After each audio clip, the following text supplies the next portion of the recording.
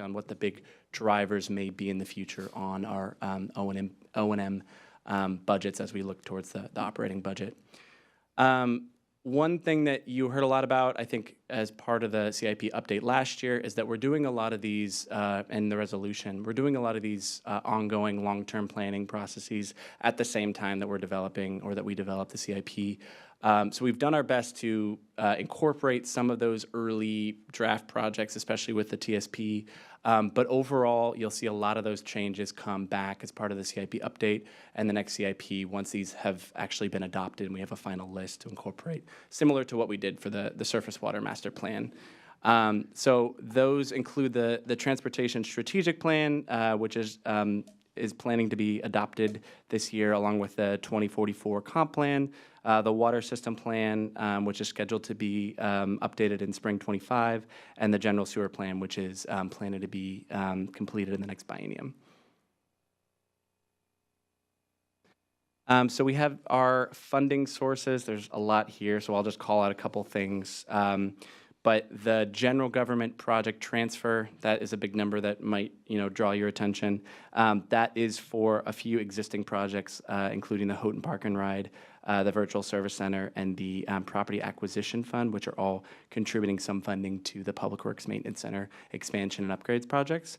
As well as all of the funding on here for sinking fund expenditures has been updated for cost inflation since the last 2 years. We have development services reserves, which we'll get into a little bit later, but a large portion of that is going to the replacement of Energov, and we've tried to utilize that too for a portion of the cost to bring Azure service on-prem, as that's the development services portion of that contributes to the benefits of bringing that on-prem. So that's another way that we've been able to use development services funding. Go to the next one. Oh, Deputy question. Mayor, did you? On this slide, this is the second of those two funding tables, which are pretty extensive. We have the funded through SAP mechanisms, which we'll discuss. We've tried to fund about half of those projects, or put half of that funding into a reserve project for later use, depending on how the station area develops. And there's also a water sewer project transfer, which is expected funding from the Northeast 73rd Street water main replacement project, which is anticipated to come under budget, and that'll go towards sewer 6210, which is the Northeast 108th sewer main replacement. Real estate excise tax. You've heard me talk a lot about REIT in the past and how it fluctuates. We are currently, we had some slower revenues in 23 as a result of increasing mortgage rates and the Fed raising rates in general to combat inflation. We're seeing some steady progress again, largely in the residential sector, and we're tracking that. Our estimate that we put in initially for the operating budget was $12 million on a budget of $11 million for the year for 2024. And we've programmed it in as $11 million into the 6-year CIP. It's coming in relatively strong, so we may have an update on that at the next study session, but we'll continue to watch that over the next few months. Impact fees. So impact fees, you've also heard me talk a lot about in the past, and they're very difficult to predict. We are currently undergoing the impact fee studies for parks, transportation, and fire to basically update those based on the current CIP, current inventory, current costs, and take into account all the changes in each of those programs and needs over the last 4 years. So the parks and transportation were updated in 21, and there was a new impact fee established for fire in 21. So we're now under contract with a consultant, FCS, to update all 3 of those on the existing methodologies. And we'll bring back fire and parks on October 1st, and then we hope to have transportation by the end of the year so we can have them all adopted effective January 1st, 2025. The reason that we delayed the transportation one or scheduled a little bit later is so that we can incorporate some of the work coming out of the transportation strategic plan and make sure we really capture all those projects and that great list of projects that we have. So we've forecasted 1.5 million of parks and 2 million of transportation over the next 6 years to kind of estimate what that uncertainty is, year by year. But we, as we've done in the past biennium, have tried to recognize when we receive revenue above budget so we can put those into projects. So this CIP includes 12 million of transportation impact fees and 10.4 million of park CIP. We have around $600,000 of fire impact fees that we've collected since 2021. They're not currently programmed into the CIP, but that's something that we're looking at, and we'll bring that back at the next study session on November 6th. All right, so now we're going to go into some highlighted projects. Just a little deeper dive into a few of these hot topics and things that we wanted to provide updates on. So I'm going to pass it to Jessica. Good evening, Council. So for station area planning, here we are. These projects were first brought into the 23-28 CIP under two different categories. The first being projects funded through SAP mechanisms. And also developer provided. The first table on the right, this is the projects that we are keeping in the CIP as funded with SAP mechanisms. However, we have moved them to outer years due to the uncertainty of when that development will occur. There is one small change to the list, NMC 101. This originally had 3 different scopes in it. We did apply for a grant for one of the scopes and did receive that grant, so we have separated out the second 2 scopes to better track those projects. Directed by City Manager, we put $10 million in a SAP implementation project to better plan for these projects should we want to complete them, even though development may not occur. And then the second category, developer provided, we have moved all of these projects to the unfunded list for now in their own category. There is a proposal that will be done in the upcoming biennium that will reassess all of these projects and determine if they need to be done in the near term. And we will propose changes or changes in timing or scope at that time.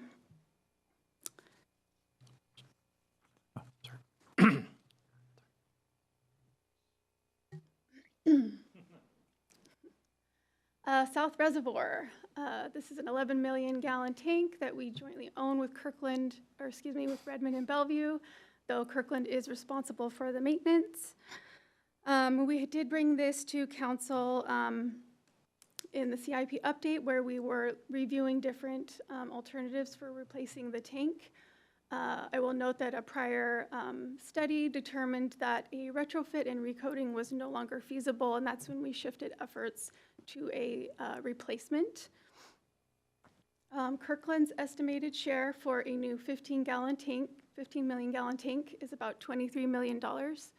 We have 7.5 million in prior year funding, and we have programmed about 15.3 in the current CIP. Design is set to begin in early 2025, and we will continue to bring updates to council as the project progresses. I do want to note that these estimates are very preliminary given the status of the project, and depending on different factors, the final budget may differ from initial estimates. The visual on the right demonstrates the capacity needed for each of the 3 cities. Kirkland is at about 8.5 million gallons, and then Redmond and Bellevue both elected to stay with their existing percentages from the existing tank.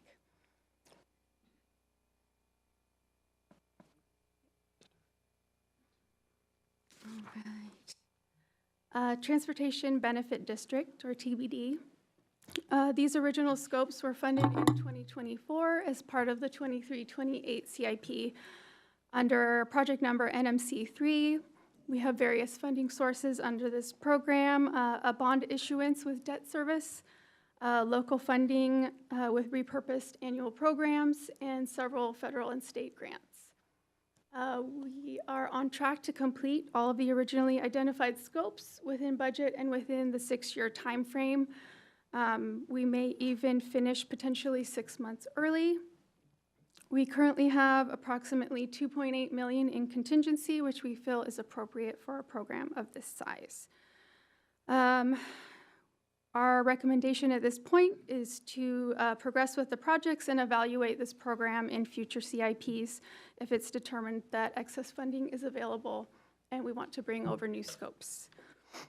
For the prelims CIP structure, for the 2 annual programs that were contributing funding to this program, we have returned the $100,000 a year to the annual sidewalk maintenance program.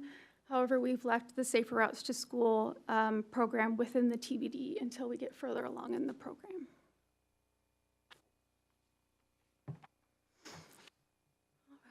All right, west of Market sewer main replacement. This was identified in the 2018 sewer plan.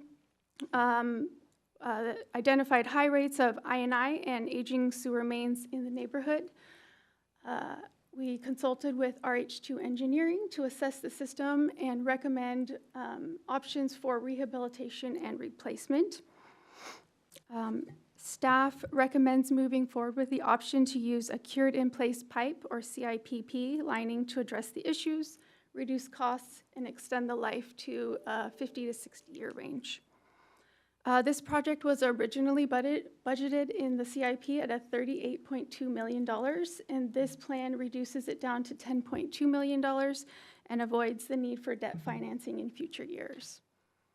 Before the end of the year, we are planning to do a pilot project just to make sure that this route is feasible before we move forward with the full project.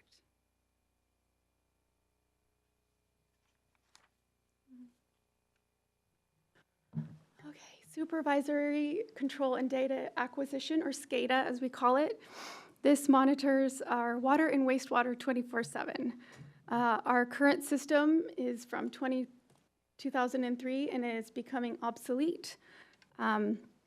Equipment is unsupported. We need outdated products, often needing to source parts on suppliers such as eBay. There's also a concern for cybersecurity risks. A 2023 study recommend replacing the system to address the above concerns. We have added $1.8 million to replace and modernize the system.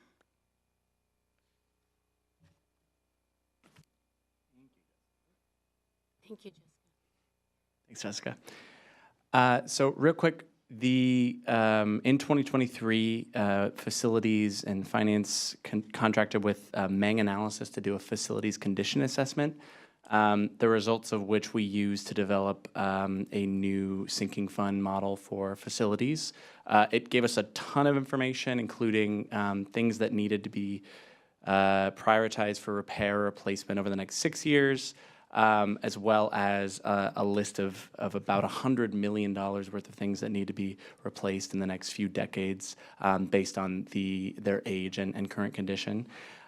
So what we've done is taken all that information and turned it into a sinking fund that reflected what we had in our old facility sinking fund and the types of systems that were covered, as well as added a few new systems that we feel like we need to be thinking about and prioritizing for repair and replacement. It also gave us a lot of information for the types of things that need to be maintained and when they need to be maintained and the cadence for that. So currently the recommendation is that we undergo this assessment every 5 years to basically get a new snapshot of what our facilities look like, which ones need more attention, and how we can prioritize those repairs over the next 5-6 years and do that in regular cadence. We've also set aside, recognizing that there is a large long-term need for replacing big assets like the roof on City Hall and things that are tens and tens of millions of dollars, recognizing that we don't fund those items with facility sinking fund, which would put a really big pressure on departments that pay the facility sinking fund fees or internal service rates, but we've put aside 10% of that cost over the next 20 years. So we're recognizing that we have this reserve, which is really an exercise in understanding, hey, we're going to have some seed funding for these really, really big items that need to be replaced in a few decades, and we have that funding now if we want to go out and do things like targeted maintenance that might have warranties that extend the life of or lives of those big assets. So there's a lot of information, and we've done our best to kind of condense it into something that that facility staff will be able to use. Yes. Before you move on, Mm-hmm. in that assessment, are we looking at potential renovations and upgrades? And I'm thinking green buildings. So are we looking at where we can incorporate solar panels or improve our HVAC systems or so forth? Or is it strictly maintaining what we have?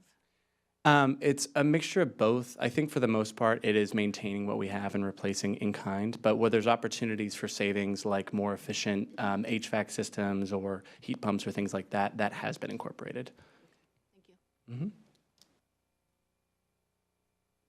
I won't go too deep into this because I want to keep moving. But we built the sinking fund based on the core systems, which are systems that were included in both the previous facilities sinking fund, previous facilities sinking fund, as well as the new facilities condition assessment.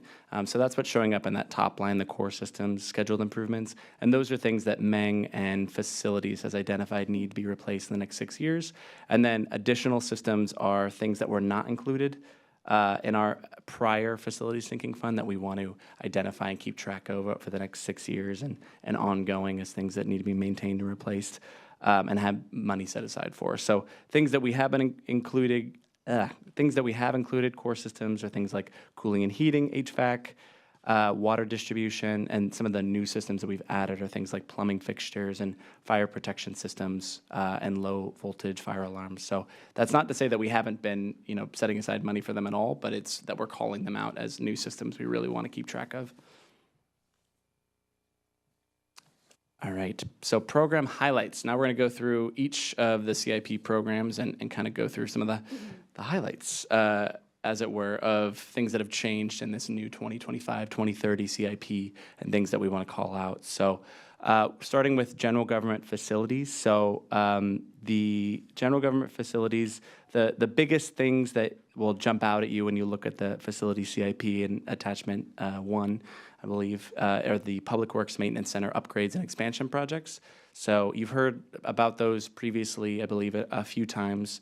But we have $2 million set aside to fund immediate priority improvements from a few of our consultant analysis on what needs to be done to repair and maintain the Public Works Maintenance Centers, as well as $8.5 million to fund potential expansion of the Public Works Maintenance Center and increase capacity. In addition to that, we've added some new sinking fund projects that have come out of the facilities condition assessment and just been a bit more descriptive of those additional systems that we're tracking. We've also added $400,000 out of the fire department budget for fire stations maintenance. That's GGC 301, and that's really looking at some of the really anticipating things that might need to be updated in new fire stations to make sure that we're executing, proactive maintenance and property care to make sure that those new assets that we've just built will last a long time. It also thinks through things that may no longer be covered under warranty after 1 year and things that do break. So we set aside some funding for that to be proactive and make sure that those don't drop off our list of prioritized projects for maintenance. In addition, we have removed funding after 2025 for the Arch Trust Fund project in Kirkland that was previously funded with REIT 2 because that flexibility ends after 2025. So, but we will be looking into that and identifying other ways that we can contribute to Arch. Manager?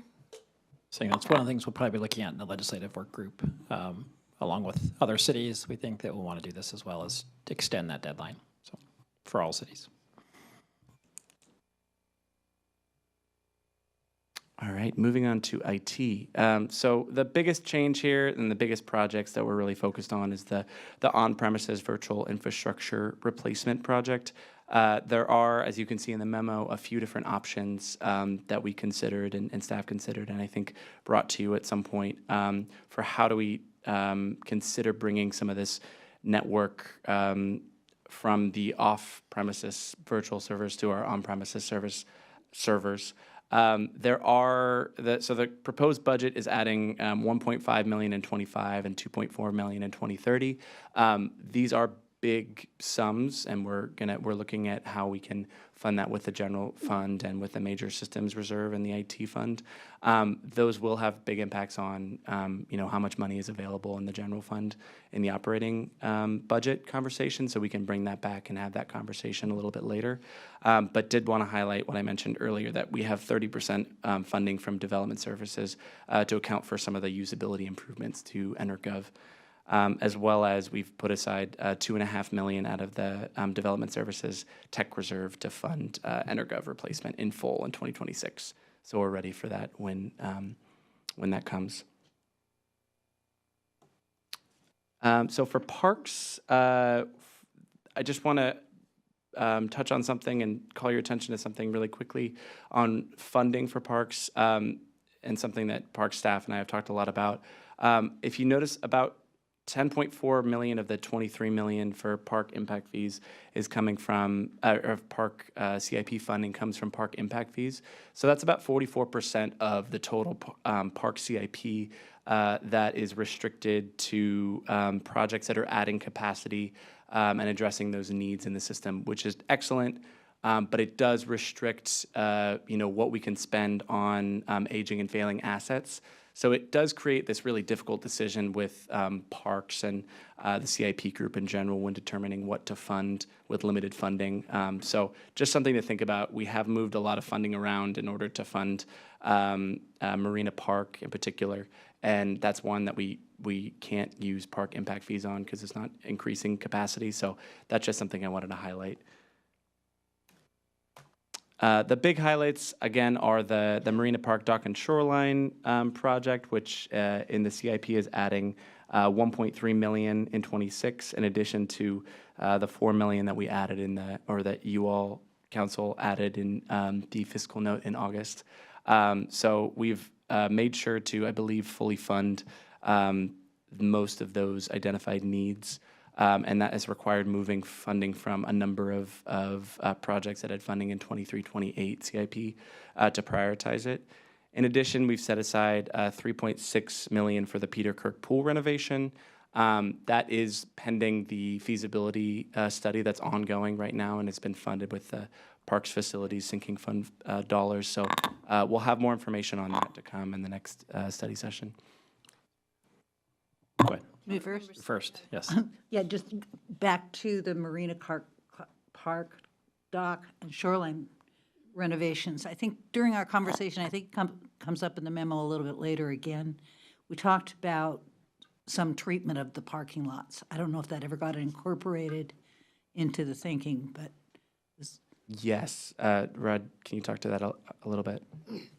Yeah, the treatment, we're actually looking at a few things with the Marina Park development, and that includes a transportation project, a ped and bike path through the park, as well as the resurfacing and utility infrastructure in the parking lot. It's also needs an update as well. So we're kind of folding those all together right now, and we'll have some more information about the whole overall scheme at the next time we talk about the Marina Park. Next meeting that you won't be at. Yeah. So I'll look at you and over in the audience. Okay. City Manager? So I just wanted to note on the 3.67 million for the Peter Kirk pool, that's the money we're able to free up. It's probably not what we think the Peter Kirk pool reservation will cost, unfortunately, but we thought it'd be a really good start. And maybe there's some scenarios where what we might do to try to make it more year-round could come in that, but we just want people to know that's not a funded project number. That's like we were able to identify money we could free up to set aside as a starting point. That's helpful. Thank you. Okay. That's all I see. So I'll touch on the new projects here, but we also have park staff to answer more questions if you have them. But there's two new projects here, the Lee Johnson Fields upgrades and the Juanita Beach North field upgrades. So the 1.1 million in Lee Johnson is made up of three scopes. 115,000 is for the poplar tree removal and replacement on the north side, and then there's 800,000 for new drainage and corresponding field repairs, as well as 185,000 for fence replacement. It doesn't include any other improvements of the parks, restrooms or seatings, and we do have a replacement of the field with synthetic turf, so full replacement on the unfunded CIP at 6.8 million. So this is a less expensive way to make these more playable. In addition to that, the Juanita Beach North field upgrades is 600,000. The majority of that is for irrigation, to rehab both of the fields and include adding irrigation from Lake Washington, and that means essentially scrape leveling and rebuild. So this is a way, like I said, to get these two fields into more playable condition at a lower cost. I don't know if we have more questions or if Lynn wanted to speak on that more. I think Councilmember Pascal has a question. I'm happy to hear from Lynn on more description about these, because that was going to be my question. Oh, okay, go ahead. Sure. I mean, Kevin did a great job covering the basics. As you know, we have the Juanita Beach Phase 2 development in the unfunded CIP at 13.7 million. That major redevelopment actually does call for 2 sports fields, and it puts those in the middle of that north section for a reason, because it's very difficult to kind of put a synthetic turf field where we have the 2 fields currently. The field on the northwest corner is right next to the stream, which means it's in the stream buffer. So to do anything besides a rehab, we're going to have to move the field to the east. And then that encroaches upon the off-leash dog park, of course. The one that's on the east side is actually a little easier to handle if we were to replace that one with synthetic turf. If we turned it east-west, it could actually fit within the current boundaries that are present. But anyway, that's, there's a couple different options. The most cost-effective way to get immediate playability is to rehab the 2 fields by putting in irrigation and then doing a full rehab. Then after that, there's the synthetic turf option, and then there's the full Juanita Beach Park development.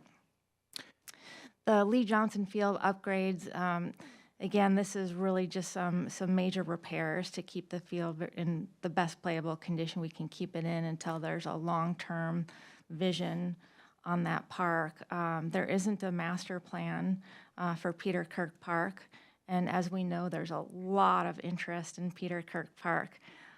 So that one should probably come with some community engagement. But again, there is there is a project in the unfunded CIP list for synthetic turf at Lee Johnson Field, and that would also include some upgrades to the seating and really the whole complex. This one, again, is really just a repair, if you will. Some comments or questions. So I like where we're heading. I like thinking that we're trying to find lower cost ways to improve playability of the fields.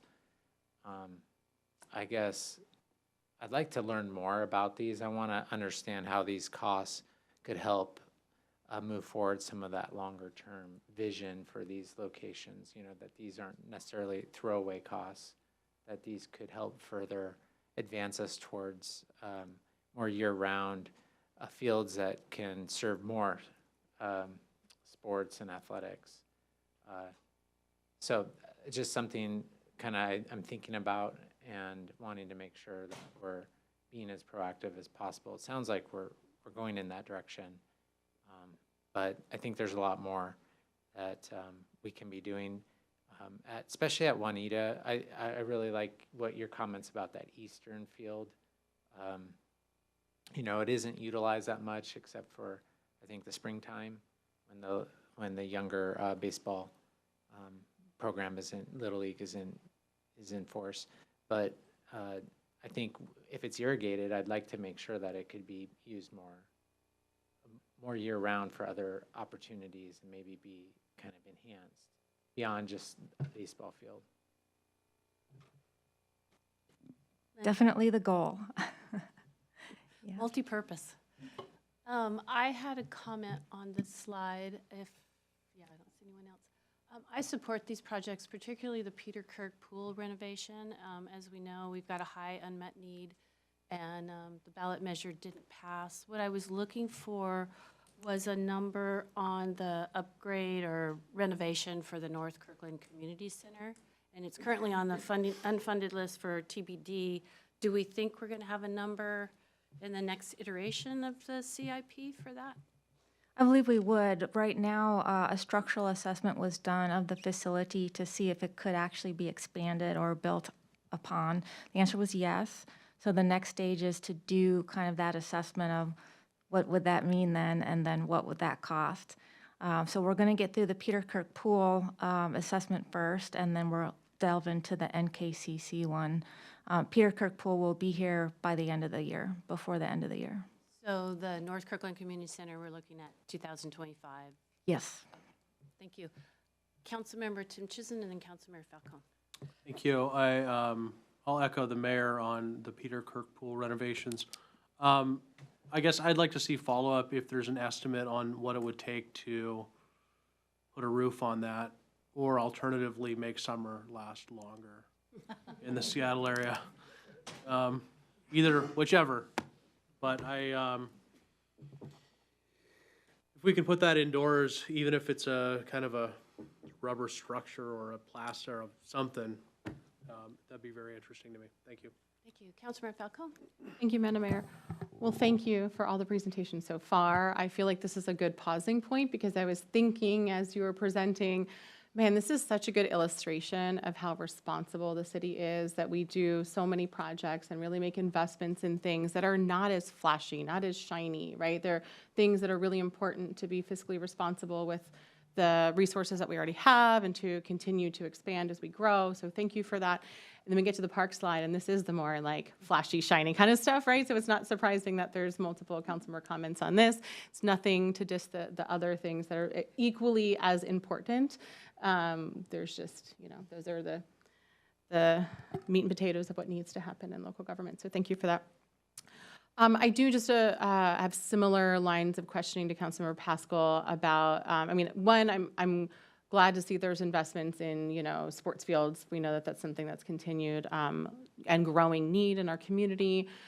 So happy to see that. And I just have a little bit more specificity around my comments to, I think, are in line with what Councilmember Pascal said about really not having sunken costs with some of this, and thinking about like the irrigation at Juanita Beach Park in particular, right? If the end goal is, and the longer term vision is really to have synthetic field there. My initial question was, is that really a wise investment, given that, that's kind of an interim solution to have irrigation there to make it more playable? I hear, thank you, Lynn, for providing that kind of context, it is kind of a longer, because it's going to be pretty pricey to install synthetic turf there, but it's doable. There's a way that we can get to full sports fields there. And my question is, Councilor Pascal mentioned kind of that, or hinted at least that there may be additional playability of the fields with irrigation longer than the current usage. Can you speak to that a little bit? Because I think that really gets at my question of really being able to increase usability of the fields in the interim, not just, obviously being safer, but like looking greener and nicer, but like can they be used more with the irrigation, with the natural grass in the years until we're able to replace them with synthetic turf? The short answer is yes, because those fields completely dry out and they start to get ruts and whatnot in them. So a bit more irrigation and maintenance in that regard. So there's going to be constant mowing. So there will be more attention to the fields. Therefore, they'll probably be more playable for more period of time. Having said that, really the biggest issue in eliminating playability is rain and drainage. So there will be only so much we can do with the drainage on the site. So that's something would be addressed with synthetic turf. Thank you, that's helpful. And then will there be a use for the irrigation, say like X number of years from now, if we're able to install synthetic turf fields, would there still be a use for the irrigation at that point for not for the turf probably, but for other parts of the park? Yeah, absolutely. Just getting water to the north side actually would be a huge benefit. Believe it or not, you actually do still do some watering / irrigation of synthetic turf for a different reason than grass. But there would definitely be use of water on the north side. That is very helpful. Thanks so much, Lynn. Okay, Kevin, back to you. All right. Thank you, Lynn. Appreciate that. So in consideration of time, I'm going to recommend that we go directly to transportation. We have a lot of information here, so we'll try and cover what we can. And I did want to shout out Ewan for doing a ton of work, one of our project managers or project engineers, to build out maps. So we have a lot of maps we could jump to if you have specific questions. But I'll send it back to Jessica. I think I got all the nerves out, so hopefully this will go a little smoother. Transportation funded projects. Very briefly, our revenue sources here, the overall program decreased by 25 million in 25 to 28, and we added 3.9 million in 29-30. Several of these revenues I'll touch on in the following slides, so we can go ahead and go to the next one. A few project highlights. 108th Q jumps. This has been brought to council recently. It was decided that Kirkland would complete this project through 30% design and then transition it to King County. We did have funding in 25, which was 8.5 million external funding and 210 in local funding, so those both have been removed. Additionally, there's approximately $700 to $800 that will potentially become available once we get the project to 30% design that's already existing in the project. We will continue to come back with updates when the project progresses to 30% design, which is anticipated in spring 2025. 100th project, this has also been brought to council recently. The project is just about over halfway complete through the construction phase. We are adding an additional $1 million in the CIP. This is outside of the recent addition of the Hawk signal. You can see the items in the table on the right, what makes up that $1 million. Our project manager, Laura Drake, will be coming to the next meeting with a more thorough update of the project. All right, and then our Northeast 85th ped and bike connection in coordination with Sound Transit. The project's currently at 90% design, and we are anticipating an approximate $2 million shortfall. We programmed this into the CIP as 1 million local and 1 million of unsecured local, assuming that we would get that from Sound Transit. We also have a pending federal earmark request of $2 million. The last update we got is that we'll hear more in September if that's moving forward. We did have a third scope for the Sound Transit projects, which was the westbound transit Q jump. We have unfunded this project and funneled the funding into the ped and bike connection. This is outside of the $2 million need. This is scheduled to go to bid in late October. And so we have a verbal agreement with Sound Transit that we've agreed to go forward, and we'll assess the shortfall when we receive the bids. Here are new projects for transportation. We have $50,000 to do some updates to Park Lane, the $10 million in the implementation for the SAP projects previously mentioned. With the other bucket of available funding, what we did is we pulled over some new annual programs that are identified in the Transportation Strategic Plan. This makes up about $9 million, the remainder of the available funding. And lastly, this is a new street preservation program or project for $1.6 million, the result of a grant.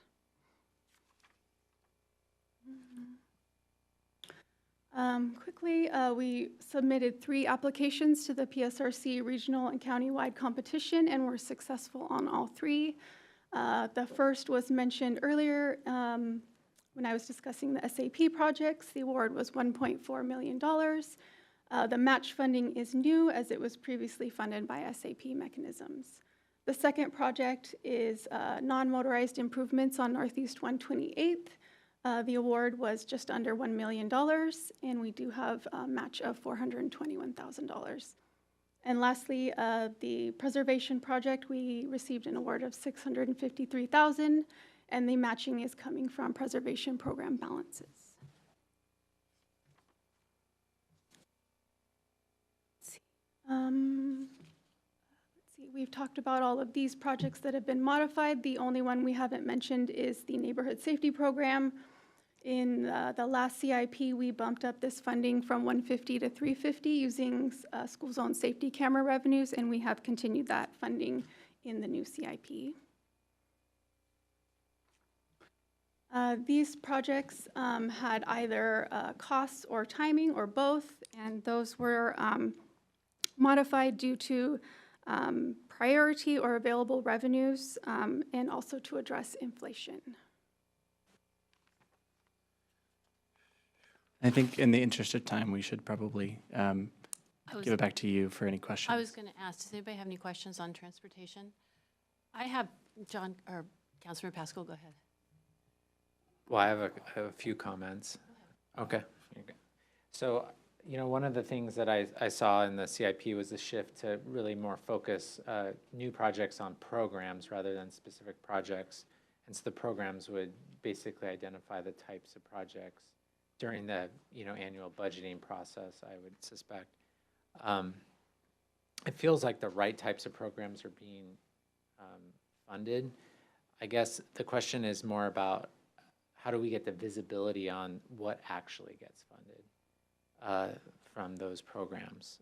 And so for example, we've heard a lot from the public about wanting to provide a little bit more input at the initial design phases on the types of design and locations of specific projects. And I'm concerned that the programs, if there aren't check-in points that are established with the programs, that some of that might get lost because it will become basically a program that can basically operate by itself without necessarily check-ins with the Transportation Commission or the council or the public. And so I'd be interested in getting a little bit more information on how we could go about these programs to make sure there's the transparency and the buy-in and the feedback on what's actually getting funded through those. Not to make it like a convoluted process or make it more time, to make it, you know, more time and money invested. That's not what I'm asking, but how could there just be some more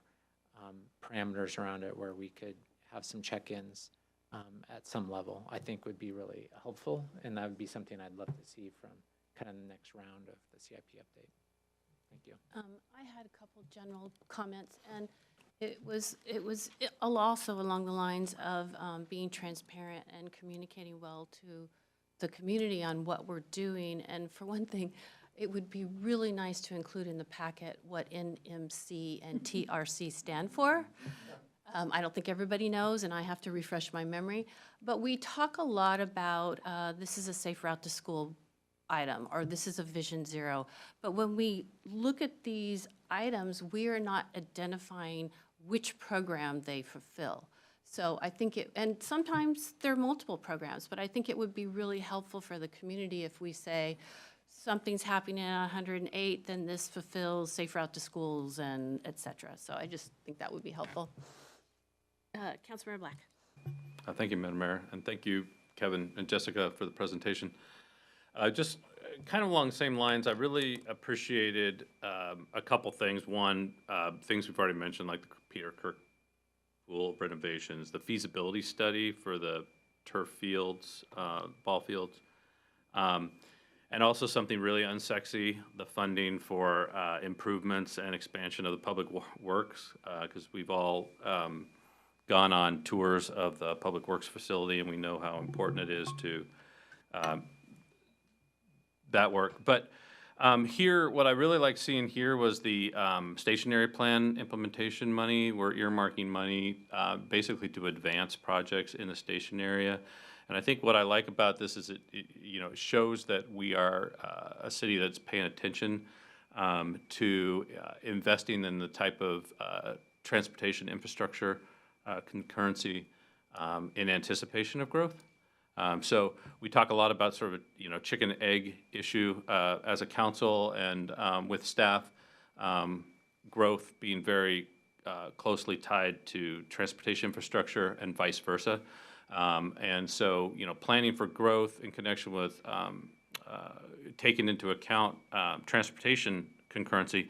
Here, what I like is we're really focused on how to plan ahead and invest in the transportation infrastructure in anticipation of the future growth. And so I just wanted to highlight that I'm glad to see that in there, and I want to make sure that that stays in there. Thanks. Thank you. Deputy Mayor. Thank you, Mayor, and thank you, Kevin, Jessica. And Rod, we're going to miss you. As we look at some of these projects, there are some things that had some community interest that I saw in the CIP as unfunded projects, 19th Avenue sidewalks as an example. There are some things that don't. I want to know if they appear elsewhere or they could get added as unfunded projects. One is that coming out of the Juanita Public Pathway discussion, there was council interest in saying the segment from 124th to Juanita High School, we should prioritize, and wondering what are the next steps on that, and is that funded through the CIP or elsewhere? And the second is, last year we had a discussion around Park Lane, and we had a bunch of different options of investments there. But there was also a base set of investments that needed to happen if we did nothing with Park Lane. As a council, we decided we weren't going to move forward with anything major in changes to Park Lane, but we're wondering about those base investments. Where do they show up? Are they other parts of the budget? Thank you. Yeah, I can address those quickly. The Juanita pathway, I believe, is being brought forward as a service package request from the department. So we'll be looking into that as part of the operating budget, so we can bring that back. And on Park Lane, Rod and Jessica and I were discussing this before the meeting. I think it's a great idea. We can definitely add those to the unfunded list. They're not currently on the unfunded list, but we can bring back all the other recommendations that weren't incorporated in that 50,000. Okay, thank you. Anyone else? All right, go ahead. Kevin, go ahead. All right. We have a few slides on surface water and water sewer, but I'm wondering, City Manager, do you want to? See if anyone has questions, because we have the housing element. Yeah. So, Does anybody have questions on surface water? No. okay, and then, but on the water sewer side? Doesn't look like it. Okay, then I think we have a next step slide, right? There we go. Do, yes. Thank you for your patience. Sorry, this was a little bit longer than planned, but we do. Question, sorry, yes. I'm sorry. Go ahead, Councilman. About water and sewer. In the CIP, we've been getting some concerns raised around the Highlands, water issues, water pressure issues, and there might be money that we need to pay into to address some of those concerns. Is that something that would come out of the capital budget, and should we program for that, or is that? Yeah, so we're going to be coming to the council with some recommendations on that as part of the rate setting and the operating budget. So we do have some plans for that we'll be bringing to your attention. So it's not part of the capital? It's not part of the capital yet. Okay, thank you. Okay, back to your wrap-up. Terrific. So next steps, we're going to take all of your comments and we can send you all these materials as well as the PowerPoint, because I really do want you to be able to jump through and click on some of these wonderful maps that we had here that we weren't able to use. But we can incorporate your comments and questions into the next round, as well as any updates to projects that come over the next couple of months and anything that comes out of the operating budget. And we'll bring this back on November 6th for our second study session and public hearing before final adoption. Unfortunately, it'll be without esteemed CIP manager, Rod Steitzer. But that's all we have. Thank you very much, Madam Mayor and City Council. Appreciate your time tonight. Thank you, Kevin. Jessica, Rod, sincerely, we will miss you very, very much. We are sad. Thank you so much. And I guess just really quick to wrap up, over 2 decades, and so I want to thank all of the council, past and present, Madam Mayor, Deputy Mayor, and City Manager as well. It's been a blessing to work here. It's been fantastic. I've grown and learned so much, so thank you sincerely for your leadership and guidance throughout all the years. Thank you for all you've built over the years. Councilmember Sweet? I'm taking advantage of my longevity. We are a far better city because of you. Thank you. Thank you.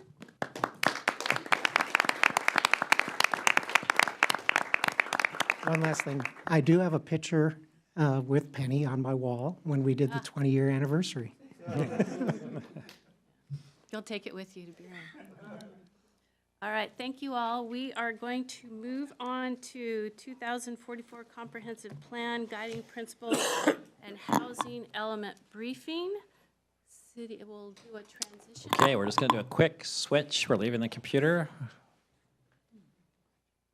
and bringing up our new folks. So this presentation is going to be led by our senior planner, Scott Cooter. We also have our planning and building director, Adam Weinstein, and our planning and building deputy director, Allison Syke, are here to help as well. Just need a second to pull up the new presentation. And I believe the presentation itself is around 20 minutes. And so if you are willing to go a little bit late into the break, we can have questions for the council. We could also bring the discussion back at the very end too, if we want to go, if we need to stop for the 7:30 meeting. Okay. Welcome.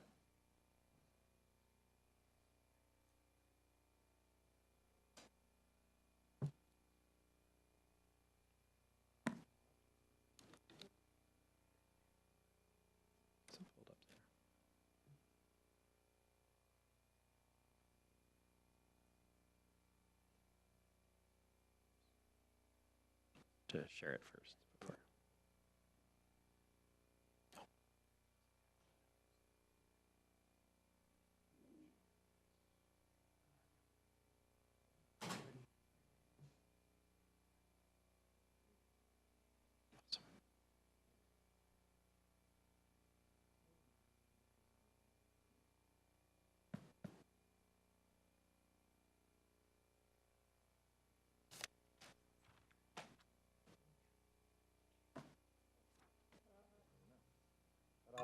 No pressure when everyone's watching you do that. I know. I was like, what?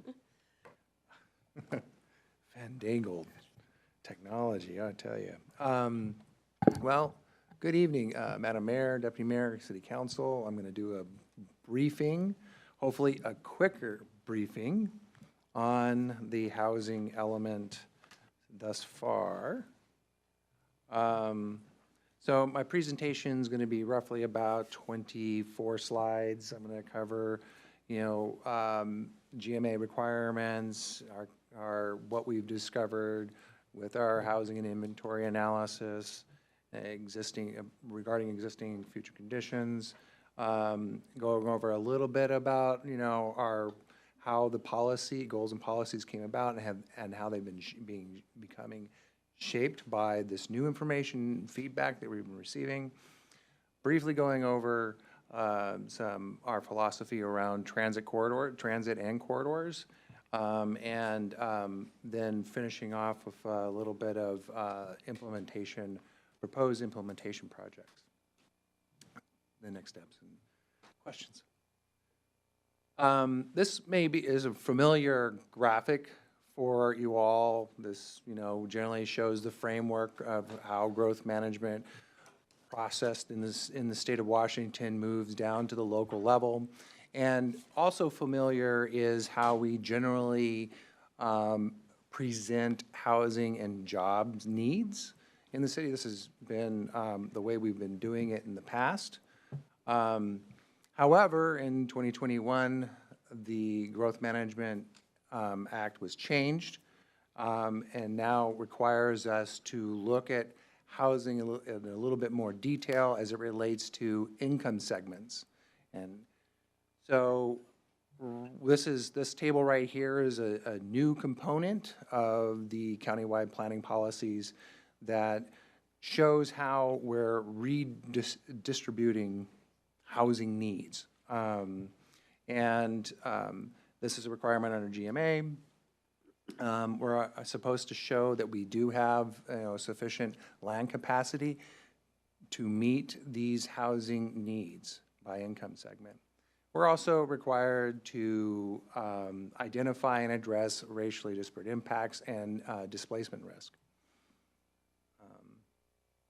So to kind of look at this a little bit differently, this is our housing needs as it relates to housing typology. And the most likely what typologies most likely serve what populations. So 80% of our housing needs will be served by an apartment typology. So that's something to kind of keep in mind here. Also worth mentioning and taking a step back here for a moment to kind of look at this from a really longer term vision about the impacts of today's policy and how it impacts housing infrastructure, if we want to think about housing as an infrastructure. Housing, it gets put in place and has a life cycle that's much longer than a 20-year horizon.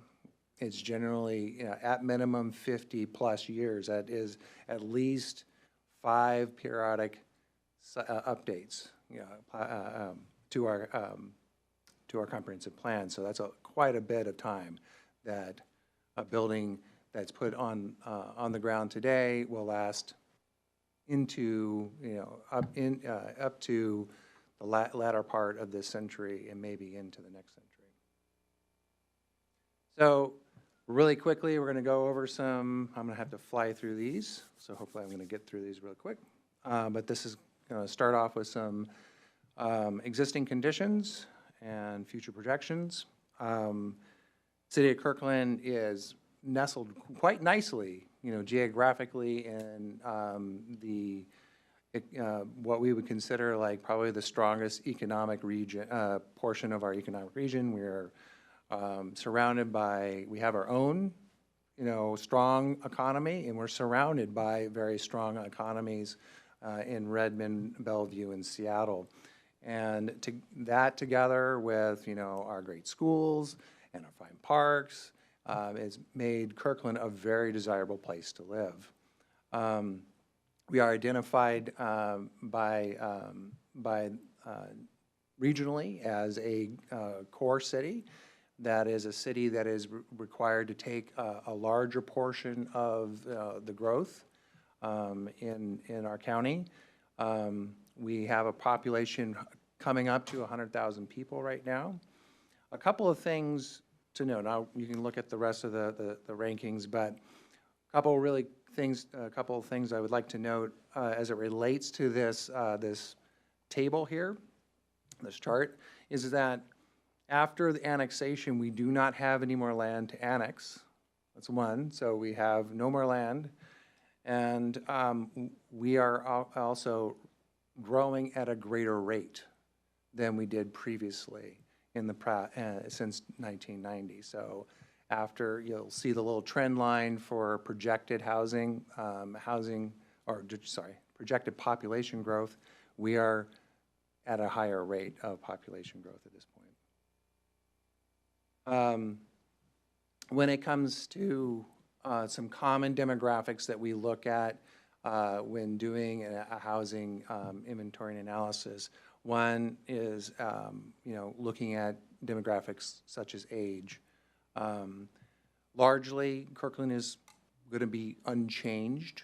Most of our population will be of working demographic between the ages of 20 and 65. However, we do see an upward trend. Is that coming over? Tech support right here. Yeah, but we do see an uptake in our older populations, 65 and older. So we'll need to pay attention to that demographic when it comes to meeting their housing needs.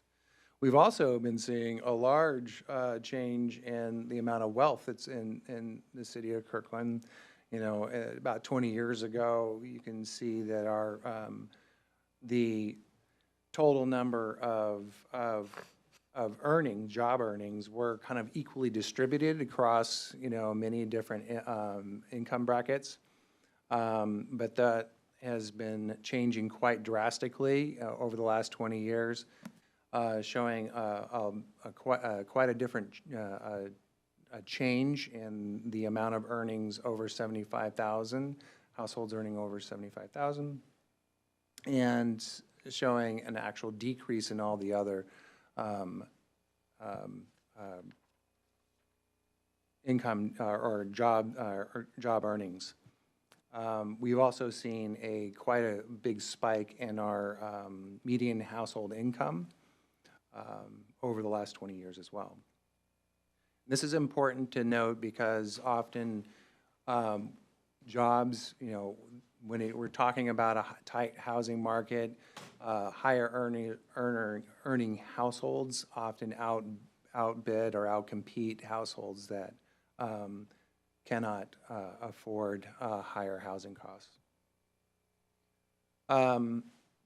When it comes to cost burden, we see a very similar trend when it comes to amount of income a whole household has. The lower you have, the lower income you have, the higher cost burden you're likely to have in that household.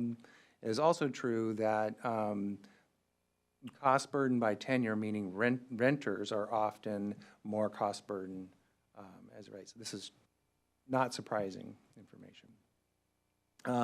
How this translates over to race and ethnicity, we see here that often most people, these specific people of color demographics that have been identified here and highlighted here, often do not achieve an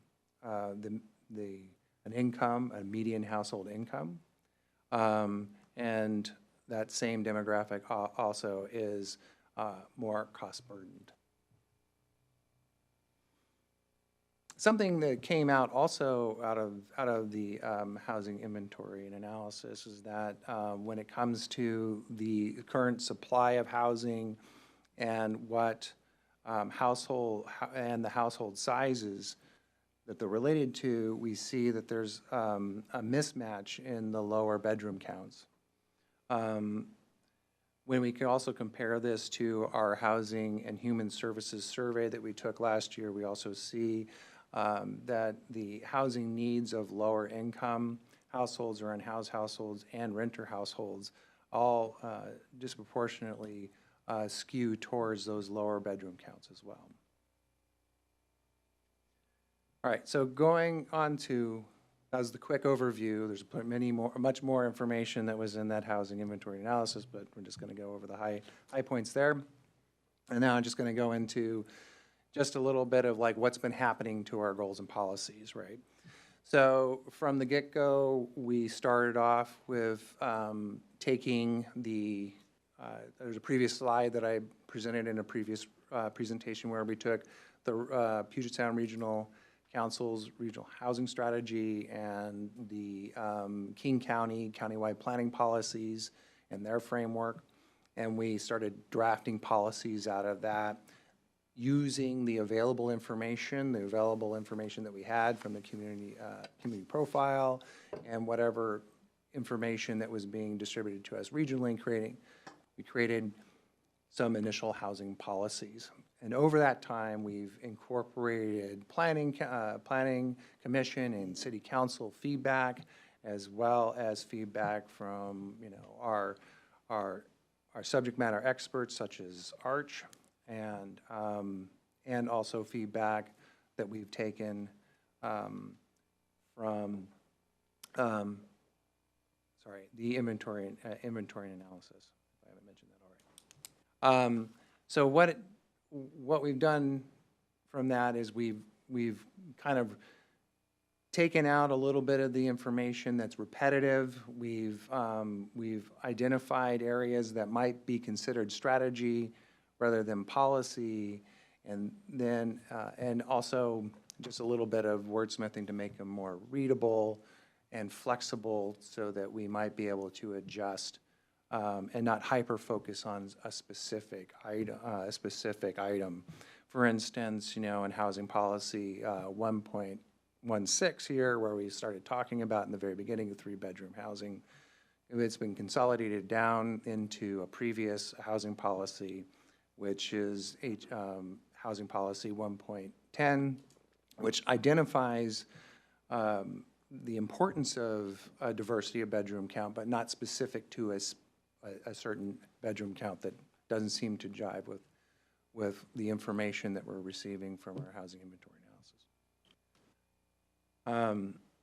So as it comes to our strategies with transit and corridors, here we're looking at how we're meeting the expectations of the countywide planning policies. This one in particular about supplying a range of housing and affordability levels along transit corridors. This is countywide planning policy H16, and this is 2 different housing and land use policies that are addressing those at the local level. And just, yeah, a little special note there on policy LU 2.4. This is still being deliberated by the Planning Commission at this point. Reminder, here we are here looking at transit and corridors and the housing needs as they are. We think that this is the better place, you know, when we think about how we're servicing the housing needs of populations that will need to be servicing, and that where that growth needs to go, especially as it relates to infrastructure and available infrastructure next to these areas where we're already putting transit investment. To that end, the city is looking specifically at specific housing typologies as they relate to their ability to accommodate for lower income segments. This is a table that we're using out of the Department of Commerce, which kind of identifies housing types like land use, housing typologies, and their likelihood of servicing specific AMI. And right here I've highlighted pretty much like the sweet spot where we kind of want to be in terms of what levels of affordability that we've been allocated as part of our housing needs, and what housing typology would best suit those housing needs. And more specifically, we want to look at, you know, how we're directing, we're drafting up a direction here for where this housing typology could likely go, and that's in our historic transit-oriented development areas, our urban growth centers, and also along probably some key transit corridors. So what this might look like, this is a conceptual kind of, you know, exercise of looking at what residential intensities might be along corridor mixed use, that land use zone where we're, you know, in between 23 and 56 dwelling units per acre. These are the, you know, kind of low-rise residential, you know, mixed-use housing right here. And then as we move into our more transit-oriented, our urban centers, we start looking at densities of ones that we're used to seeing in those areas. As a matter of fact, we have many examples of in this slide here. As part of the requirements to submit to King County, we were not only required to submit our housing element for their review, our land use element and our land use map, our draft land use map for review, our housing inventory and analysis, but we also had to come up with some strategies. And these draft policy implementation projects came out of that. And what it really starts with is it starts with where we need to start. Right now, we need to meet state requirements for middle housing. And so staff is already marching down that path right now. We are already looking at code amendments, putting together a team to actually amend the zoning code right now to comply with state code. We are also utilizing a recent memo or a report that came out from Arch related to providing affordable housing at that type, middle housing typology and how best we might approach that. So it's based on a economic and geographic analysis that they did, a really preliminary one that they've done. We'd like to, in phase 2, kind of really, take this a little bit further, particularly when we're looking at areas like where we are already directing growth. We've already allocated there certain areas where we want growth, in particular medium and high density zones, that are currently going to be, kind of flat, and this whole area is going to be, after adopting the middle housing code, our density levels are going to be relatively flat. Meaning that the same level of densities as you're going to be able to achieve in a low density zone, or you can achieve in a medium and high density zone. There's not going to be much distinction there. So what we're advocating for is an economic and geographic housing market analysis that identifies those areas beyond that, so that we can again retool our housing efforts, or at least our requirements in those areas, or our incentives in those areas, or however we end up regulating and incentivizing housing in those areas to increase increase housing in the areas where we've already allocated that we want that to go. One note here is I've also added in the form-based code approach, which would basically finish the station area where we took out the residential areas in the station area plan for a future form-based code, because we didn't think at the time we were going to be able to achieve a good form-based code and still complete the project at the time we did. So we still have something on the books that we needed to complete over there. This would wrap that up.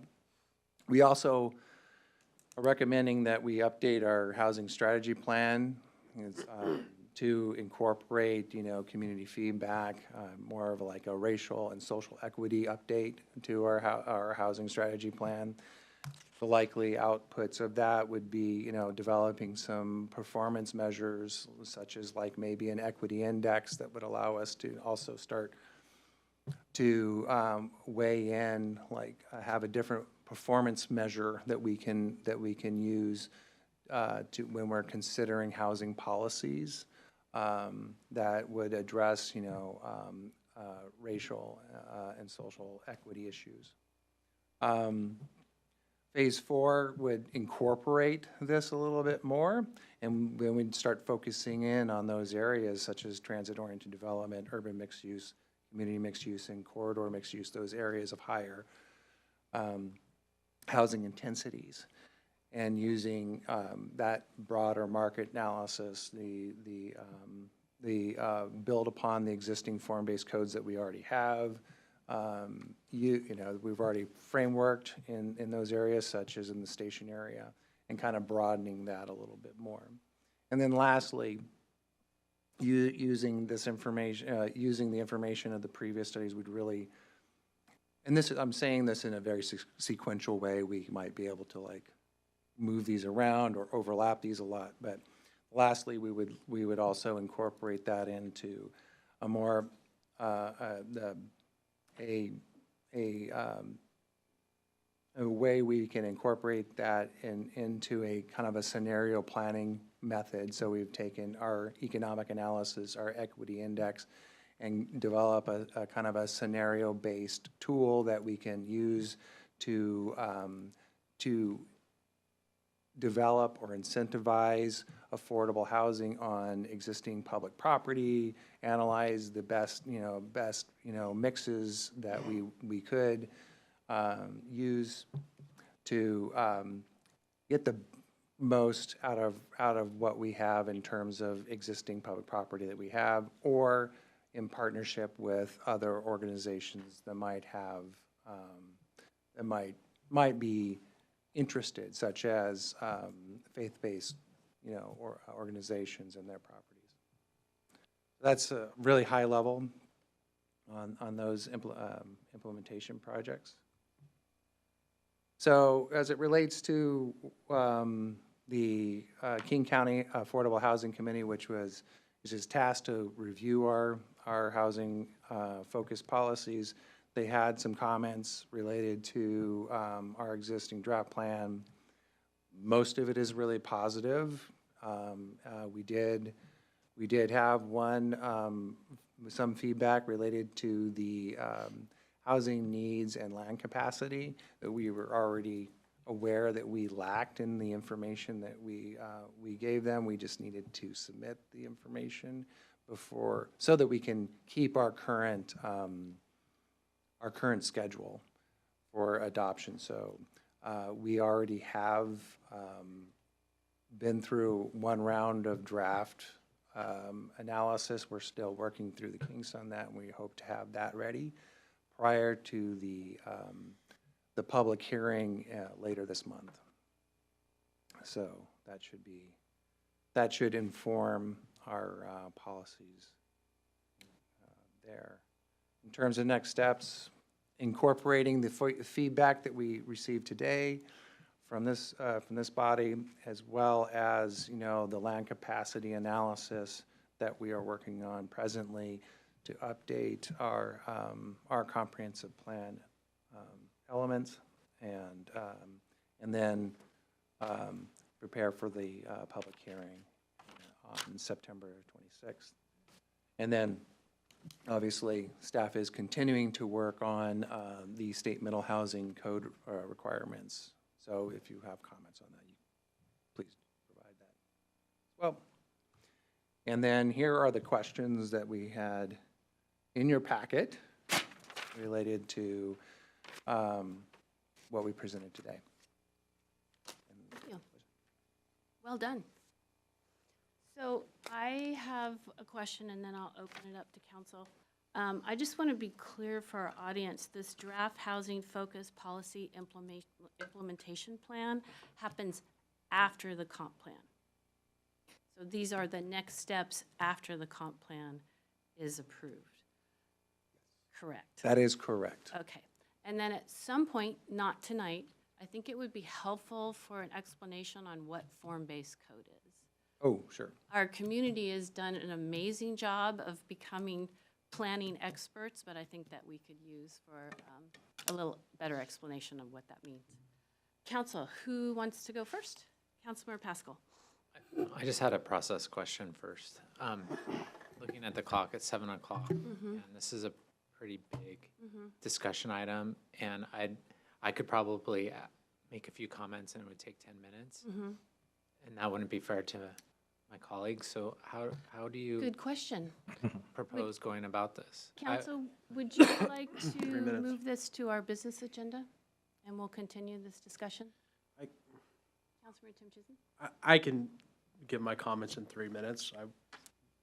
Okay, so that's a no. No, Okay, anyone else? but I want to, I'll defer to my colleagues, but I don't necessarily want to extend the meeting by an hour or two. I don't think we will, but Deputy Mayor? Well, I would hope we could, you'd keep it to like 3 minutes, but you multiply anything times 7 and it adds up and it's gonna, don't think it can happen now. I think it needs to move to our regular meeting. Okay, I will entertain a motion to do that.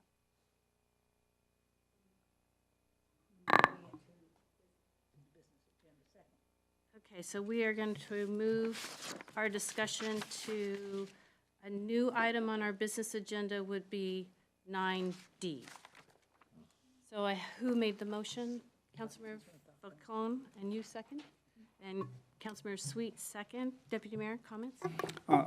Was your intention 9D or like 9? the I was first item on the- gonna decide that during the break and then present it to you guys Very good. after. But at this point, we're looking at 9D. So, all right, so it has been moved to move council discussion to our business item to be determined on what order we do our business items. All those in favor, please say aye. Aye. Any opposed? Motion carries 7-0. So, thank you, planning staff. We'll see you in an hour or so. All right, we are going to conclude our study session for this evening. We'll be back in council chambers, or we'll be back here at 7:30 for our regular meeting. Thank you, everyone.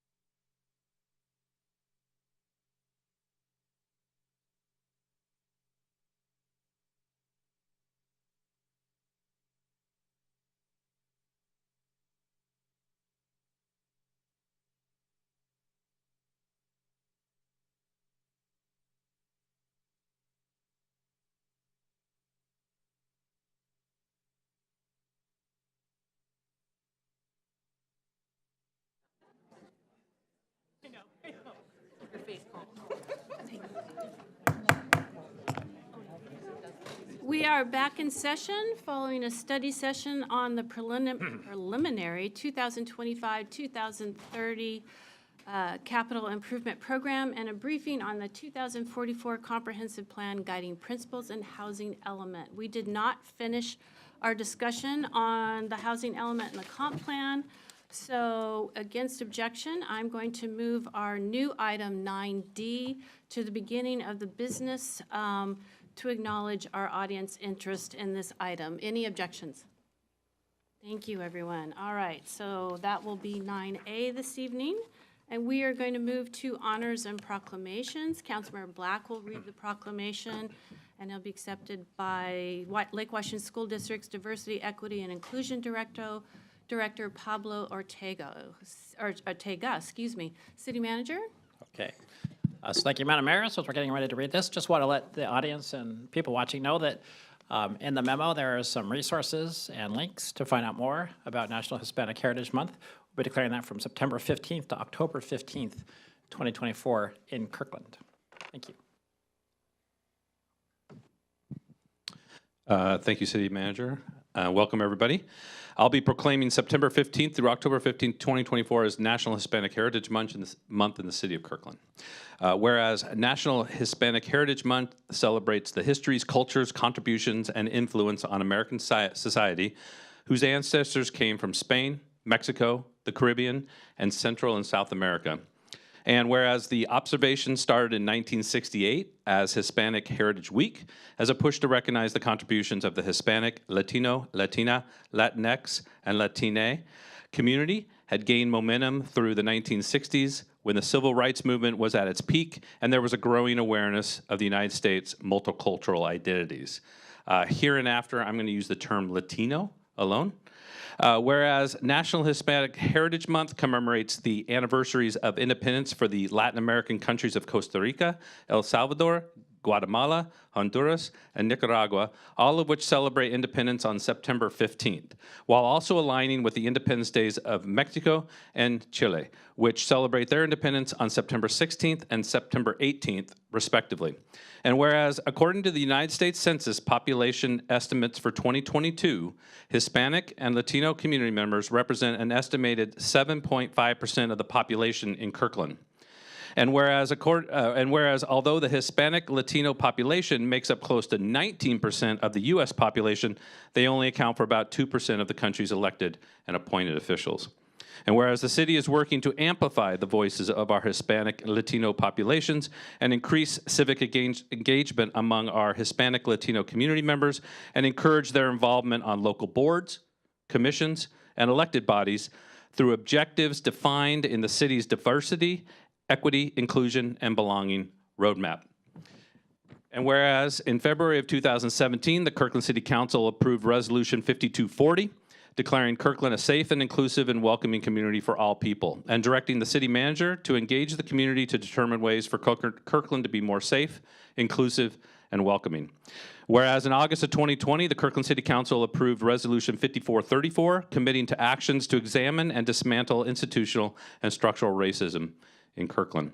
And whereas in July of 2022, the Kirkland City Council adopted a diversity, equity, inclusion, and belonging 5-year roadmap, which identifies several actions that can help increase civic participation among Hispanic Latino communities. And whereas celebrating the National Hispanic Heritage Month helps to ensure that diversity and inclusion remains a priority, and that we continue to welcome diversity in its many forms and embrace opportunities to showcase in our diversity in our city. And whereas to learn more about Hispanic Heritage Month events, visit the King County Library website, kingcounty.gov, the Centro Cultural Mexicano in Redmond, and the King County Library System website, kcls.org, and branch libraries. And now, therefore, Mayor Kelly Curtis, on behalf of the Kirkland City Council, does hereby proclaim September 15th through October 15th, 2024, as National Hispanic Heritage Month, and encourages the Kirkland community to join us as we celebrate the important contributions made by Hispanic Latino Americans, immigrants from Latin America, and the Latino community, and recognize and embrace the impact the Hispanic culture has on our lives and in our community.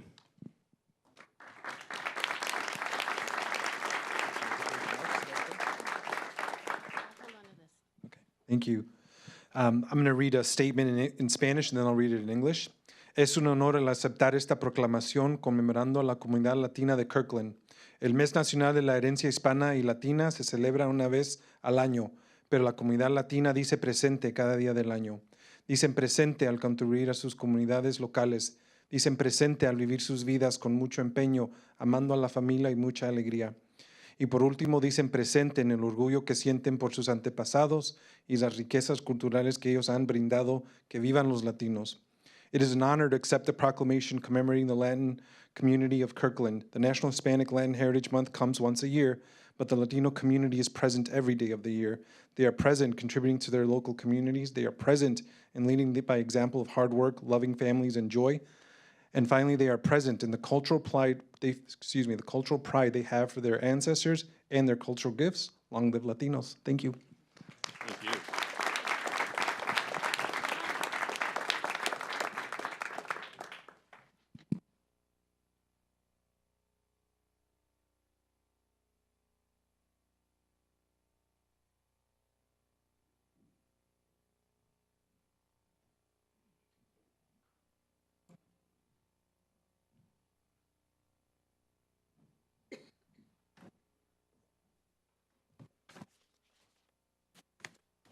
All right, we are now moving to items for the audience, or from the audience.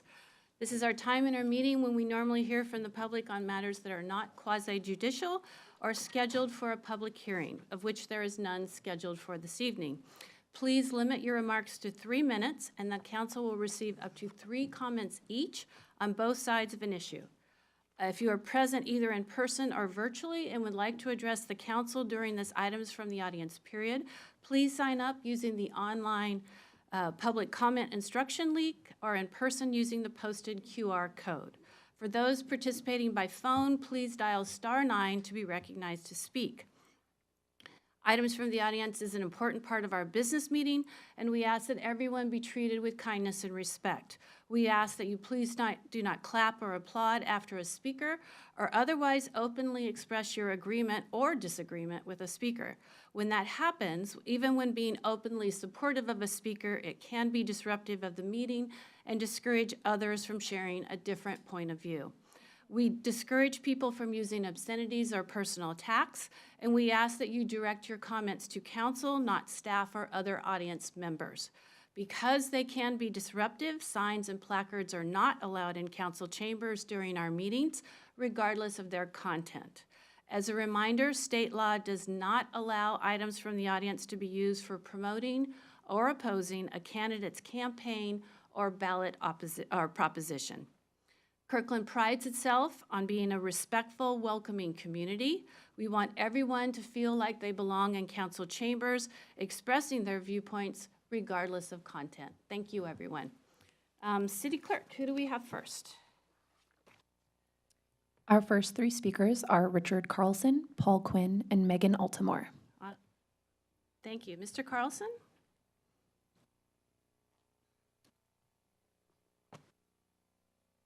Thank you, council members. My name is Richard Carlson. I live on Juanita Bay. It's a lovely place, and I'm an economist. I've been an economist for 60 some odd years. 50 of those years I've spent working on the problems of high growth communities. Most of that is the 30 years I lived in Palo Alto, but I've continued it ever since.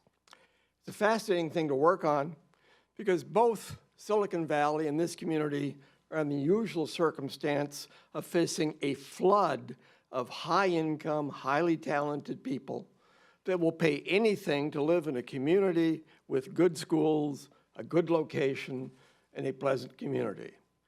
They are willing to pay a lot to live in communities like this. It's a flood that in many ways is unstoppable, and may present you with some very unusual problems. Now, when I came here, I expected to see a comprehensive plan, and you've got a new one in the works that would try and deal with these problems. My problems, I saw nothing dealing with the real problems. You have a housing element, which as best I can determine is a wish list with nothing telling us exactly how we're going to pull this very difficult task off. And more interestingly, you have a land use element that is proposing the largest leap forward ever tried by any community in rezoning a huge share of the community. You're talking about rezoning at least 3,000 acres. You're talking about upzoning about 30 units an acre. That is 90,000 units. No one has ever tried anything of that magnitude. They've done it on a much larger scale. And we have some experience here. We've got a fair amount of experience in Palo Alto. And I can tell you a couple things about it. A, it won't work. You will not create market-raised housing that is affordable to currently moderate or low-income people. You will create some long-run problems for the community. It won't work because housing costs of building are at least $400, if not $500 a square foot. Land costs over $2 million an acre. The minimum cost for construction of about a 1,500 square foot building is $1 million. That's your new base. That is a fundamental high cost you have to face and you have to deal with. Now, we're told that this zoning plan, which is an overlay along transport corridors, doesn't really matter. It's not really zoning, it's just an overlay. But once you establish the overlay, you put yourself in a position where it becomes very difficult to say no to rezoning proposals. Mr. Carlson, your time's up. Thank you. Thank you. And I have more detailed remarks, and I'll give some copies Thank you, and you can also email us your additional comments. I have already done so. Yes, I know. All right, Paul Quinn? Oh, he's virtual, correct? He's no longer there? All right, City Clerk, who do we have next? Megan Altamore, then it will follow Jennifer Loy and Arjun Tamasibi. All right, Megan Altamore. Virtual?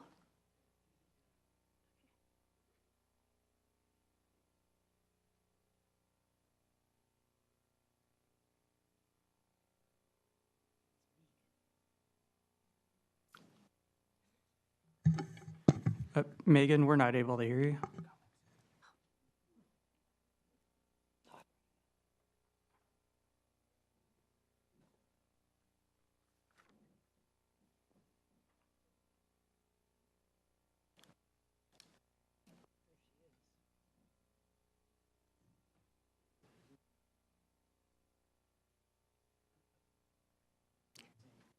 Megan, I'm sorry, we can't hear you yet. Why don't we go to the next speaker and maybe log back in and we'll try again? Thank you. Jennifer Loy. Megan.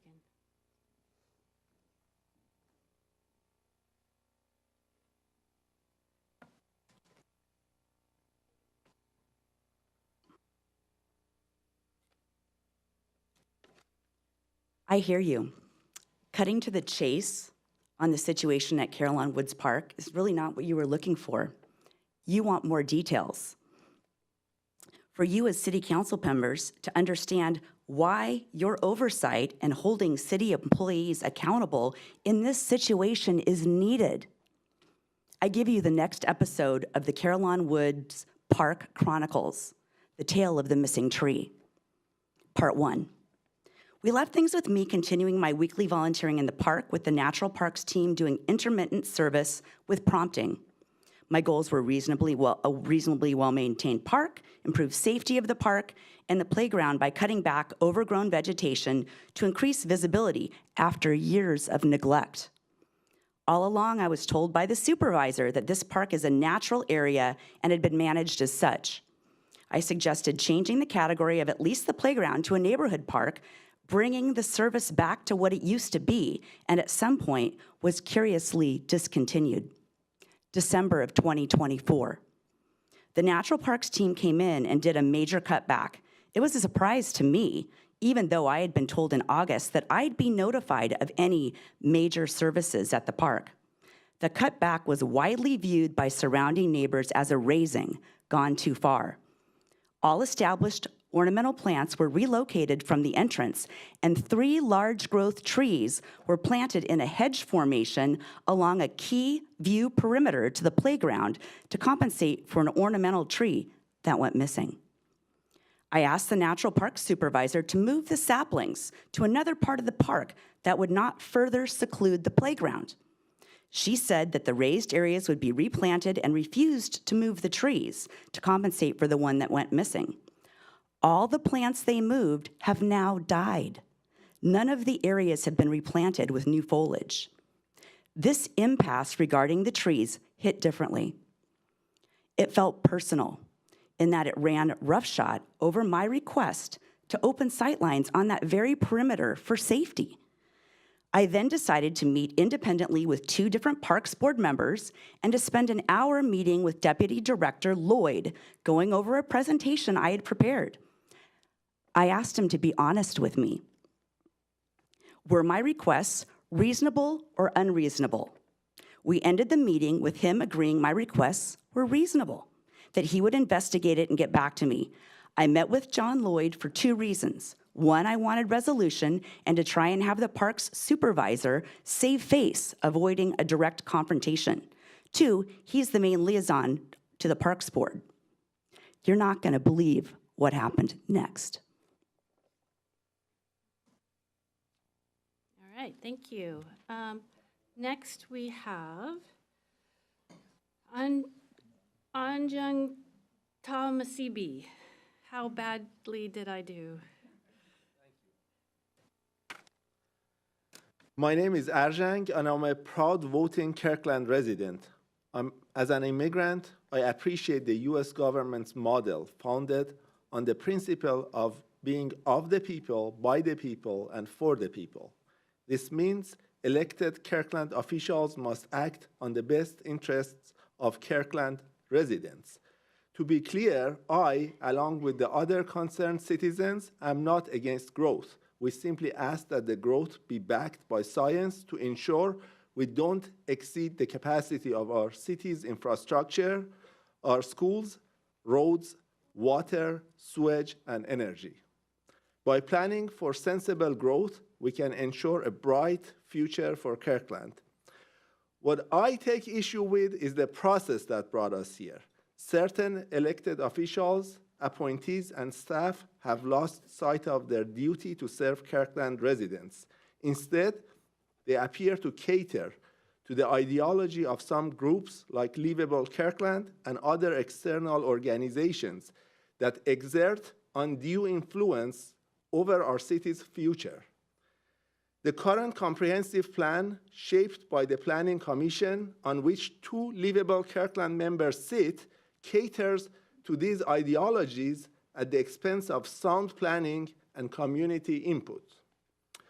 Upon recommendation, I watched the Livable Kirkland event from December 2nd, 2023, titled The History of Exclusion. This event, subsidized by the city and attended by certain council members, has been used to check a box for public outreach. But who was in attendance? A mix of radical groups from across the east side, like Move Redmond and FutureWise. Meanwhile, the neighborhood organizations representing the residents most impacted by this plan were not included. This event focused on the history of housing exclusionary practices prior to 1968 Fair Housing Act, which deeply resonated with me and the audience. I ask our city officials whether such practices are still happening here. If yes, why you haven't yet reported them to the Office of Fair Housing and Equal Opportunity? If no, why the entire event was centered around past issues instead of issues facing the community today? Why is our city government catering only to these selected groups? The city officials should represent me and my fellow Kirkland residents, but our voices are being ignored. Restarting this process with true inclusion of Kirkland residents can pave the way for a hopeful future for all of us. Thank you. Thank you. How are we doing on Megan? Awesome.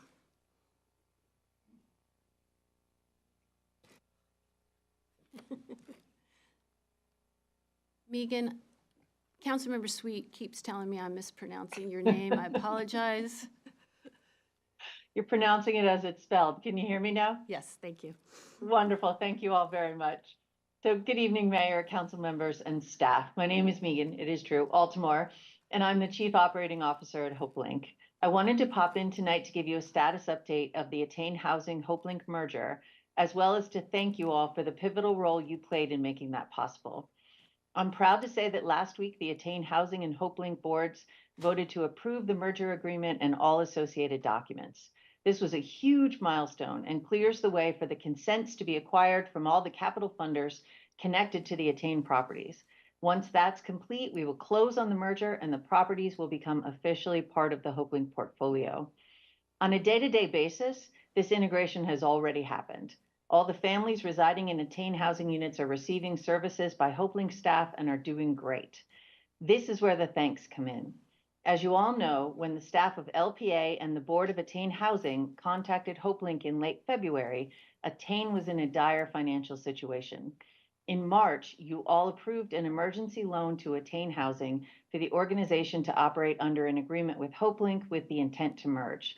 This critical funding allowed us to not only hire staff to support the families, but also to address significant deferred maintenance needs in these units. It's not an exaggeration to say that this merger would not have been feasible without your support and leadership. The City of Kirkland, Arch, the Attain Housing Board, LPA, and HopeLink joined together to preserve 32 units of affordable housing serving families exiting homelessness. This is an epic accomplishment. Thank you for your investment in our community members and in this critical resource. I would also like to publicly thank the Board of Directors of Attain Housing, many of whom are longtime Kirkland residents, for their dedication to such an important mission and for allowing HopeLink to become the caretakers of that history. Thank you all so much. And thank you for coming tonight and sharing that wonderful news. We appreciate it. Thank you. Yes. All right. Paul, welcome.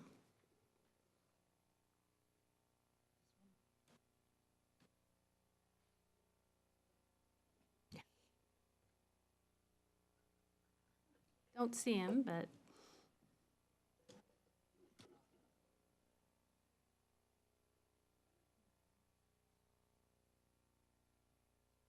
thank you for letting me speak tonight. Appreciate the opportunity.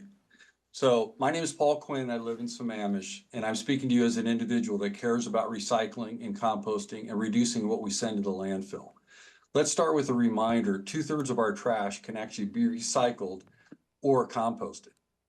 When I speak of diversion rates, that means the percent of disposed tonnage diverted away from the landfill into recycling and food scraps composting.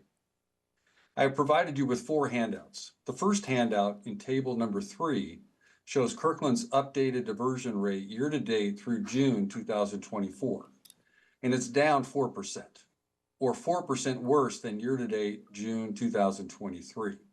And as important as the top graphic in the handout indicates, Kirkland's diversion rate has only gotten worse since 2021. Kirkland does not have a 2030 diversion rate goal, and it should have a target, as most East Side cities do. This city needs a new, innovative approach to really improve diversion rates. Handout number 2 provides several specific recommendations for improving diversion rates. In addition, I'm pleased to recommend a pilot program called Smart Disposal to help significantly improve this city's diversion rates. The cost of the pilot program is approximately $200,000. Handout number 3 outlines how Smart Disposal works in some detail. I'll also now briefly describe what Smart Disposal is. Smart Disposal weighs each container emptied by the hauler for each single-family home. This system, through a postcard mailed to each resident, provides data specific to the resident based on their address, including a landfill diversion rate per pickup and a trend line over time. I provided handout number 4 to show an example postcard that residents would receive. This system helps us move from a toss and forget mindset towards making better choices. We all know that feedback through measurement works because our water, electricity, and gas, they're all metered, helping us to moderate our use. Smart disposal effectively meters our actual use of the disposal utility. During the pilot, the city will work with its hauler and a limited set of residents to demonstrate the effectiveness of smart disposal in significantly improving diversion rates. I'm quite willing to meet with city staff to review how the pilot works and provide detailed information of the budgeted cost and activities in the project. People in the city of Kirkland want to live sustainably. They need innovative approaches and the leadership of this council to help them increase their rate of recycling and composting. Join me in implementing a smart disposal pilot, and let's get our diversion rate moving in the right direction. Thank you very much. Thank you, Mr. Quinn, and we have received your email, so we will put you in touch with city staff. Thank you. Appreciate that. Bye-bye. City Clerk, who's next? Our next three speakers are Kurt Dresner, Katie Malik, and Kathy Jacobs. Kurt Dresner.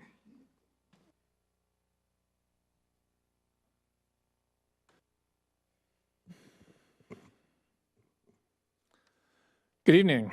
I know you're not supposed to respond to questions, so just answer in your heads.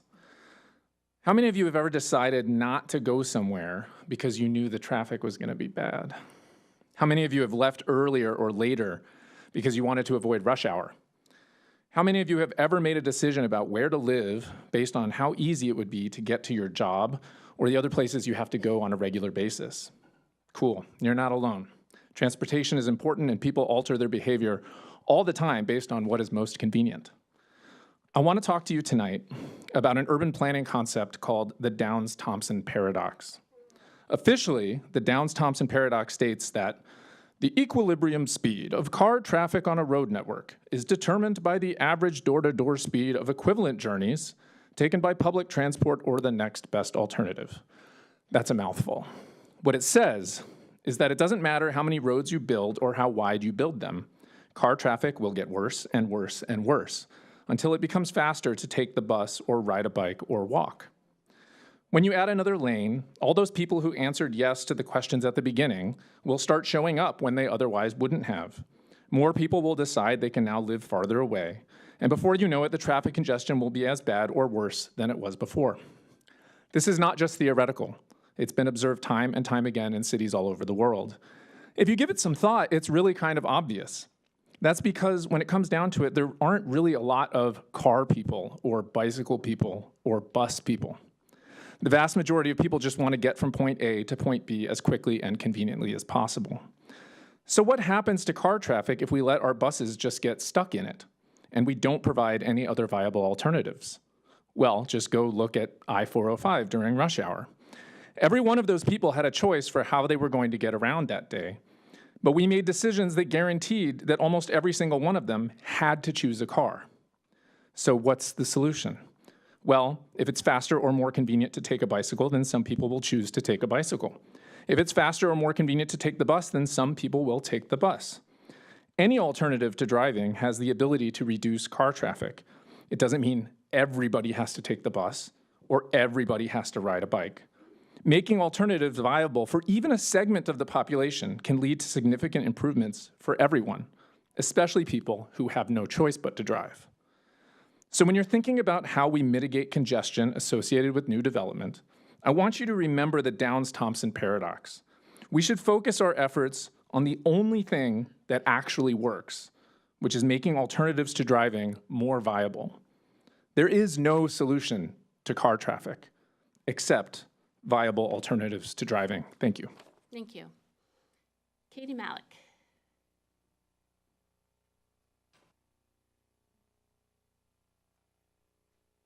Hi, I'm here to talk about surplus land in Kirkland. So we live in a community that's the third densest in Washington. And how can we possibly have surplus land? What's the real aim when the state of Washington is looking at surplus land? When you do a quick internet search, it reveals 3 pieces of government-sponsored legislation targeting surplus land. It's our schools, parks, and faith-based organizations. While I won't speak to faith-based organizations, I think that they should be making their own independent decisions. I'm here to talk about schools and parks. So in the April housing draft, following an off-site retreat where the Planning Commission and City Council met without any requirement to take notes, a new addition appeared in the plan. The new section had no roots in any existing plan or policy in Kirkland's history. It proposed exploring ways to add tiny homes, mobile homes, and safe parking programs in parks. More specifically, the Planning Commission asked, how can we broaden the opportunity areas for tiny homes across the city? So does this mean our city government will pressure our schools and parks to take on more of Seattle's failed policy outcomes? These places are not just empty spaces. They are beating hearts of our community. These are locations where our children form their first friendships, learn who they are, and how they fit into the world. These are places we go to rest, relax, and meet others to build a sense of being and belonging. Yes, these lands provide open spaces, but they were designed to do so. They are spaces for people to connect, to find solace and strength in the community. Taking them away is short-sighted and attacks the very essence of what makes Kirkland a community. Instead of tearing apart what makes Kirkland unique, can we not prioritize managing our growth wisely? Let's center our growth where it can be managed and where we can welcome it and where we can warmly embrace new community members in the open spaces we've all cherished for so long. Let's protect the heart of Kirkland, our schools and parks, and places for ourselves, for our children, and for generations to come. Thanks. Thank you. Next, we have Kathy Jacobs. Good evening, council members. Thank you for providing this forum for the community to speak and for listening to our comments. My name is Kathy Jacobs, and I've lived in Kirkland for over 50 years. In 1973, my husband and I moved to a little bungalow on the corner of Market Street and Central, where we fell in love with the proximity to the lake, our cute downtown, and the small town feel. Those were the days of M.W. Bryant Hardware, J.C. Penney, and the Petter brothers, who owned the Volvo dealership. I see Penny smiling. A lot of you probably don't remember all of those things. We watched as Bellevue became a large city with high-rises, and our councils protected us from the same expansive growth. In 1976, we bought a home west of Market where we raised a family for the next 43 years. Both my husband and I were teachers, and we taught in both Lake Washington and North Shore school districts. We treasured our time in that house, but once retired, we could no longer afford to pay the taxes, so we moved to Finn Hill to a less expensive home with lower property taxes. We recently spent 10 days house sitting in the East of Market neighborhood close to Kirkland Urban. This is a neighborhood in transition. What was once larger lots with single homes and big yards is becoming multiple homes on small lots with limited parking. Many of the new homes only built with a single-car garage. On the plus side, this neighborhood is close to transit and walkable to downtown Kirkland. And we needed to use our car far less, and I could understand a big part of the livable Kirkland mindset.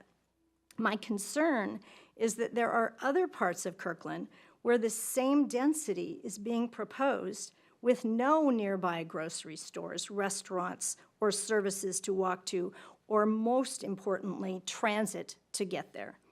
My other concern is that with the proposal of several possible 4 to 6 story structures, including at Michael's, Goodwill, and along Market Street, many residential homes with school-aged children will be replaced by large apartment buildings with 1 or 2 bedroom apartments not resided in by families. We have seen reduction in the enrollment in many neighboring cities, including Bellevue and Seattle, and we need to try to mitigate that from happening here. Please consider scaling back your density plans to those places already suitable for high-density housing that have been extensively studied and already have transit in place. I acknowledge there are 2 groups lobbying for 2 different futures for Kirkland, but we all share a love of this city, and we are asking you to consider all sides to keep this a place that is livable for all and still a place we can all cherish. Thank you. Thank you. All right. Who do we have next? Our next 3 speakers are Ashish Amarnath, Bev Marcus, and Neil Lebec. Ashish?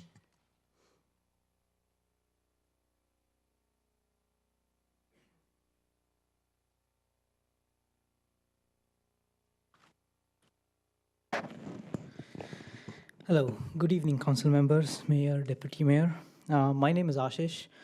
I'm a Kirkland resident. I'm a software engineer by profession.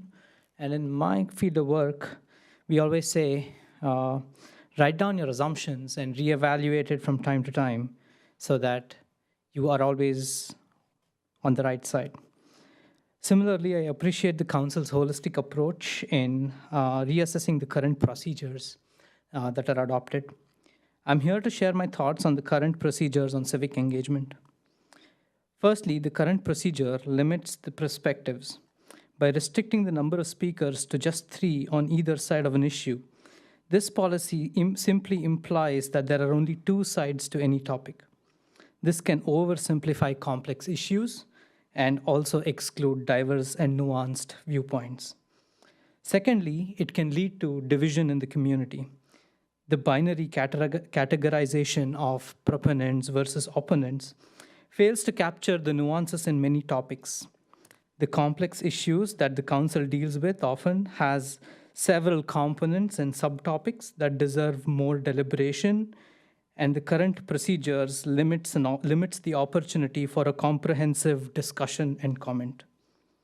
Thirdly, the current procedure is also not equitable.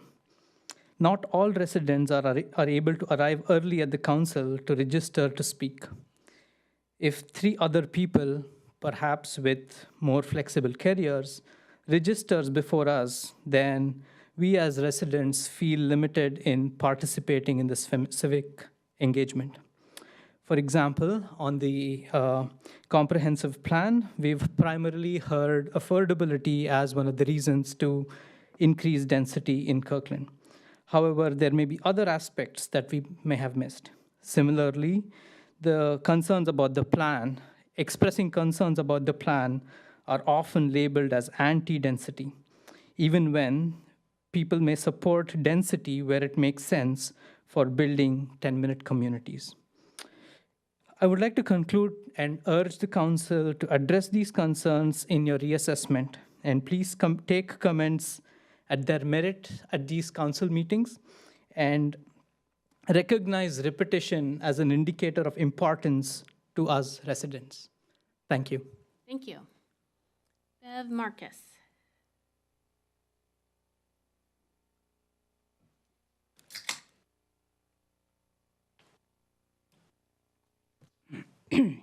Council members, I'm Bev Marcus, and I live in Moss Bay.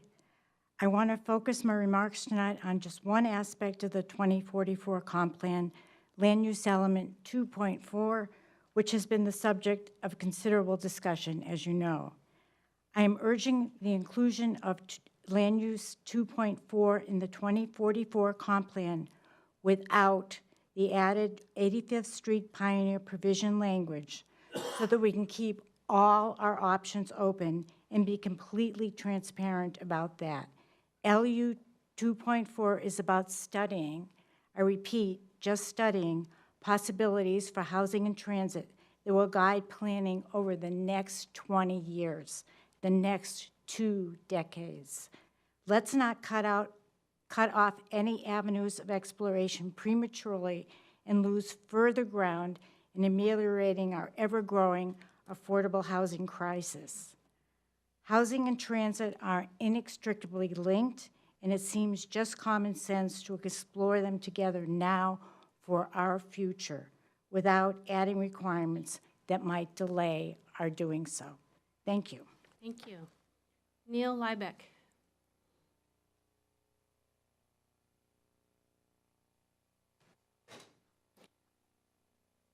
Good evening, council members and staff. My name is Neil Liebeck. I rent an apartment in downtown Kirkland, and I live in Kirkland. I wanted to speak in favor of increased density near transit. I won't rehash it here, but I had emailed City Council back in March, basically saying that, you know, it's a really nice life living near transit and amenities, and I hope the city does everything it can to make that life more affordable and more accessible to more people. 2 things I wanted to mention tonight.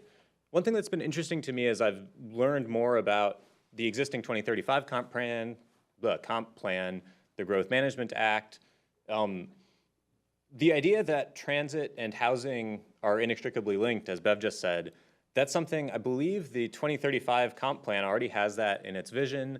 And it also has in its vision that Kirkland should support a diversity of housing types throughout the city. And the Growth Management Act also recognizes that.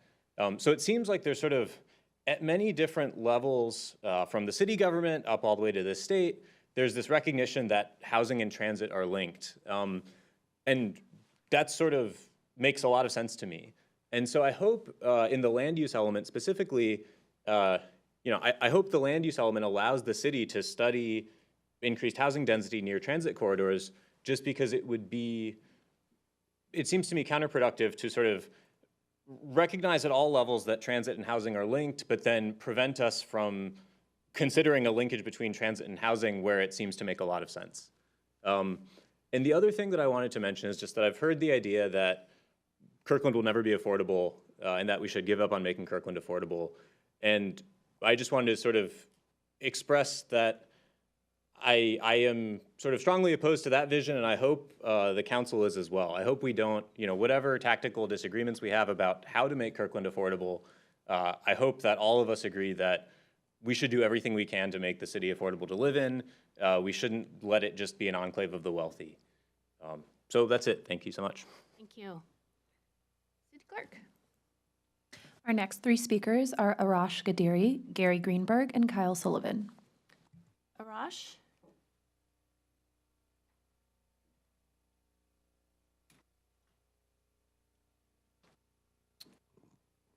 Hi, everyone. So I just wanted to start off by stating that I sent an email to all of you about 2 months ago and got a combined 0 responses from the council members and the planning commissioners. So the recent proposed changes in Kirkland's 20-year comprehensive plan have raised significant concerns among longtime residents like myself, particularly due to the perceived lack of transparency and insufficient engagement from the community. Residents feel caught off guard by the plan's potential impact on their neighborhoods, especially those who have lived in Kirkland for many years, and specifically in sought-after areas like Houghton. Houghton is valued for its peaceful, family-oriented atmosphere, safety, walkability, and strong community ties, attributes that residents fear may be compromised by new development proposals. A major point of contention is the plan's emphasis on increased density in key neighborhoods. While the intention is to guide the city's growth, residents argue that this approach risks altering the unique character that makes these areas desirable. The push for higher density could lead to overcrowded schools, strained infrastructure, and increased traffic congestion, particularly at already problematic intersections like 68th and 108th, which locals note are already under pressure during peak hours. There's concern that planners who may not have direct experience living in these neighborhoods are making decisions that could have detrimental and potentially irreversible effects on the community. Furthermore, the plan's focus on accommodating future growth might prioritize new developments over the preservation of green spaces and existing community amenities, which are crucial to maintaining the city's charm and appeal. Residents also worry that the plan could inadvertently accelerate gentrification, drive up housing costs, and displace long-time residents, further eroding the fabric of the community. The lack of clear strategies to address the environmental impacts of increased urbanization adds to these concerns.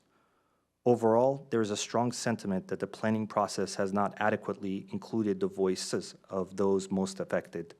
Residents argue for a more collaborative approach that actively engages the community, gathers feedback, and seeks solutions that balance growth with the preservation of the community's character and sustainability. We believe that without such collaboration, the plan risks undermining the very qualities that make Kirkland a desirable place to live. Thank you. Thank you. Gary Greenberg.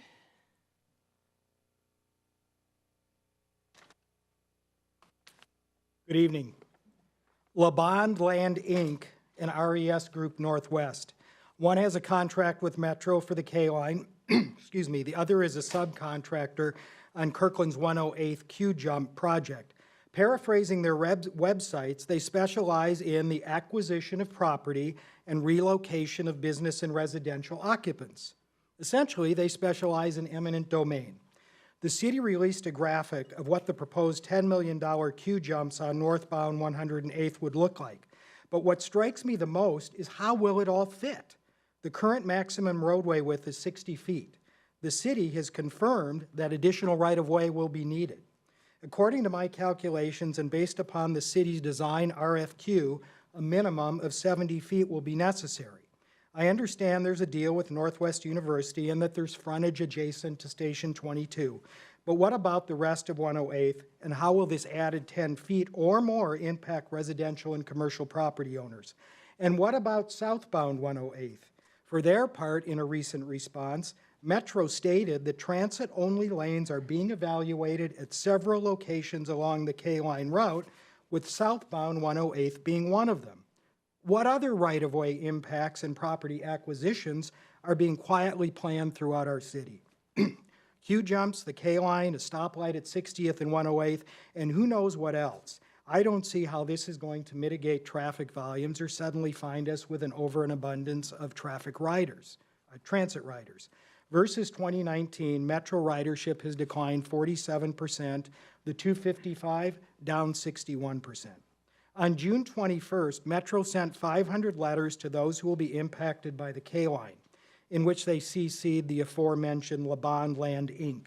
They said that K-Line plans may have some impacts to nearby properties and businesses. Should this not be a reason for concern? Kirkland and Metro are hiding behind the veil of, we're still in planning. Kirkland has shared drawings with Metro, grants have been applied for, mutual memoranda of support have been exchanged. I suspect there's enough information to know about potential impacts. I can see the we're still planning turning into you're too late. Metro recently turned down a request to present their K-Line plans at an upcoming September neighborhood meeting. What are they hiding? Maybe the lack of transparency is for good reason.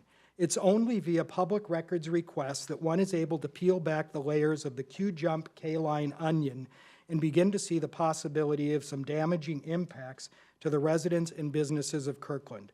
It's time to be transparent, it's time to rethink this, and it's time to be honest with the community. Thank you. Thank you. Kyle Sullivan.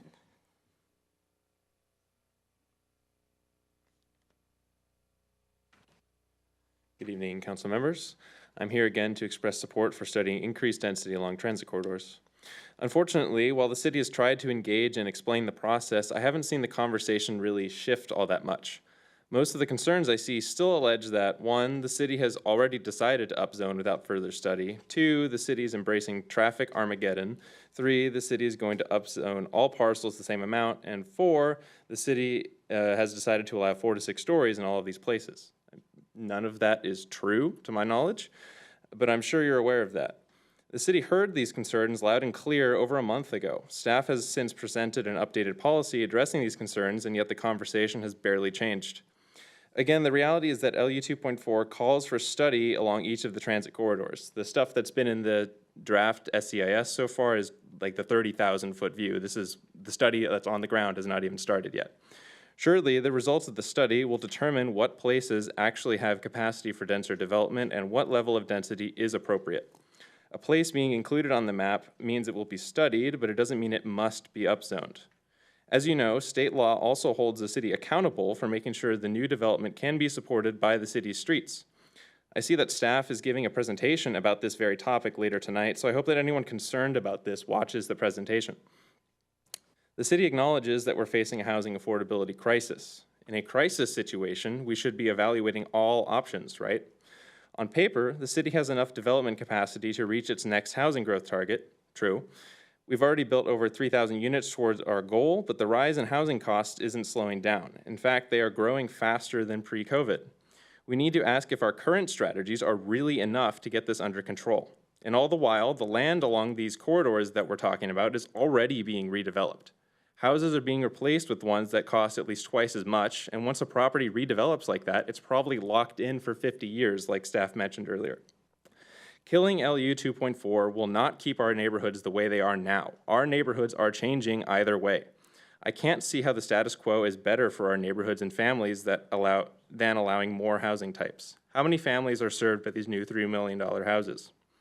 Please move forward with LU 2.4, and they don't include language that limits when the study can start. These corridors deserve to be studied. They deserve to go into the prioritization process for the planning department, just like anything else. I hear the concerns about if the station area will get fully built out, and by all means, if that's limited by city policy rather than external factors, it should be looked into. But to kill LU 2.4 now is saying there's no way we'll want more density in any of these locations anytime in the next 20 years. People in my peer group and younger are going to be among the most affected by this comp plan update, and that's why I'm at all of these meetings. I'll gladly discuss it with anyone, anytime. Thank you for your service to our community. Thank you. City Clerk? Our next three speakers are Sarah Jakar Darris, David Haynes, and Brian Olay.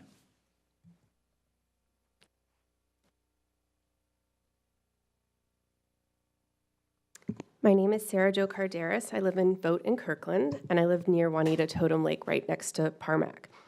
I'm speaking on the issue of affordable housing. I've already written you about Parmac, and only John Pascal responded, so you can read that email again at a later time. Thank you for allowing me to speak on the critical issue of affordable housing in our community. Kirkland's housing affordability problem is not a sign of failure, but rather a reflection of our success. Our city's strategic location near thriving job markets has made us a highly desirable place to live. This success, driven by a booming tech sector, has naturally led to rising housing prices that are now challenging many residents. Kirkland faces a fundamental reality. It will never go back to being affordable in the traditional sense.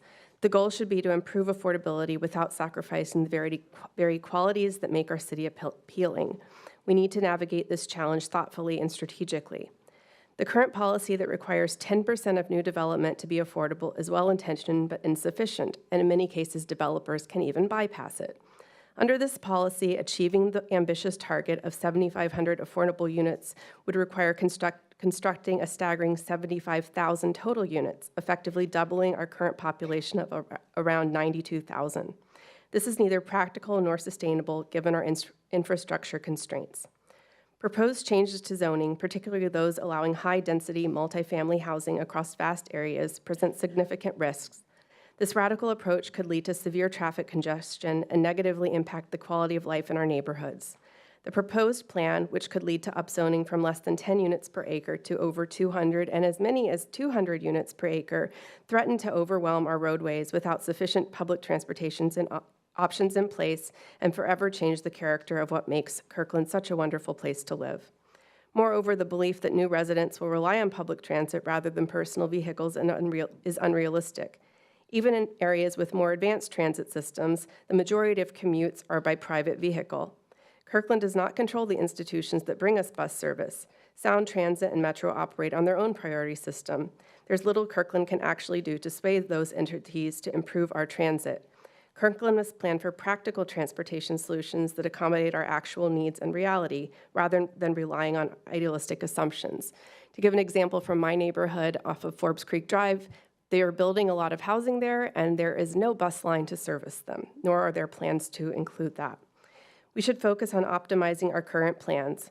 Kirkland has already committed to 13,200 new housing units, but developers aren't motivated to make 7,500 of those units affordable because it doesn't make sense to developers, to their bottom line. Land and building costs are simply too expensive. We need to look outside the box and partner with experts in affordable housing, such as Enterprise Community Partners and Habitat for Humanity, to maximize affordable housing within our current framework. Thank you. Thank you. So folks, as I started this items from the audience, I said that we would have 3 pro and 3 against.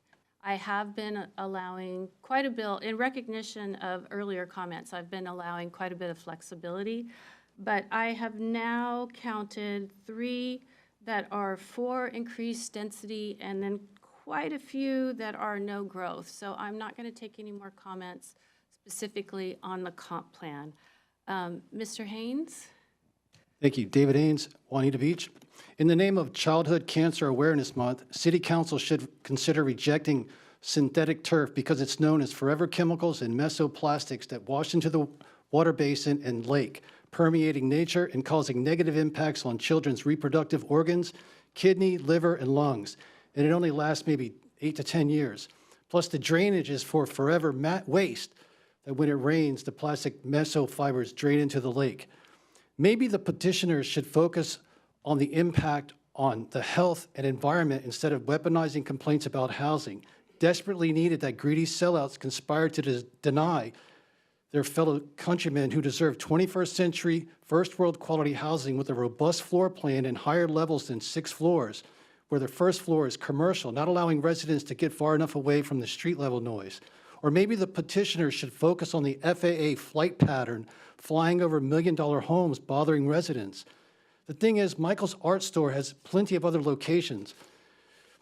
Council should take the petition with a grain of salt because about 470 people who signed it don't even live in Kirkland, and roughly 100 live in a different country, while the 244 residents of Kirkland conspired to deny their fellow countrymen a 21st century housing residence. It justifies revolt.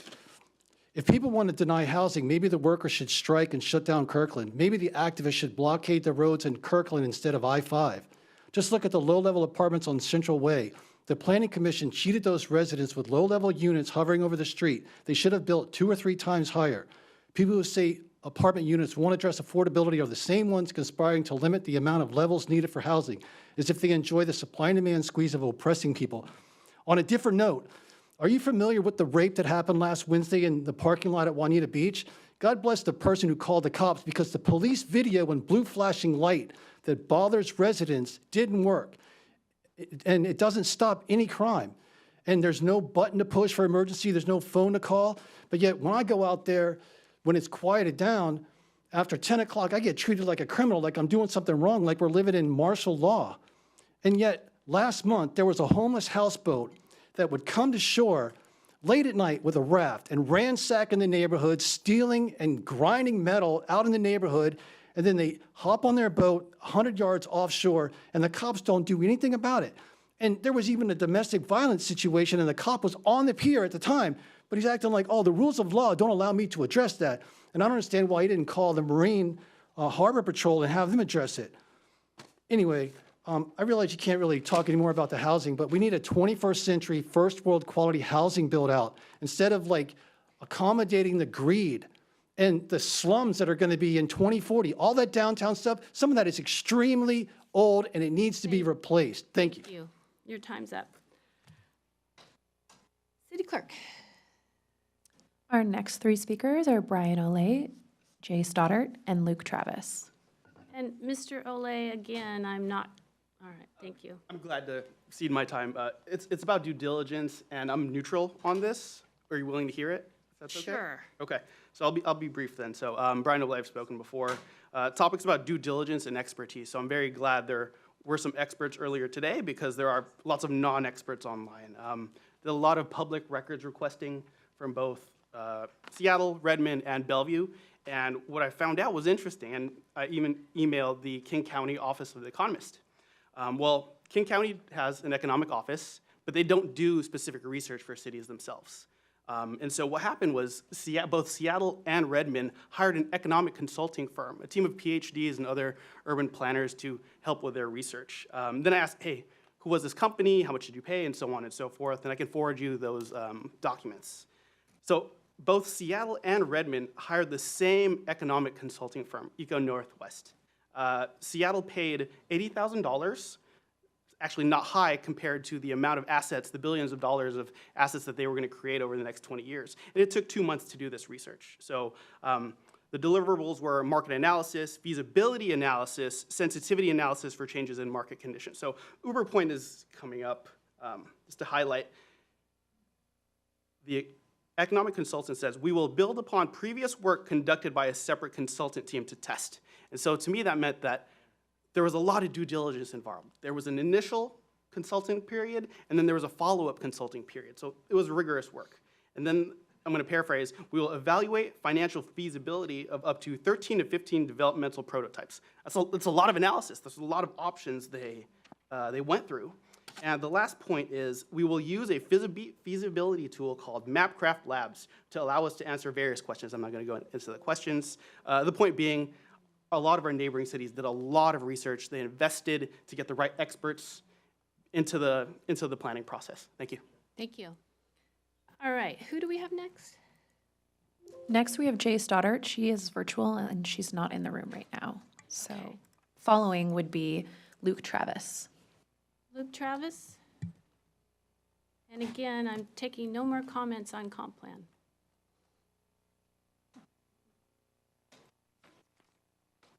Yeah, understood. Sorry about that. I signed up before you said that, and I just wanted to come up to apologize. I thought we were going over to 3. Oh, I can understand your perception. Thank you. Jay Stoddart? Still not in the room, so our last speaker would be Alex Zimmerman. Mr. Zimmerman?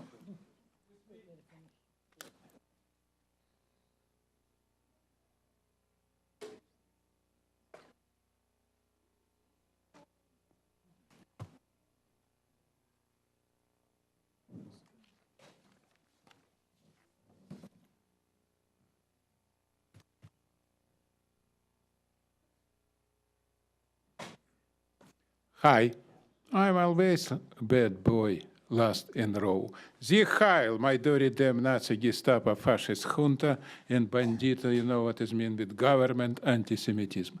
My name Alex Zimmerman. I want to speak about something what is touch everybody. Very unique situation in plan, what is touch everybody.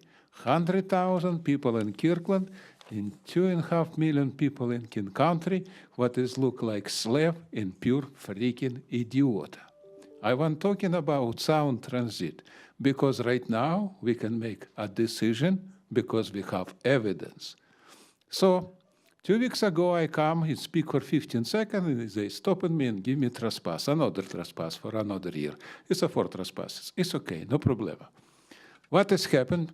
Why they scared this? Because for last 10 years I come in every meeting talk, so this a Ponzi scheme and you are criminal, ordinary bandita, you all supposed to be in jail. So they scared this and don't want what they speak about this. So right now, I 100% approve. So I write 10 years I talking right now. So a couple months ago, Bellevue in Redmond have a sound transistor train. You know what this mean? So it happened, this train, 24/7, got totally empty. No one person, no one. I drive every day in Bellevue many times. Traffic, this not good for traffic because they stop in traffic. But this is a small point. A big point, they spend $160 billion. You open right now in Linwood, yeah, same situation. So situation so unique because it's touch everybody from King County, 2.5 million people. Classic example, guys, like American people start be acting like a slave, like a idiot. Because when I come and speak in sound transit, I'm only one man who talk about Ponzi scheme. Why? Not because I top educate, I have business consulting and experience, because everybody is scared. So you understand what has happened right now? Why I give you this example? What has touched everybody without exception? Guys, when you want changes, and you come and talk in this like a children, because I come for 20 years, listen to you, you know what it means, and nothing changed. We falling and falling and falling. Right now, we in collapse. In that prediction, this collapse will be more dangerous than in Tories. You understand about talking? So, guy, I speak right now to everybody who have little bit in brain, you know what it means? Yeah, little bit IQ, who understand who you are. And you're American citizen, you're supposed to be a patriot of American, because we need to cleanse this dirty government, you know what it means, this crook, this bandita. Thank you, your Nazi time is pay. up. Thank you very much. All right, everyone, thank you. I am now closing items from the audience, and we will move on to item 6C, which is petitions. City Manager. Okay, thank you, Madam Mayor. So as you know, you all received a petition. That petition was related to the Michaels property. Want to highlight that that issue is coming before the council later, I think in November or December, for full discussion. So when the council receives a petition, you have 3 options. Staff is recommending option number 2, which is that you take this petition, you refer it to staff for follow-up, and that follow-up would come back to the council when we bring the topic itself to the council as part of the comp plan update. But we're happy to answer questions. Staff is here if anyone has questions about the petition or about the Michaels project itself. Council, any questions? Comments? I'll accept a motion. Councilmember Black? Thank you, Madam Mayor. Just trying to get to the right page. I'm not where I need to be. I don't have the exact language, but Madam Mayor, if you'll entertain a motion, I wanted to move that the petition be referred to staff for follow-up. Second. Thank you. It's been moved by Councilmember Black, second by Councilmember Tim Chisholm, that the petition will be accepted by staff for follow-up. Any comments, discussion? All those in favor, please say aye. Aye. Any opposed? Motion carries 7-0. Thank you. I think we are now moving on to our consent calendar. Moving to business. We are moving to consent calendar. Before I have a motion, I would like to ask the deputy mayor to present audit of accounts and to highlight the proclamations on the consent calendar. Thank you, Madam Mayor. We had payroll in the amount of $10,764,114.05 and bills in the amount of $15,707,070.93. And this reflects 2 payroll periods and the time since our last meeting in August before our recess. Also tonight, the mayor on behalf of the council has issued 2 additional proclamations. One proclaims September as Childhood Cancer Awareness Month. This proclamation helps raise awareness of those in our community impacted by the toll of childhood cancer and highlights opportunities to support them through the challenges cancer brings. Many organizations in our region and nationwide are dedicated to building family support systems, increasing public awareness, and giving recognition to courageous children diagnosed with cancer. More information and links are available in the memorandum for this agenda item. The other proclaims September as National Recovery Month. Mental health and substance abuse disorders affect all communities. Through awareness, commitment, and support, those impacted can embark on a journey of recovery and strive to live healthy and fulfilling lives. For those in distress or seeking crisis resources available, call or text 988. 988 is a free confidential. 988 is free, confidential, and available 24 hours a day, 7 days a week. Thank you, Deputy Mayor. Is there a motion to? So moved. Thank you. Second. It's been moved by Councilmember Pascal, second by Councilmember Sweet to move the consent calendar. Is there any discussion? All those in favor, please say aye. Aye. Aye. Any opposed? Consent calendar is approved 7-0.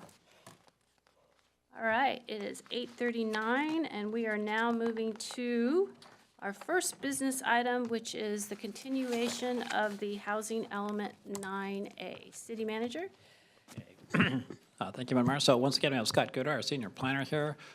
He has the previous presentation. We also added, in case you need it, a list of the policies that are highlighted in the housing element. So we're just here to get council feedback and comments. Welcome back. Thank you. So that's it? Okay. We don't have a formal presentation. More I to think present to you. Madam Yeah, Mayor, Councilmember Sweet. before we proceed, Deputy Mayor Arnold made the suggestion that we self-limit our comments during this period. I guess, Agree. so I am interested in moving that council members attempt to share their comments in 3 minutes or less, as we expect our audience to do in their own comments. Councilmember Sweet just made a motion, second by Councilmember Tim Chisholm, that we will be brief in our comments on the housing element. Any objections to that? Councilmember Black.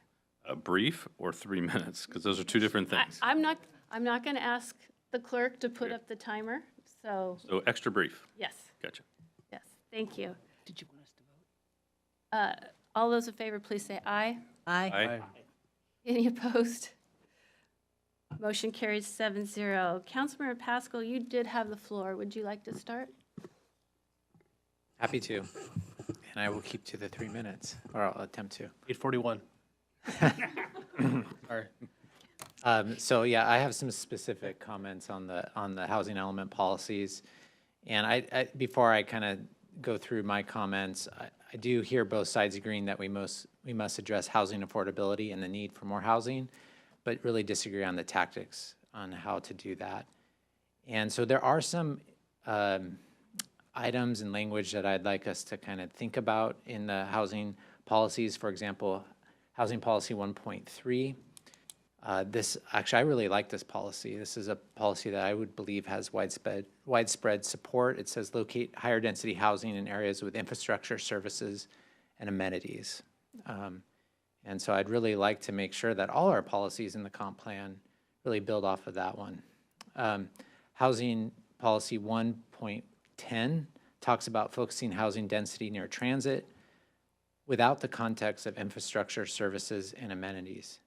And so I think this policy should be revised to be more clear that transit alone is not enough, and there are other criteria that also must be considered. Housing Policy 1.11 has this clause in it that limits concentrations of affordable housing opportunities. It specifically says ensure that affordable housing opportunities at a variety of income levels are not concentrated but are available throughout the city. I guess I'd question why we should limit concentrations of affordable housing where it makes sense. For example, it could limit the creation of a high number of affordable units in our urban or commercial centers like 85th Street Station area. Housing Policy 1.12 talks about preserving existing affordable housing in areas near transit and employment.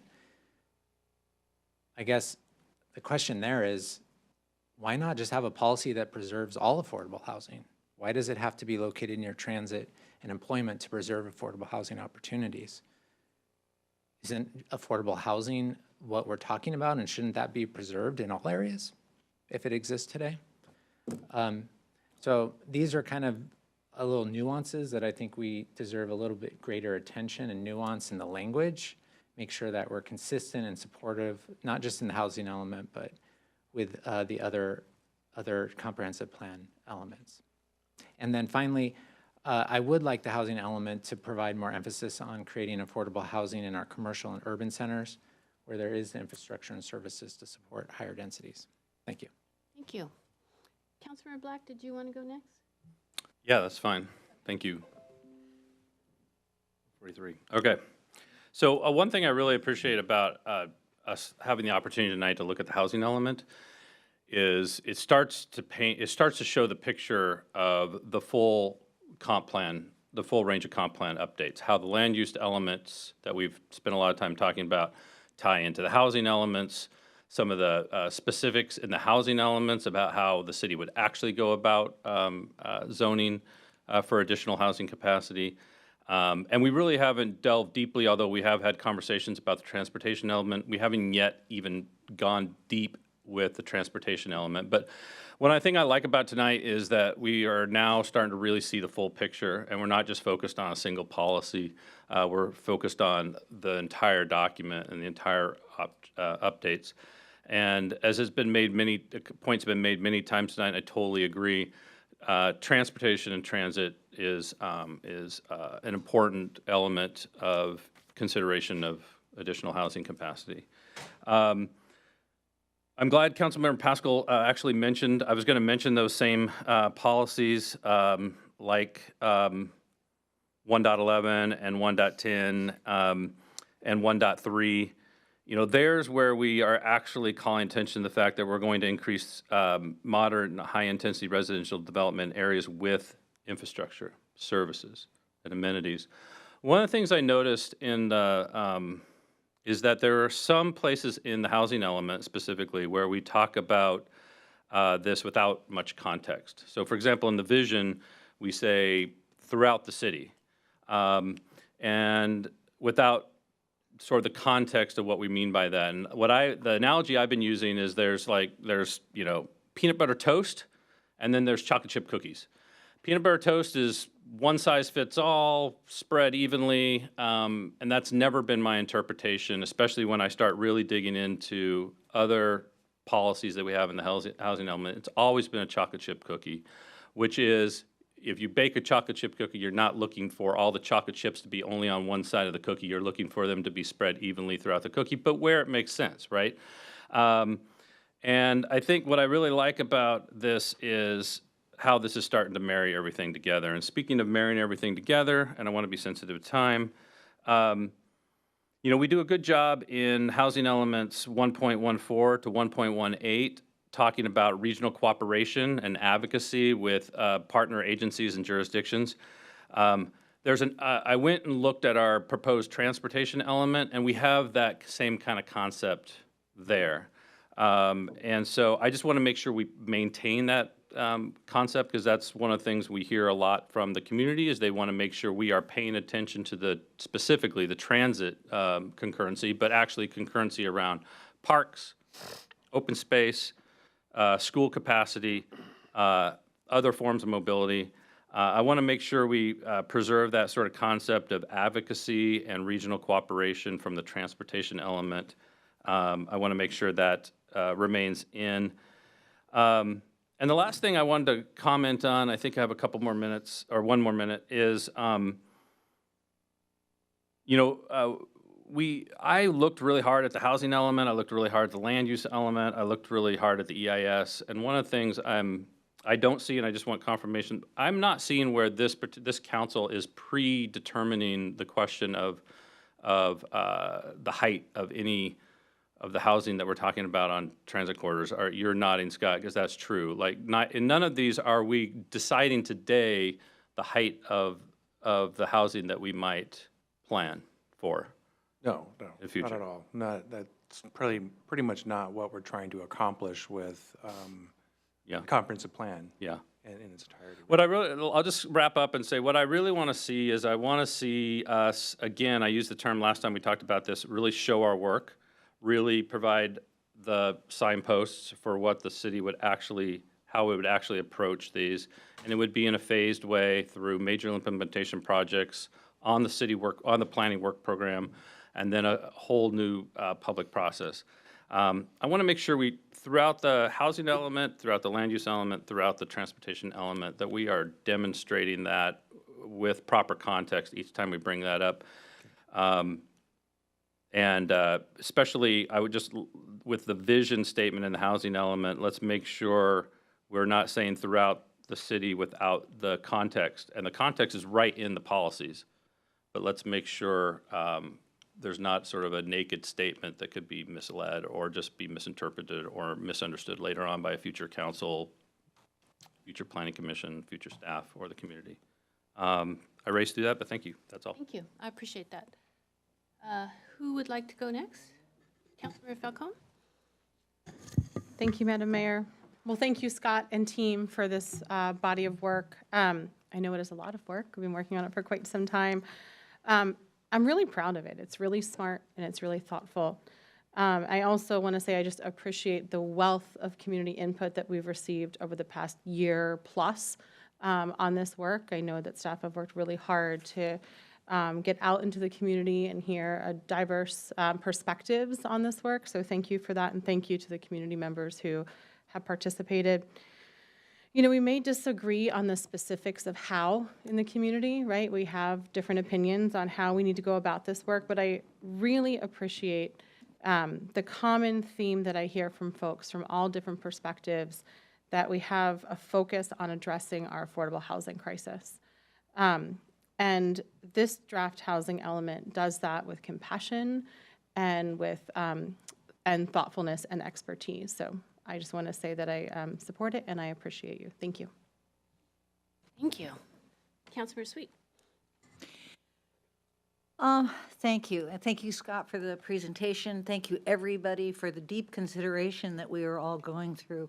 This housing element document, to me, is largely an aspirational document. I see it a little bit as a list of the hows we're going to get there, right? And it's considering all kinds of elements and all kinds of avenues. It also demonstrates the enormity of the responsibility that we have in conjunction with the type of housing we have available now and the type of housing that we need to meet the service needs, to meet the teachers' needs, to allow people to live within our community. So I feel like this is just another step in our comprehensive planning process that I think is going in a right direction. The consideration of the transit corridors and connectors and all of these streets is open for consideration, open for study. We need to understand where we can put the right kind of housing in the future. It's not all going to be a series of gigantic buildings. Look at Market Street itself. There's very little left that you can even develop. So to develop paranoia about 6-story buildings up and down Market Street, when the one site at the top of Market Street has been available for development for as long as I've been on the council, at the Zip Market, it's not realistic. I ran a business in downtown Kirkland for 40 years. Those businesses have been desperate to redevelop over the years and frankly sit in fire traps as I speak. But because we don't consider the important element of allowing for growth, for the future growth of our community, it's just docile. So this is the right way for us to be thinking about the future of the city that we all love. I get the differences between cherish and livable. They are natural differences. I think that we will be able to find the right way. Thank you. Thank you. Deputy Mayor. Thank you, Madam Mayor. I appreciate my colleagues' comments about the policies on H1, the details there, and support that, and support Mayor Sweet's comments about Market Street, where that's an example of saying, here's a transit corridor that has a mix of small-scale residential, commercial properties and neighborhood services, and the sort of thing that I think with some nuance we can work moving forward. What I'm hearing is a community consensus around building in our neighborhood centers, regional centers in the 85th Station area, and then we need to get to that nuance point about what happens around the transit corridors.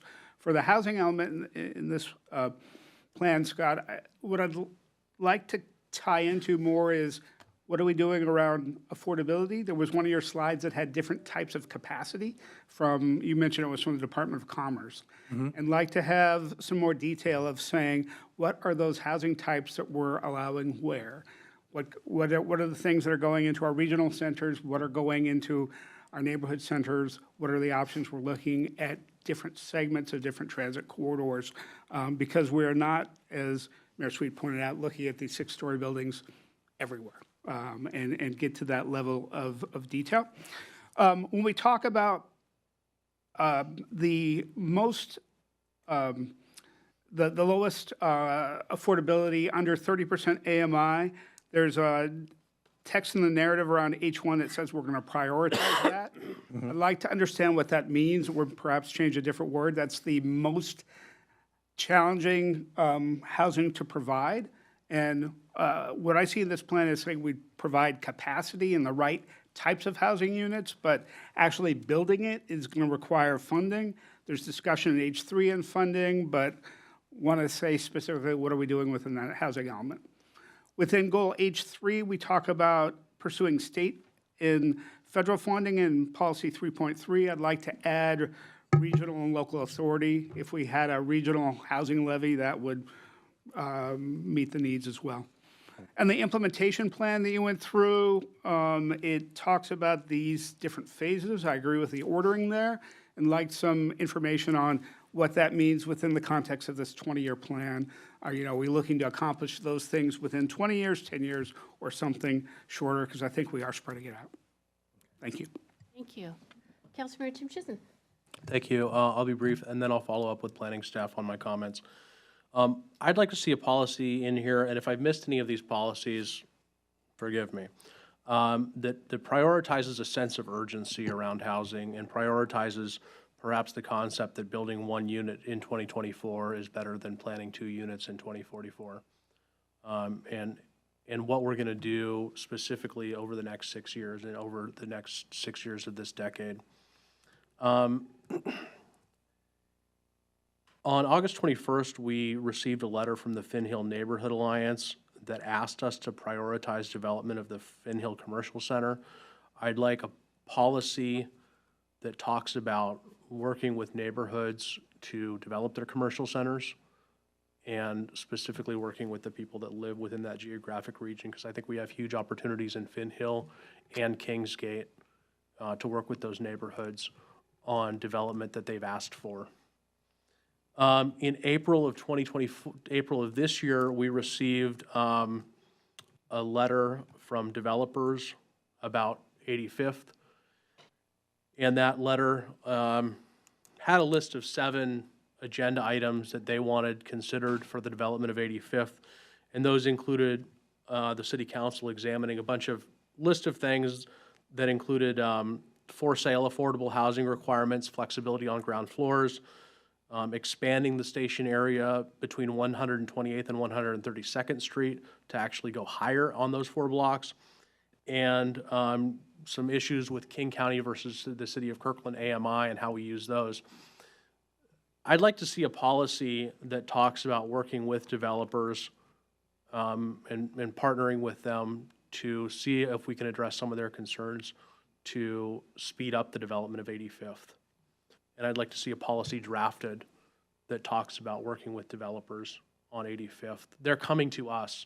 They're asking us to review some of our policies to make 85th more developable, and especially with the increase in interest rates and the loss of demand for office space post-COVID, I think we need to develop some policies around working with developers on 85th. Finally, I really appreciate some of the comments in the comp plan around seniors and our increasing population over age 65. I'd like to see some more specificity around that, around how we're going to support that population, because that population is increasing significantly in our city. Finally, my concerns about the plan. I do support H 1.3 that talks about areas with infrastructure, services, and amenities. I don't know how I reconcile that with LU 2.4. On H 1.9, that talks about our faith-based zoning. There are faith-based properties that I think are appropriate for rezoning, and I support the CAR process for that so that we can have thoughtful, individual, and site-specific reviews of that. I'm concerned about simply rezoning all properties that are faith-based. If we have 50 to 100 faith-based properties within Kirkland, that I don't know that we've talked to about this. Thank you. Thank you. Thank you, Scott. I'm glad that we continued this conversation, and I am very grateful for my council members' thoughtful comments tonight. This is the 3rd time that we've looked at this. I support the comments that you've received tonight. The policies are good. I thank you for taking the time earlier this evening to go through the policy implementation plan, because I think a lot of what we're hearing from the community is what happens next. What happens after that? And I appreciate Deputy Mayor's comment of let's put a timeline on that, because people want specificity. So let's be clear about what next steps happen and how it fits into the work program and so forth. But, and I'm also, frankly, we have a lot of governmental checks and balances. We put these plans out into PRSC and Affordable Housing Committee and so forth to get feedback, and the feedback letter that we received today from the Affordable Housing Committee says that we are moving in the right direction, and I'm quite proud of that, because not every city is moving in the right direction. So thank you for this. Well done. Thank you. All right, folks, it's 9, and I'm going to call a quick 10-minute break because I suspect some of our audience members are going to be leaving. So we'll come back at 9:10.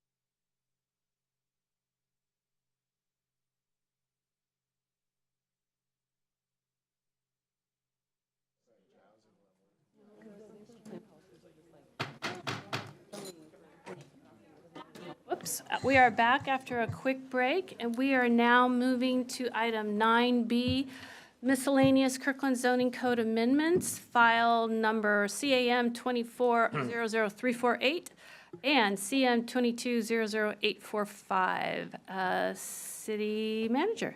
Okay, thank you, Madam Mayor. So we have a dual presentation for you tonight on the miscellaneous zoning code. Our senior planner,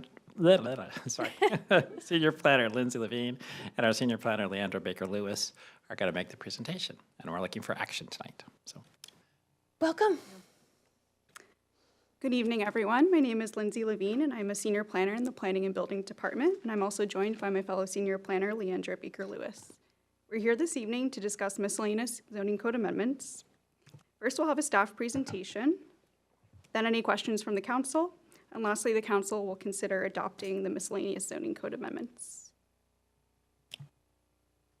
So miscellaneous zoning code amendments are minor code amendments that we seek to make every so often. They're brought for a variety of reasons, primarily to update the code to reflect current practice, clarify existing code, ensure the code is consistent with other regulations, or codify policy direction from council. First one is an amendment to Zoning Code Chapter 51. It's being proposed as a community-initiated amendment request, also known as a CAR for short. Following the Planning Commission recommendation, Council voted last year to advance the Alavi CAR to Phase 2 review. Since zoning code amendments to implement the Alavi CAR are minor, the CAR has been incorporated into the miscellaneous zoning code amendments package and hearing. The property owner requests that the city remove subsection 6 of the zoning code, 51.08, in order to remove the restriction that limits the single parcel along 17th Ave West to be a detached residential or duplex development, even though the property is zoned MSC1 office. The removal of subsection 6 of 51.08 from the KZC would allow for non-residential uses such as office or retail uses on the subject parcel. This aligns with zoning allowances for all other parcels in the MSC1 zone. If the property develops or requests a change in use, the applicant would be required to address traffic and other environmental concerns as part of the development review process. Also, it's worth noting that subsection 5 of this chapter states that the giant sequoia tree on the corner of 17th Ave West and Market Street, which is on this property, shall be retained. Staff recommends this CAR because the code amendment would enable allowed uses to be applied consistently within this MSC1 zone, and supporting office and retail uses in the Market Street corridor would contribute to the vibrancy of the neighborhood and enhance walkability. And to reiterate, this proposed amendment is not a rezoning, as the parcel is already zoned as MSC1 office. Pass it to Leandra for the next amendment. Thanks, Lindsay. So very similarly, the next proposed amendment affects two parcels under common ownership within the Juanita Business District, specifically within the JBD 6 zone. Today, the subject area has a sort of spot zoning applied to it or imposed on it, where restaurant, tavern, entertainment, retail, and lodging uses are specifically prohibited on these lots and only these lots within the JBD 6 zone. Staff is recommending that we make the area's regulations consistent with the rest of the JBD 6 zone by striking the restriction that only applies to it. A street view here, just to show some context. The site itself is small and access is a bit awkward due to its location. It abuts Northeast 120th Place, which is classified as a principal arterial, as well as 100th Avenue Northeast, which is classified as a neighborhood access street.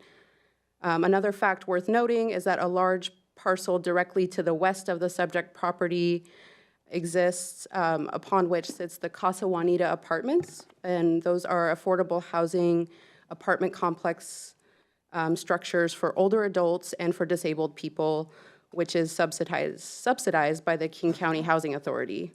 The rest of the JBD 6 zone, and I'll go back just so you can see kind of the extent of the zone itself. The rest of the zone is mostly comprised of primarily multifamily development currently, but allows for those same uses. Councilmember Sweet? Andrew, where is the affordable housing on this? Yeah, let's see if I got a, it's this parcel here, directly to the west. This. So across the street? Yep. Okay. Right across Northeast 120th Place. So because of this, and the site being, of course, similar to the Market Street corridor parcel, still subject to the city's current development regulations, including design review for this amendment specifically because it's in the Juanita Business District, and as well as our current noise ordinance that might address any potential impacts between uses. This staff finds the removal of this restriction to be appropriate. In other words, if someone can somehow figure out how to build a small retail store or a cafe or a restaurant to city standards and meet the on-site parking requirements for the use, we are hoping to allow them that opportunity as additional commercial diversity is generally welcomed in our commercial districts. And here's Lindsay again for some wireless updates. All right, so these next amendments are to the wireless code, which is Chapter 117, and they are minor procedural changes. The proposed amendments consolidate text about permit expiration and extensions for wireless facilities under one section in Chapter 117 and extend the permit validity from 1 to 3 years. This aligns with the permit validity for building permits, so this is more consistent overall and gives the wireless carriers more time to complete their projects. And finally, we have the Goat Hill Overlay Zone, which was adopted in July. The amendments propose to add 2 parcels that were inadvertently left out of the Goat Hill Overlay Zone boundary, and these parcels are accessed from the south. Including these parcels in the overlay zone boundary clarifies the application of the Goat Hill development standards to all properties zoned RSA 4 in the Goat Hill area. And to recap, the Planning Commission held a public hearing in August and recommend the miscellaneous code amendments presented by staff. And staff now requests that the council consider adopting Ordinance 04881, which are the zoning text amendments, and 04882, which is the zoning map amendment. I'd like to welcome any questions. Thank you. Council, any questions? Councilmember Tim Chisholm? Well, I was actually going to make a motion. You may. I worked on this on the Planning Commission in June of '23, and I'm now recommending this to myself, so I couldn't think of a better thought-out process. The work was exemplary. I'll make a motion to pass these zoning amendments. Do you want separate? It would make my life easier if we did them one at a time. Oh, So- okay. Well, I would make a motion to pass the Alavi. It's ordinance 4881 is the first one. Okay. I'll make a motion to pass 4881. Thank you. It's been moved by Councilmember Tim Chisholm, second by Councilmember Falcone to approve ordinance 4881. City Clerk, will you please call the roll?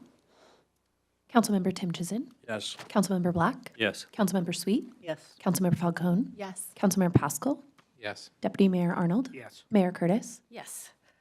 Ordinance carries 7-0. Councilmember Tim Chisholm, would you like to do the second one? Sure, I'll make a motion to pass ordinance 4882. Second? Okay, it's been moved by Councilmember Tim Chisholm to pass 4882, second by Councilmember Sweet. City Clerk? Councilmember Tim Chisholm? Yes. Councilmember Black? Yes. Councilmember Sweet? Yes. Councilmember Falcone? Yes. Councilmember Pascal? Yes. Deputy Mayor Arnold? Yes. Mayor Curtis? Yes. Ordinance 4882 passes 7-0. Thank you. Thank you both. All right, City Manager and Council, we are now moving to item 9C, Transportation Concurrency and Level of Service Overview. City Manager? Okay, thank you, Madam Mayor. So this presentation is going to be made by our Transportation Manager, Doug McIntyre. This was a request from the council when we were here talking to you about the Transportation Strategic Plan. And we were talking about the project list, and some of the project lists include concurrency projects. Council asked for a kind of a refresher on concurrency and particularly level of service. And so that's the purpose of tonight. Provide you this background and see if you have any questions. There's no action looked for from the council this evening. And with that, I will turn it over to Doug. Thank you, Mr. City Manager. Good evening, Madam Mayor, members of the council. Doug McIntyre, Transportation Manager.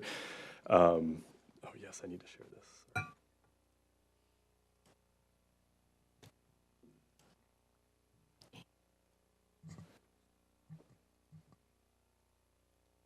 Okay. As our city manager mentioned, this is an overview. There is no action being requested of council tonight, but we figured with some of the TSP conversation happening that this would be very helpful to the council. We have a few goals for tonight. One is to promote shared understanding of this relatively technical and nuanced tool.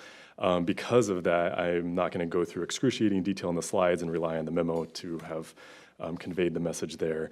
I'll keep this relatively concise tonight and kind of try to get us to the discussion in Q&A.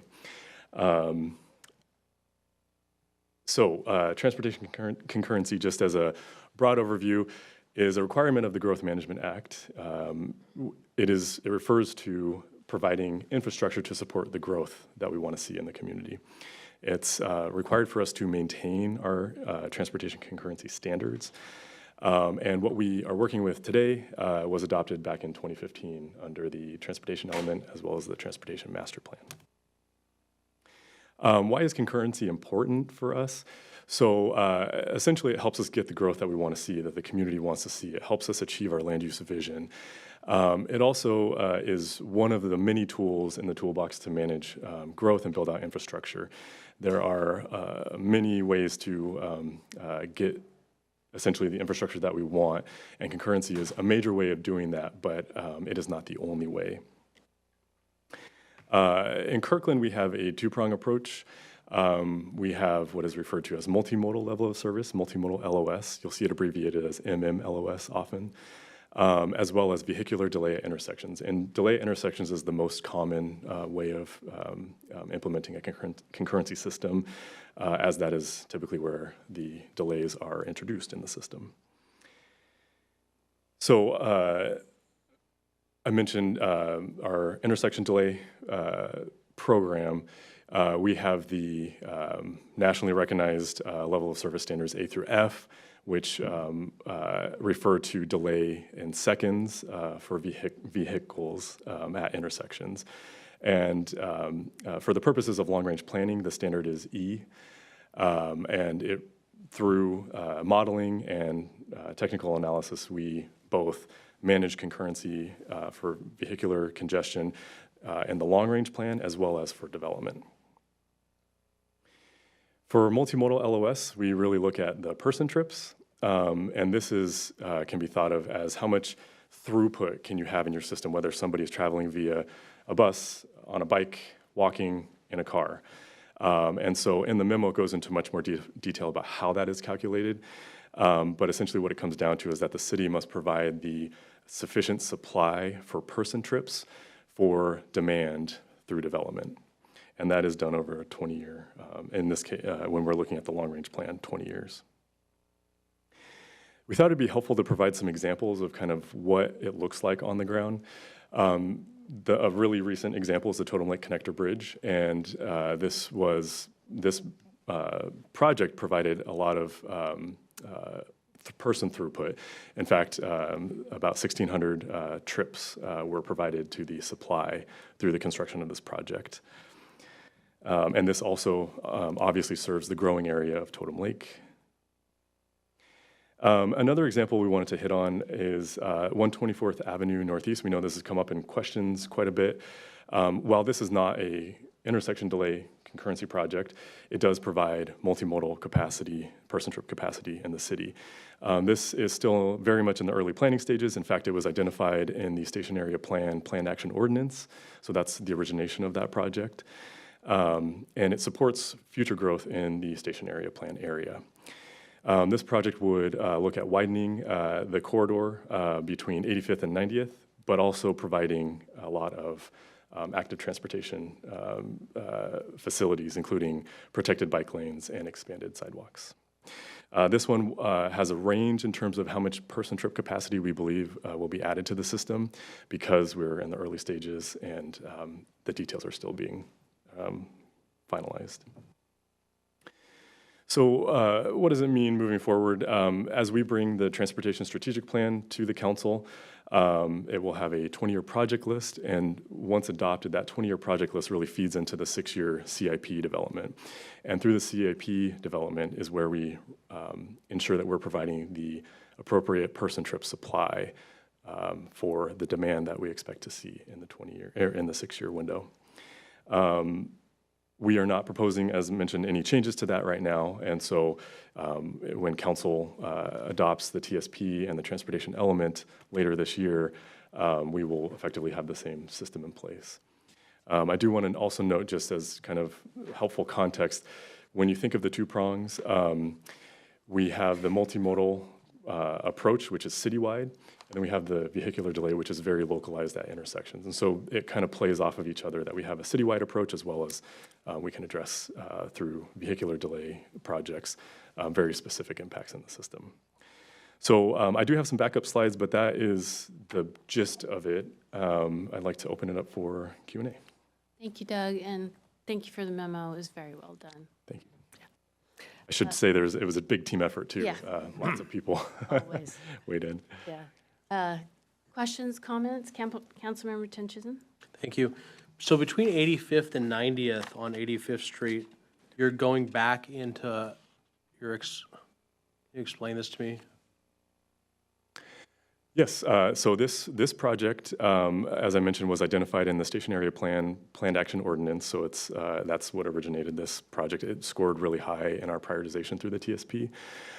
It would be essentially a widening project that would add capacity for vehiculars as well as pedestrians, bicyclists, and it would be transit supportive, and not in the sense that we would have transit-only lanes, but that we would have transit supportive elements in the project. Okay, thank you. Anyone else? I'd also add that we'd only do that project if the development that triggers it occurs. Okay, So okay. yeah. Yeah, that makes sense. Councilmember Sweet. Just another comment, because we've already built some of the substructure for that in the turn lane, correct? That is currently not used as a double turn lane. Eastbound turn lane. Correct. Yes.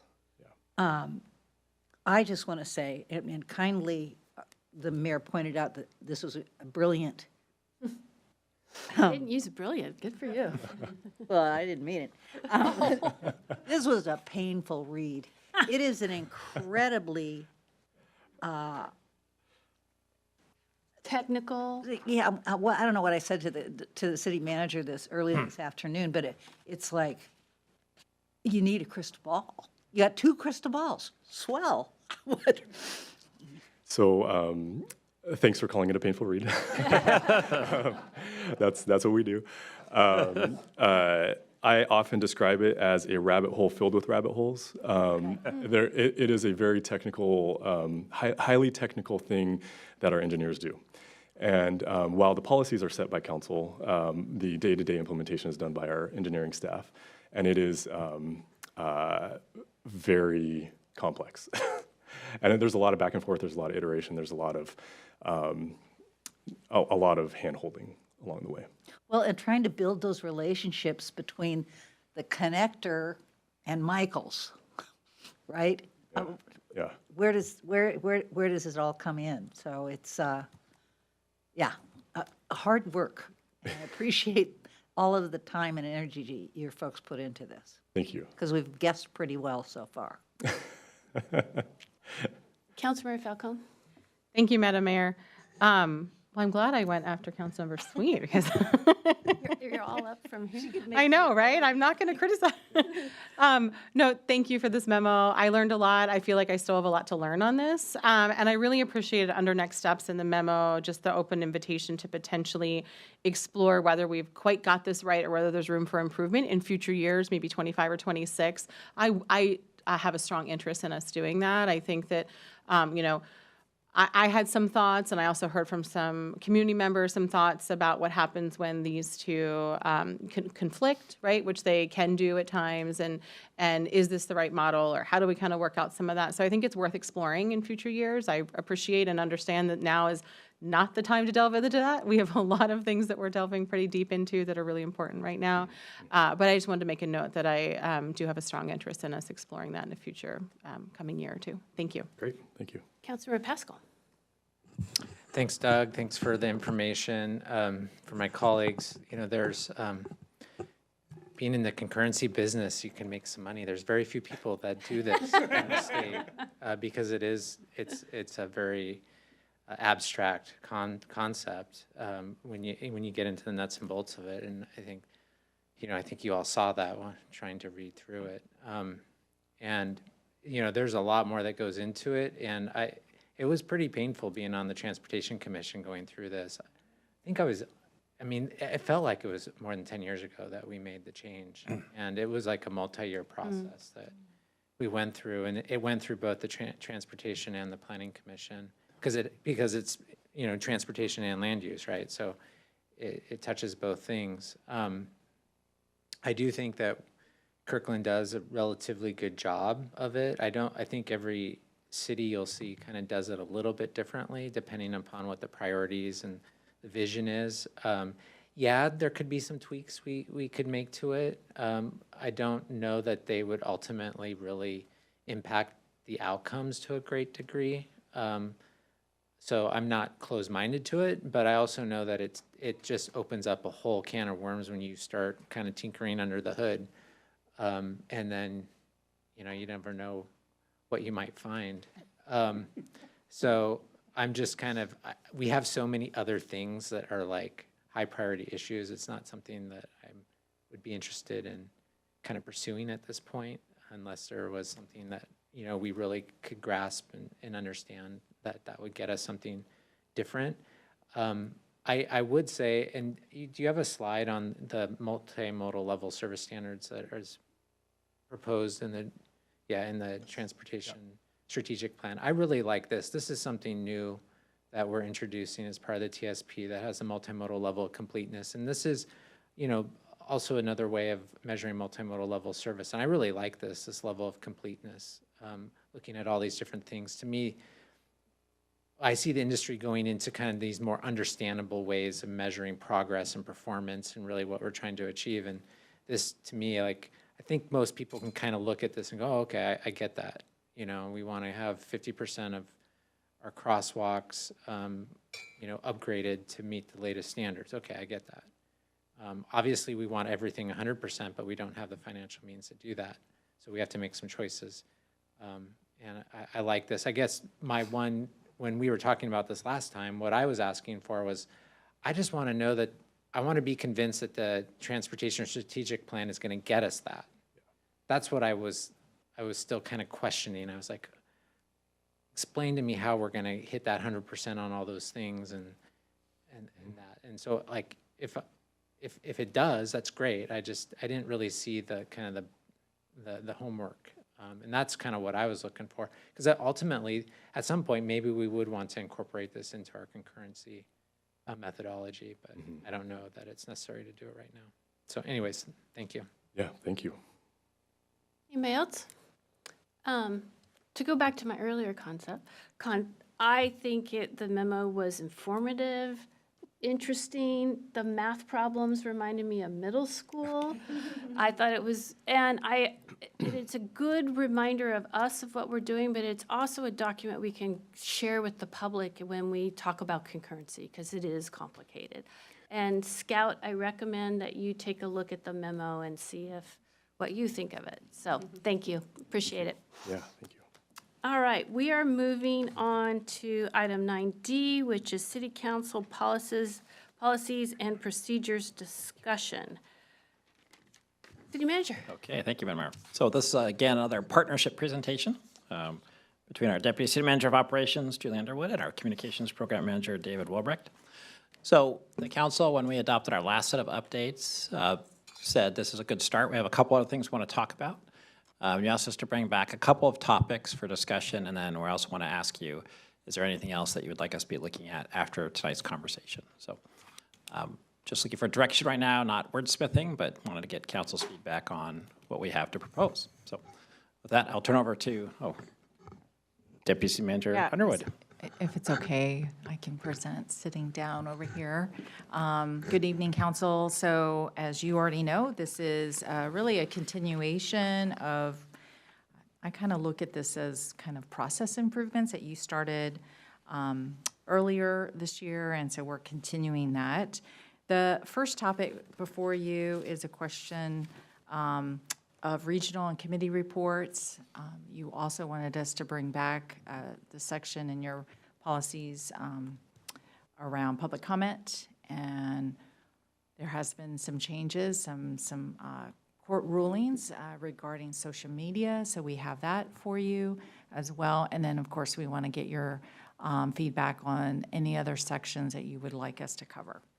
So you've read the memo. I would just say, let's get into it. There are some questions to kind of prompt your discussion, but looking for you to really discuss among yourselves and give us some direction.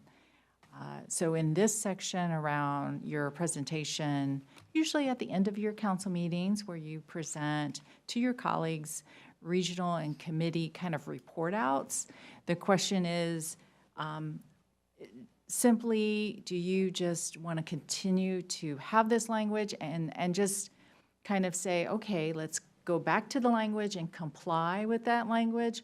Or because you have from time to time had a practice of getting into, I think, broad community updates, do you want to change the language to reflect that practice? So that's kind of it in a nutshell. And then, of course, happy to go and explore what our neighboring jurisdictions are doing in this area and bring you other ideas and that sort of thing. So, council. Thank you. I think I saw Councilmember Tim Chisholm first. Thank you. Thank you, Madam Mayor. I have requested that the council review 3.09 because the policy language no longer reflects, I think, our current practice. I asked myself 3 questions. 1, do we want to limit the scope of comments? In other words, the content. 2, do we want to limit the time? And 3, do we want to have a practice after 10 p.m. that would eliminate this? From my perspective, I'll just cut to the chase. I'd be in favor of 3 minutes per person and not limiting the scope of content. And also, I'll listen to my colleagues' feedback on whether or not we want to do this after 10 p.m. I personally would be inclined to not do it after 10 p.m. But 3 times 7 is 21 minutes with transition times and other stuff is going to get to about a half hour. Thank you. Thank you. Councilmember Falcone? Thank you, Madam Mayor.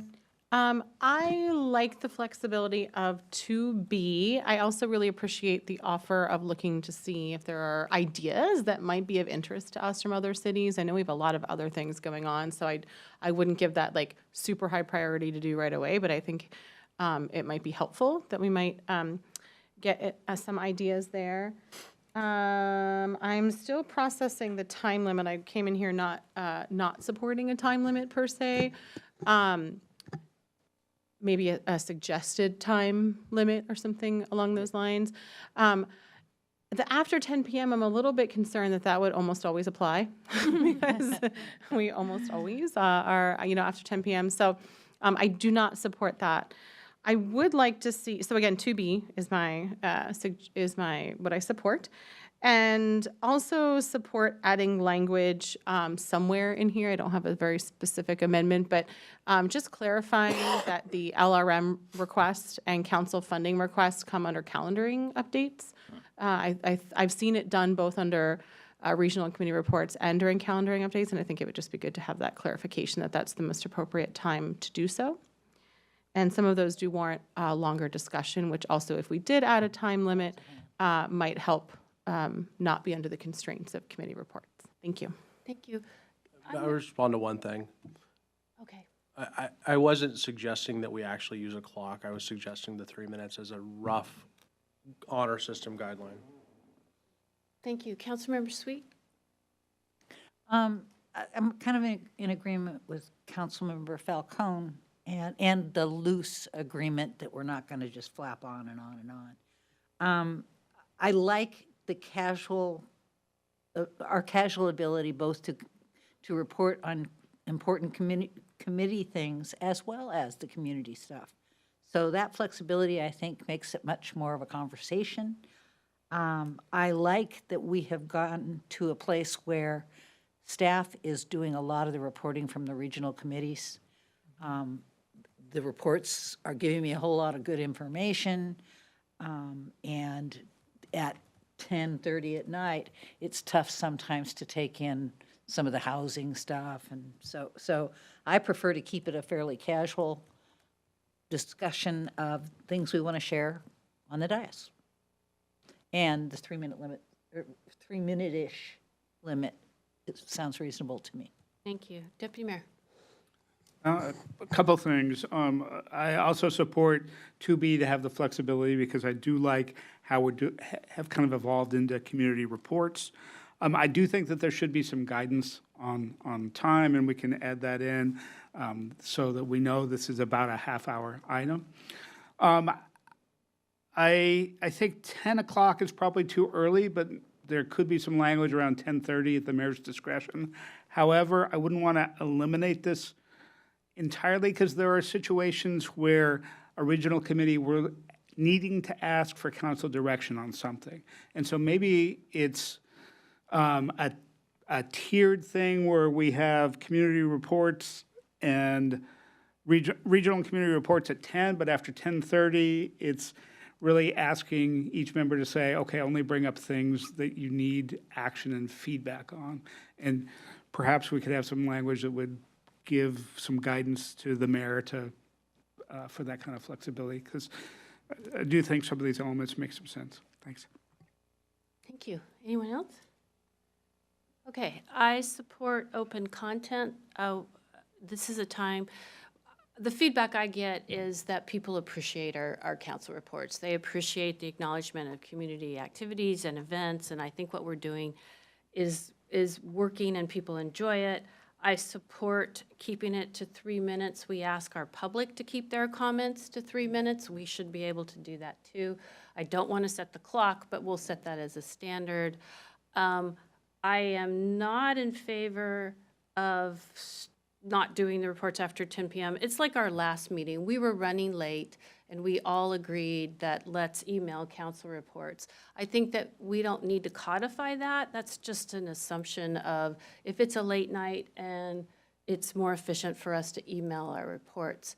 And the other thing that Councilmember Sweet said, there's sometimes, if you don't need an immediate reaction, such as I'm going to pick and I need an opinion, if it's just a report out on what happened in GMPC, that's better through an email because it is hard to retain all that. Sometimes I end up going back and watching the meeting to remember what you said about Cascade Water Alliance. So that's kind of a consensus.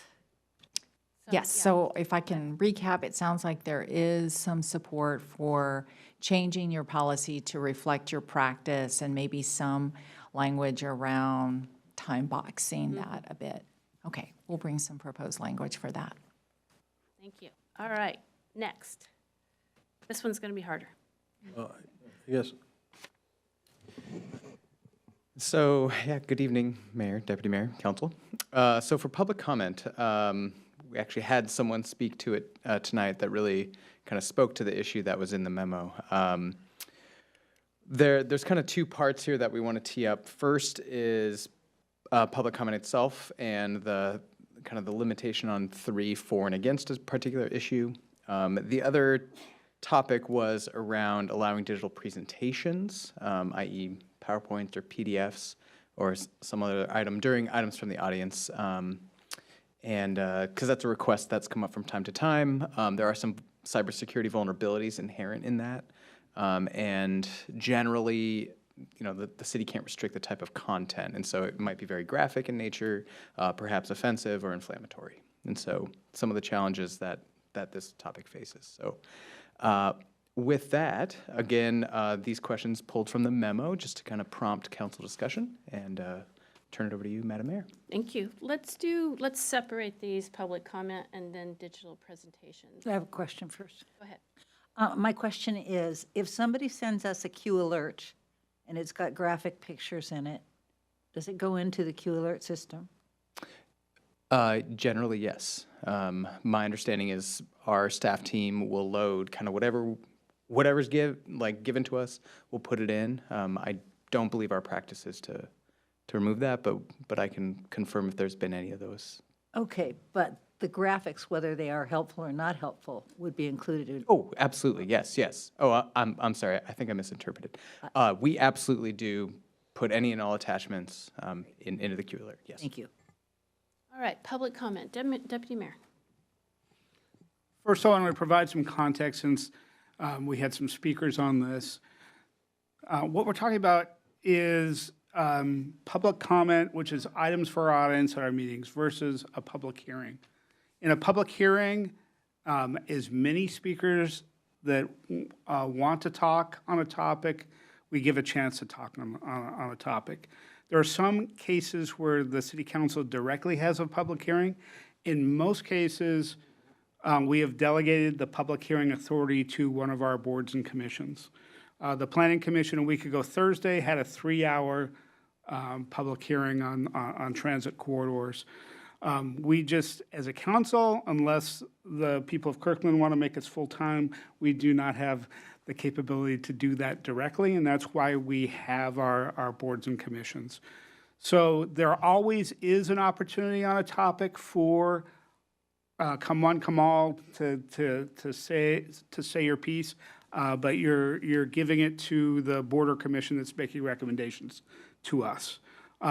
Beyond that, any email that gets sent, we see and read, and we meet with people in the community.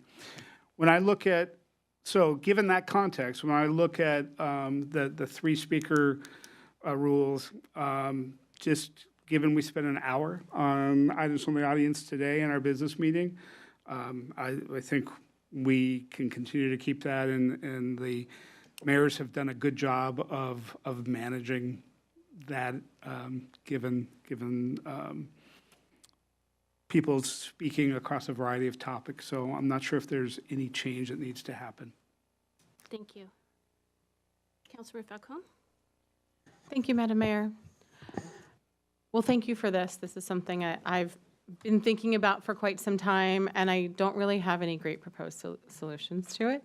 But as was stated earlier this evening, some of the concerns that I have are around just the equity issue with first come, first serve. Like for anything in other city operations, we've been moving away from the first come, first serve model for a variety of reasons, because we know that that's not the best approach, right? And so I would be interested in alternatives to the first come, first serve approach to that. I also share the concern that was expressed earlier this evening about more nuanced topics. It's hard to define, sides of an issue. There may be multiple sides of an issue. That I think is more complicated in figuring out. And I think in practice, the mayors that I've observed, served alongside and served, have done a really great job of defining that and being really fair in determining that and allowing leeway when appropriate. So I think perhaps we could add some language around that at the mayor's discretion in defining, sides of an issue, or maybe we acknowledge that there's not both sides of an issue, but all sides of an issue, or something of that nature. There may be language that we can propose that, again, leaves it at the discretion of the mayor, who, I think we can trust to determine how many sides there are to an issue, or whether there are more than two to do that. So I do like option 3, to see not necessarily just neighboring jurisdictions, but maybe other jurisdictions in other parts of the country, not just surrounding us, but are there best practices for how to handle. Again, I would be interested in Erica's opinion on that, as our DEIB manager, on ways to be more equitable in selection of speakers, and who those 3 speakers are. Thank you. Councilmember Tim Chisholm? I would argue against mayoral discretion if I had a better alternative. Okay. It's a compliment, by the way. Kind of not, maybe not. I don't know. I think we should be thoughtful on how we label groups. I don't want to live in a totally binary world where we're describing one group as pro-housing, one group as anti-housing.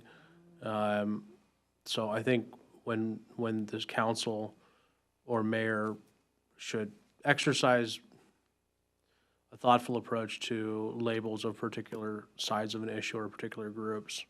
But that being said, I don't have a better idea than mayoral discretion, and it's easy to criticize, and you're in a very, very it's a difficult job to choose 3 that are for and 3 that are against. But we have to start our meetings at a certain point. We can't run this till 10 or 11 p.m. And I mean, by 8:30 or 9, we need to start a meeting. And so, thank you. Thank you. Councilmember Sweet? I like the discussion, the way it's going so far. It would be lovely to figure out a way to, if there is such a way to pick who gets to be those speakers. And so I support what Councilmember Falcone is asking for. And I want to compliment the mayor on doing what I thought was a really exemplary job of allowing there to be some overlap with our speakers tonight. It is a difficult, it's difficult to sort of cut down who's doing what about what. So thank you for that and demonstrating what I think we're talking about now. So that's the way I would like to see it happen. Thank you. Anyone else? I appreciate everybody's thoughts. I think that we should stick with what we're doing. I am interested in the first come, first serve. I think that's a very legitimate concern to raise. I don't know if we randomly draw numbers or what, but it is sort of a race to who gets to sign up first. And I think tonight is an example of mayor discretion, because you could tell there were some speakers this evening that were not clearly yes or no. They just wanted to share their opinion. So I let people talk, because that's why they were here. But as Councilmember Tim Chizen said, there is a point where we have to start our business meeting. So I personally feel like it is a judgment call, but I don't see an advantage I don't see a path forward to improve what we're doing now. So, Councilmember Tim Chizen. I guess the only other suggestion I might make is that we try to adopt a 60-minute guideline or some sort of a guideline for the length, so that if we're at 8:30, the mayor has kind of something to hang her hat on in terms of, it's 8:30, I need to wrap this up. Anybody have thoughts on that? And I will, oh, sorry, go ahead, Councilmember Falcone. Thank you, Madam Mayor. I would say I generally support that, but I wouldn't want, similar to our discussion on council reports, like I wouldn't want it to be a really strict, harsh, but more like a general guideline to give the mayor discretion. If there's not a lot on the agenda that night, we might be able to allow more, or if there's something that's really important that we feel like we need to give people more, Again, I know it's hard. So I think I would support having general guidelines, added in there, that we want to keep it to whether it's 60 minutes or 90 minutes or something of that nature. But again, allow the flexibility for the mayor to. Deputy Mayor? I like the suggestion just to set expectations within the public to say this is an hour time. We always, and within that, the mayor has discretion, and as a council, we always have the opportunity to make a motion to suspend our rules if a majority of us say we want to go longer. But I think it is important to have something in there so that if the mayor did say, I'm sorry, I'm going to have to close items for the audience so we can move on to our business, there's a clear policy that allows the presiding officer to do so. Thank you. And I was going to say what you just said about council members can interject. So, anyone else? Is that helpful? Great. Yeah, Okay. definitely have clear direction here, and we'll return some Okay. options. And now the digital presentation bit. Okay. Who wants to start? Oh, I got 2 hands. Deputy Mayor? So thinking about the issue of digital presentations, the thing that where I think these are going to be most helpful is in a public hearing where we're talking about a specific topic. And so one thing I'd like to explore and get some advice from the city attorney is if we were to say we allow digital presentations on public hearings that are limited to the topic of the public hearing, does that allow us to screen for offensive content that was mentioned in the memo as a potential issue with allowing digital presentations? Because for something like items of the audience, the whole purpose is saying we want people to talk about anything, stuff that's not on our agenda. We've gotten ideas from items from the audience that have become part of our agenda. But when we're having a public hearing, we're usually talking about a specific topic, and people would like to show maps or other things. Lisa McConnell has talked about this frequently, and she's somebody that provides some very thoughtful analysis that I would like to enable that. So I'm wondering if there's a way that we can split this, and if that'd be worth having staff come back with some feedback on that, to say, does having a forum like a public hearing that's on a specific topic give us more authority to deal with content issues that we wouldn't have otherwise? Yes, for a public hearing, we could say that you're allowed to, that we could sort of specify that the content has to be related to the public hearing, essentially. It's part of the time, place, manner. We're allowing presentations in a space where the topic is about this issue, and so that would be an acceptable restriction. I would caution that we have some sort of pre-review of those content-wise, because we do get into sort of a prior restraint issue in terms of us deciding that it's within the content versus not.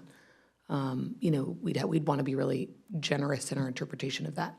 An example could be if the issue was about the transportation plan and somebody wanted to talk about the danger of not having sidewalks, you may end up with images that you'd find offensive. So there are lots of ways that people can get content in and still be on topic. And we wouldn't want to be very, narrow in what we thought was on topic if we were going to be evaluating those ahead of time. Okay. Is staff review, and the guidelines for submission, I would hope that IT could do security and things like that, but would a staff review also would allow for flagging for the presiding officer that there could be some offensive content, so you could warn audience members ahead of time? Is that something that would be allowed, given the restrictions and prior restrictions? Yeah, if we weren't restricting it from being spoken, stated, expressed, then having advanced notice about it and being able to provide sort of a warning, this may provide some offensive content, that wouldn't, I don't think, be any risk to us. Okay. Given that sort of thing, I'd like to explore trying this out for public hearings and seeing if that is a way for getting the digital presentations. Okay. And again, specifically for public hearings, not for items from the audience. Okay. Councilmember Pascal? This was a topic that I raised because I've been hearing from a variety of folks about our change to allowing digital presentations. And I understand Deputy Mayor's proposal. I guess I would like us to consider it for items from the audience. And I recognize there's challenges to it, but I'd like to kind of see what those guidelines that we can develop in terms of submitting materials ahead of time. We've had a practice where that was allowed for years, and I don't recall a situation where we had something of graphic nature. Now, I know that could happen in the future, but I also see the value that illustrations and graphics can provide to really back up an idea or an item of interest that the public wants to share with us. So I don't want to necessarily limit that. So I'd like to just see if there's possibilities here. So I support moving forward. Thank you. Councilmember Tim Chisholm? Thank you. I guess I would support every rule we make for the worst person, not just the best ones. I'm not going to name him. I would support people being able to display one image or one map. I don't know about multiple because I'd like to stick within the 3 minutes, and I'm concerned about people being next slide, and this actually, us needing a minute before they get up there to queue up the presentation and a minute to take it down, and then it's not 3 minutes, it's 5. So I would support limiting it to one image or one visual aid, not multiple. Councilmember Falcone? Thank you, Madam Mayor.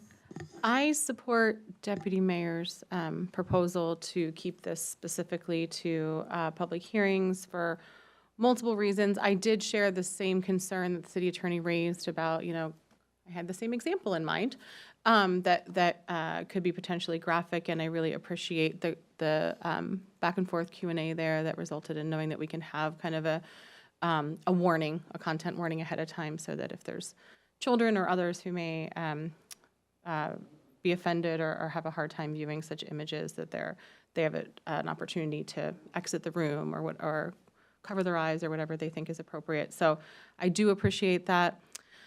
I don't want to open the can of worms for items from the audience for this. I think it's going to get really messy. I think it's just overly complicated. I think on our previous discussion on picking which 3 speakers, how are we going to know who's going to submit materials, because we don't know who those 3 speakers are going to be, and it just is really messy. And we have other ways for community members to share that content. Councilmember Sweet mentioned our Kirkland app that folks can share images with us. They can email us. We can meet in person. They can provide hard copies to council.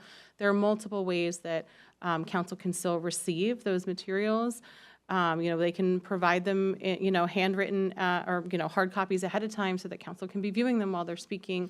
And so we have provisions to allow for that, to get the message across, and the visual message as well, to council members. And so, but I do really think that Deputy Mayor's idea warrants us exploring that. Thank you. Thank you. Councilmember Sweet. It must be 10, yep. It's 10. I agree with Councilmember Falcone. I support the Deputy Mayor's suggestion moving forward. My sense is that a little will teach us a lot. I also think that we need to consider things. I was in discussion with the mayor earlier today, particularly around Ms. McConnell. She has been wanting to do a presentation around their parking bike valet. And I suggested to her that she contact Amy Bolin. It's 10 o'clock. Amy Bolin. With regard to being put on the agenda for a presentation. And I think that's actually true. We should consider that for like sustainable ambassadors, that kind of things. Those things could be presented as presentations. And it would give them more time to get the information to us in a simpler manner. So I too support the Deputy Mayor's suggestion. Councilmember Black. Thank you, Madam Mayor. I'll just weigh in. I agree with the approach that Deputy Mayor has outlined. And I appreciate the visual images, even from items from the audience, and I appreciate items from the audience being that opportunity to hear whatever our public wants to say. If there were a way to address bad actor, if I had a proposal for how to deal with the bad actors in a way that didn't involve regulation of content or point of view, and if I had a disciplined way of addressing signs and placards at the same time as allowing digital presentations, I would offer it up. I just think the reality is there is no such disciplined way of distinguishing those two, and so I would just echo what's been said, which is those digital presentations can be provided to us in any number of ways. And items from the audience is an opportunity for the audience for the community to talk to the council. And so those other forms of sharing those presentations, it meets that purpose, which is to communicate to the council an important visual image, graphic, graph, map, et cetera. That opportunity's there, and it's fully consistent with the purpose of items to the audience, which is to share your thoughts and ideas with with the members of the council. So I think if I understand the direction we're going, I support it with doing something, trying out something new with public hearings, but adhering to our existing policy regarding digital presentations for items to the audience. Thanks. Thank you. Councilmember Tim Chisholm, did you have additional comment? No, I agree with the Deputy Mayor and what's been said about items from the audience and not necessarily opening it up to this issue. Thanks. I also support piloting this with public hearings. I agree with what's been said, and as Councilmember Falcone said, doing it during items for the audience could be messy, and it has the potential to disrupt our business meeting, and that's not what we want to do. And I also support what Councilmember Sweet said, which is special presentations are an option for those special circumstances. So I think you have enough to start with. I know, Councilmember Pascal, that isn't your direction. Is there anything else you want to add? Well, just on the special presentations, I think we need to think about that though, because if we open up to one group, we have to open up to all How do we- groups. And so how do you start managing that, and what's the criteria? I don't know that that's a simple solution. Yeah, I do agree with that. We have done that in the past with Kirkland Performance Center and PSE, but we need a criteria for what qualifies as a special presentation. So, That's a good point. okay. Oh, Councilmember Tim Chisholm? I suggested limiting it to one image or slide. Oh, yes. And I don't know if anybody supported that or not, and I don't think we gave feedback on that. So if you don't like it, fine, but I'd like to hear. I actually like the idea, if it can be, yeah. I support one image. What I'm not looking forward to is a 10-slideshow. Yeah. Councilmember Black. Yes. Oh, thank you, Madam Mayor. For me, it's not about the number of number of slides or how long it's going to take. I don't think there's in my opinion, we wouldn't, if we opened it up to one slide, we've opened up an inconsistent approach to the whole thing, and it becomes really messy. So, I'm throwing my weight behind our existing policy. No digital presentations, not even one slide. If you've got 1, 2, 3, or 5 images, email them to council. I think he meant public hearings, but go ahead, Councilmember. Oh, at public hearings. Yeah. I agree that items from the audience is not the place for that. I'm suggesting a limitation on public hearings of one image or one slide so that there's not a next slide, and so that staff isn't burdened with running somebody's slide deck, basically. I mean, they've got 3 minutes, so that was my question to the rest of you, so that Mr. Walbrecht could have, whether it's up or down, have some direction on that. Councilmember Black? All right, well, weighing in on that, I think the 3 minutes becomes a limiting factor, not the slides. I don't know how many slides you can get through in 3 minutes. So in some ways, I feel like it's self-limiting already. So I totally understand it, and I appreciate raising the issue, but again, I think the 3 minutes will ultimately be the limiting factor. Thank you. Councilmember Falcone? Thank you, Madam Mayor. I mean, the mayor, reiterated, I think, what the deputy mayor mentioned, that we would like to pilot this for public hearings. So I would like to just keep in the back of our minds the idea of one slide, but maybe try it without that restriction since it's a pilot. And if it becomes a concern, if there is an issue that needs to be addressed by limiting it to one slide or 2 slides or something like that, I think then let's move forward with restricting it even more. That's kind of the point of a pilot, right? To kind of test it out and see how it's working, and if there are things that we need to tweak or whether we want to continue to proceed with it. So that would be my recommendation to address that. Agreed. All right, social media. Okay, and so I believe, as you all are aware, and I believe, Mayor, you sent around a PowerPoint from the Municipal Research and Services Center, MRSC. The recent Linkey versus Freed Supreme Court ruling determined a new test for when a public official's use of social media constitutes government action for the purposes of First Amendment civil liability. We're not going to go into a whole ton of background, but we're absolutely available for any questions. I do just want to mention that and as noted in the memo, the MRSC guidance on this in order to limit First Amendment liability is to create and designate social media accounts for public officials to use in their official capacity. Also establish clear parameters when they're of the official speaking authority, and also adopt rules to indicate when the views are those of the author and not of the body or the city. And so the council's current policies and procedures, by staff's determination, address the latter 2 points, but the first point is one that the current policy does not contemplate. So, and as noted in the MRSC article, the legal pitfalls related to social media use become more prominent when officials use personal accounts for official purposes. And so staff made the following recommendations for council discussion and consideration. I'm looking for feedback on those tonight. Those are, council members should create separate social media accounts for official use, personal use, and then use when running as a candidate. Also, provide clarity. Council members are not to use personal social media accounts to post information regarding city business. So just make sure that's very clear.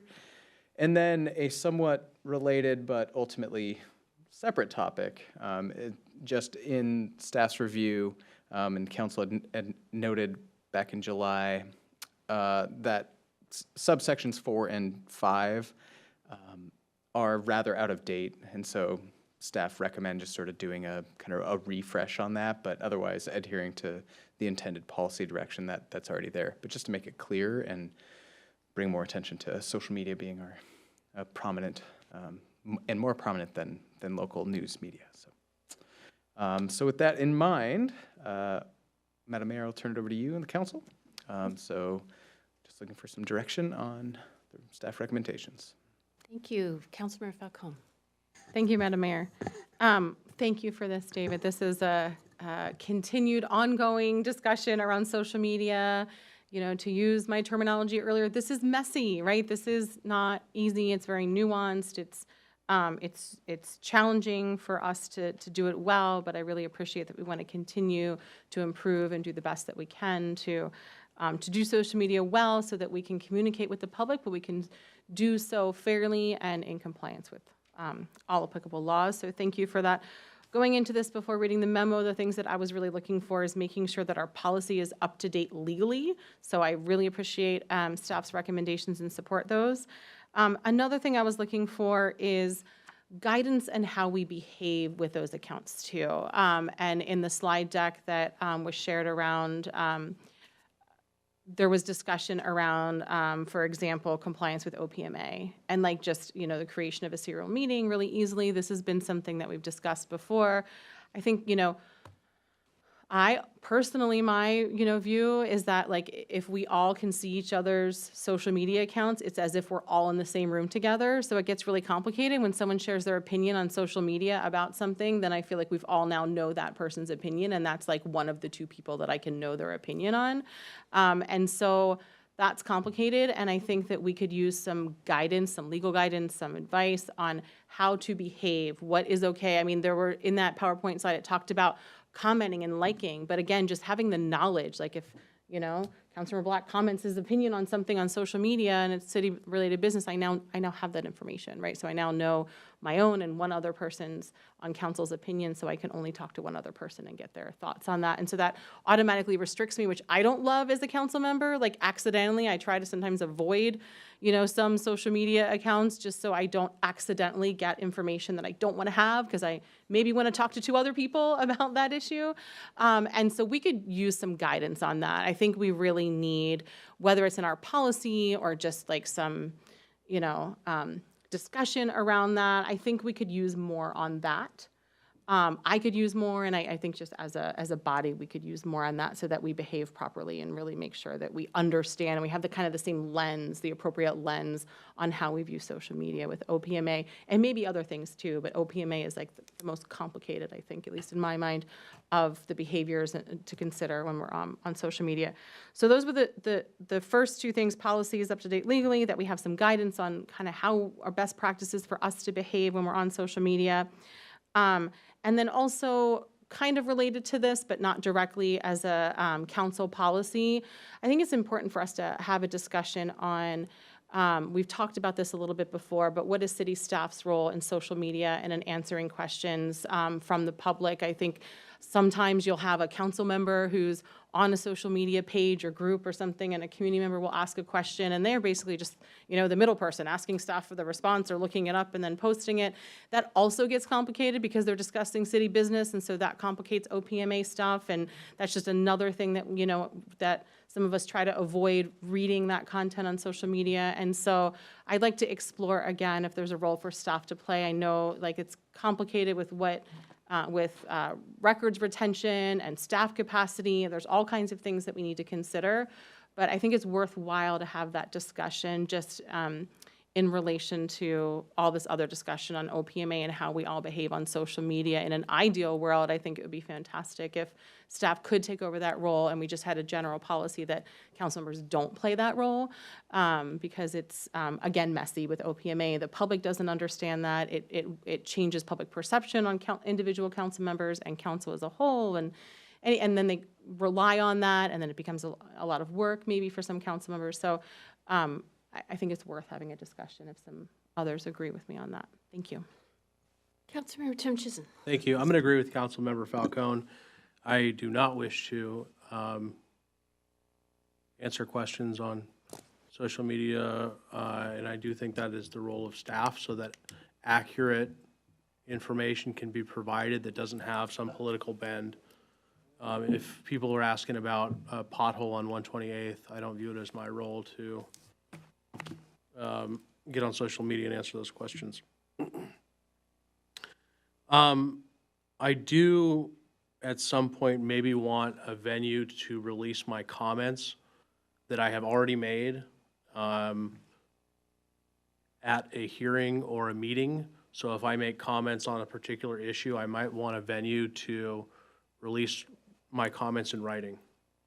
And I'm not sure what the best way to do that is. I don't have a suggestion, whether it's social media or a website or an official City of Kirkland communication, but if it's an important issue that I feel strongly about and I spoke for 3 minutes, I may want to release those, my written comments.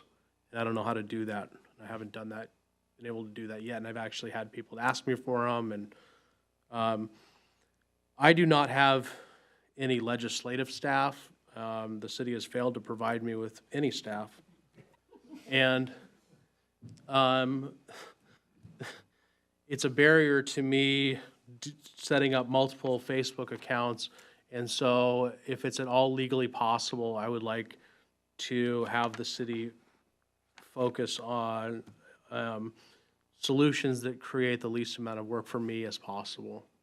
Also, if you do create rules, you're going to have to be able to advise me on how to do this or what I'm supposed to be doing. And so there's going to have to be an expert, and that may be the city attorney, but it also may be Mr. Walbrecht that is the Facebook or social media go-to where I can ask questions to make sure what I'm doing is appropriate. But this was specifically an issue. I'm sitting in this seat, and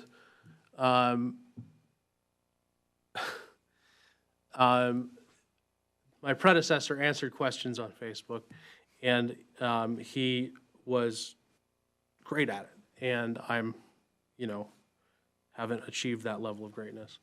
And so I do think that we do need to explore perhaps ways that staff can provide official answers to city-related questions. Thank you. Deputy Mayor? Oh, sorry, I didn't see him. Councilmember Pascal? Thank you. Couple things. When it comes to kind of you had a couple recommendations on the social media accounts. I would like to make sure those would be more like guidelines, not requirements, because if someone doesn't want to have a social media account, they don't need to. I mean, so if a council member doesn't want to be on social media, they don't have to be. So why would we require that? So I just want to make sure that it's kind of best practice is what I'm hearing. And that's good.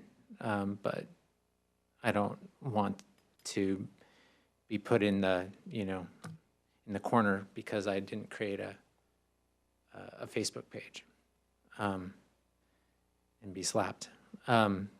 The other one is, honestly, I don't know, Councilmember Falcone, I don't know how to get at your issues because I would be afraid that doing what you're asking would infringe on my First Amendment rights, because I should have the right to share my thoughts on any issue publicly at any time, as an individual. So I don't know how you get around that. I could write a guest art, I could write an editorial, I could post on a website, I could, post on a social media. I would ask the city attorney to say, how would we restrict that? Wouldn't that be against the First Amendment? Certainly council members in their personal space have the right to speak about issues without without the city restricting that. Yeah, so I would be concerned about any proposed language that would infringe on First Amendment rights, is what I'm saying.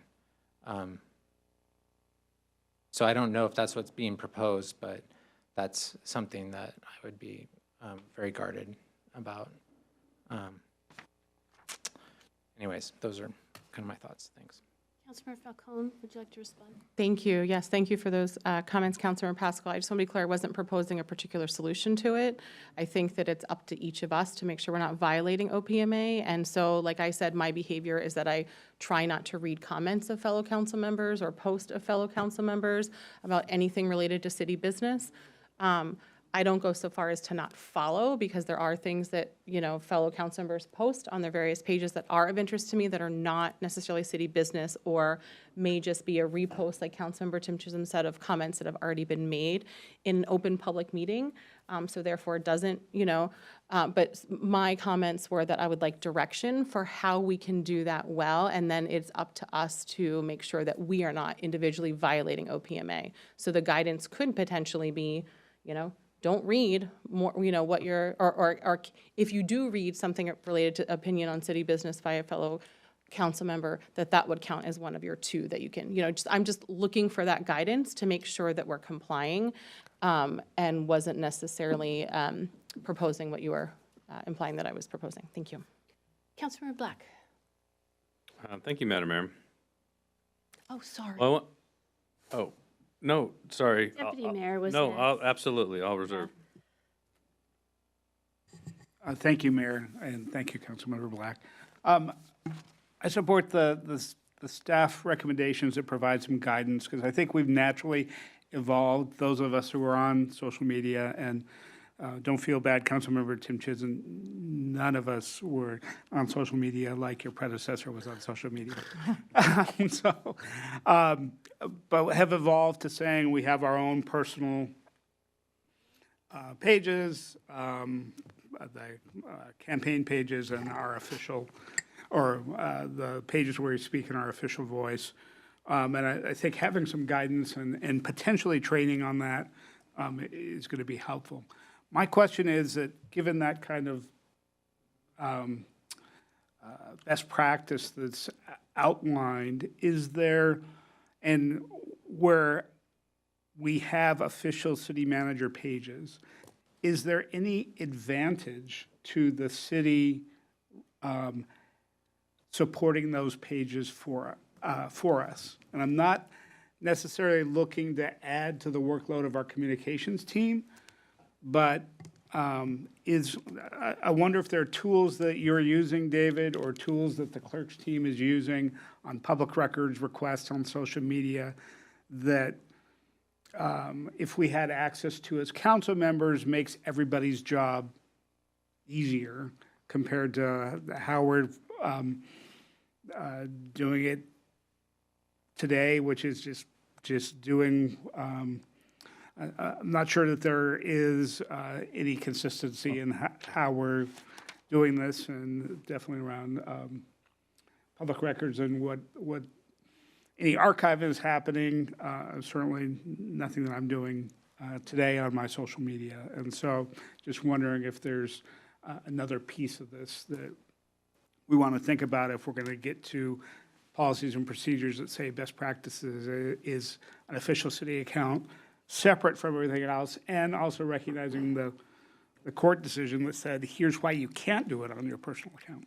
Thank you. Thank you. Councilmember Black? Thank you, Madam Mayor. No one wants me weighing in on this topic at 10:30 at night. Because I have so many questions about, just based on my council colleagues' comments, which are super helpful, right?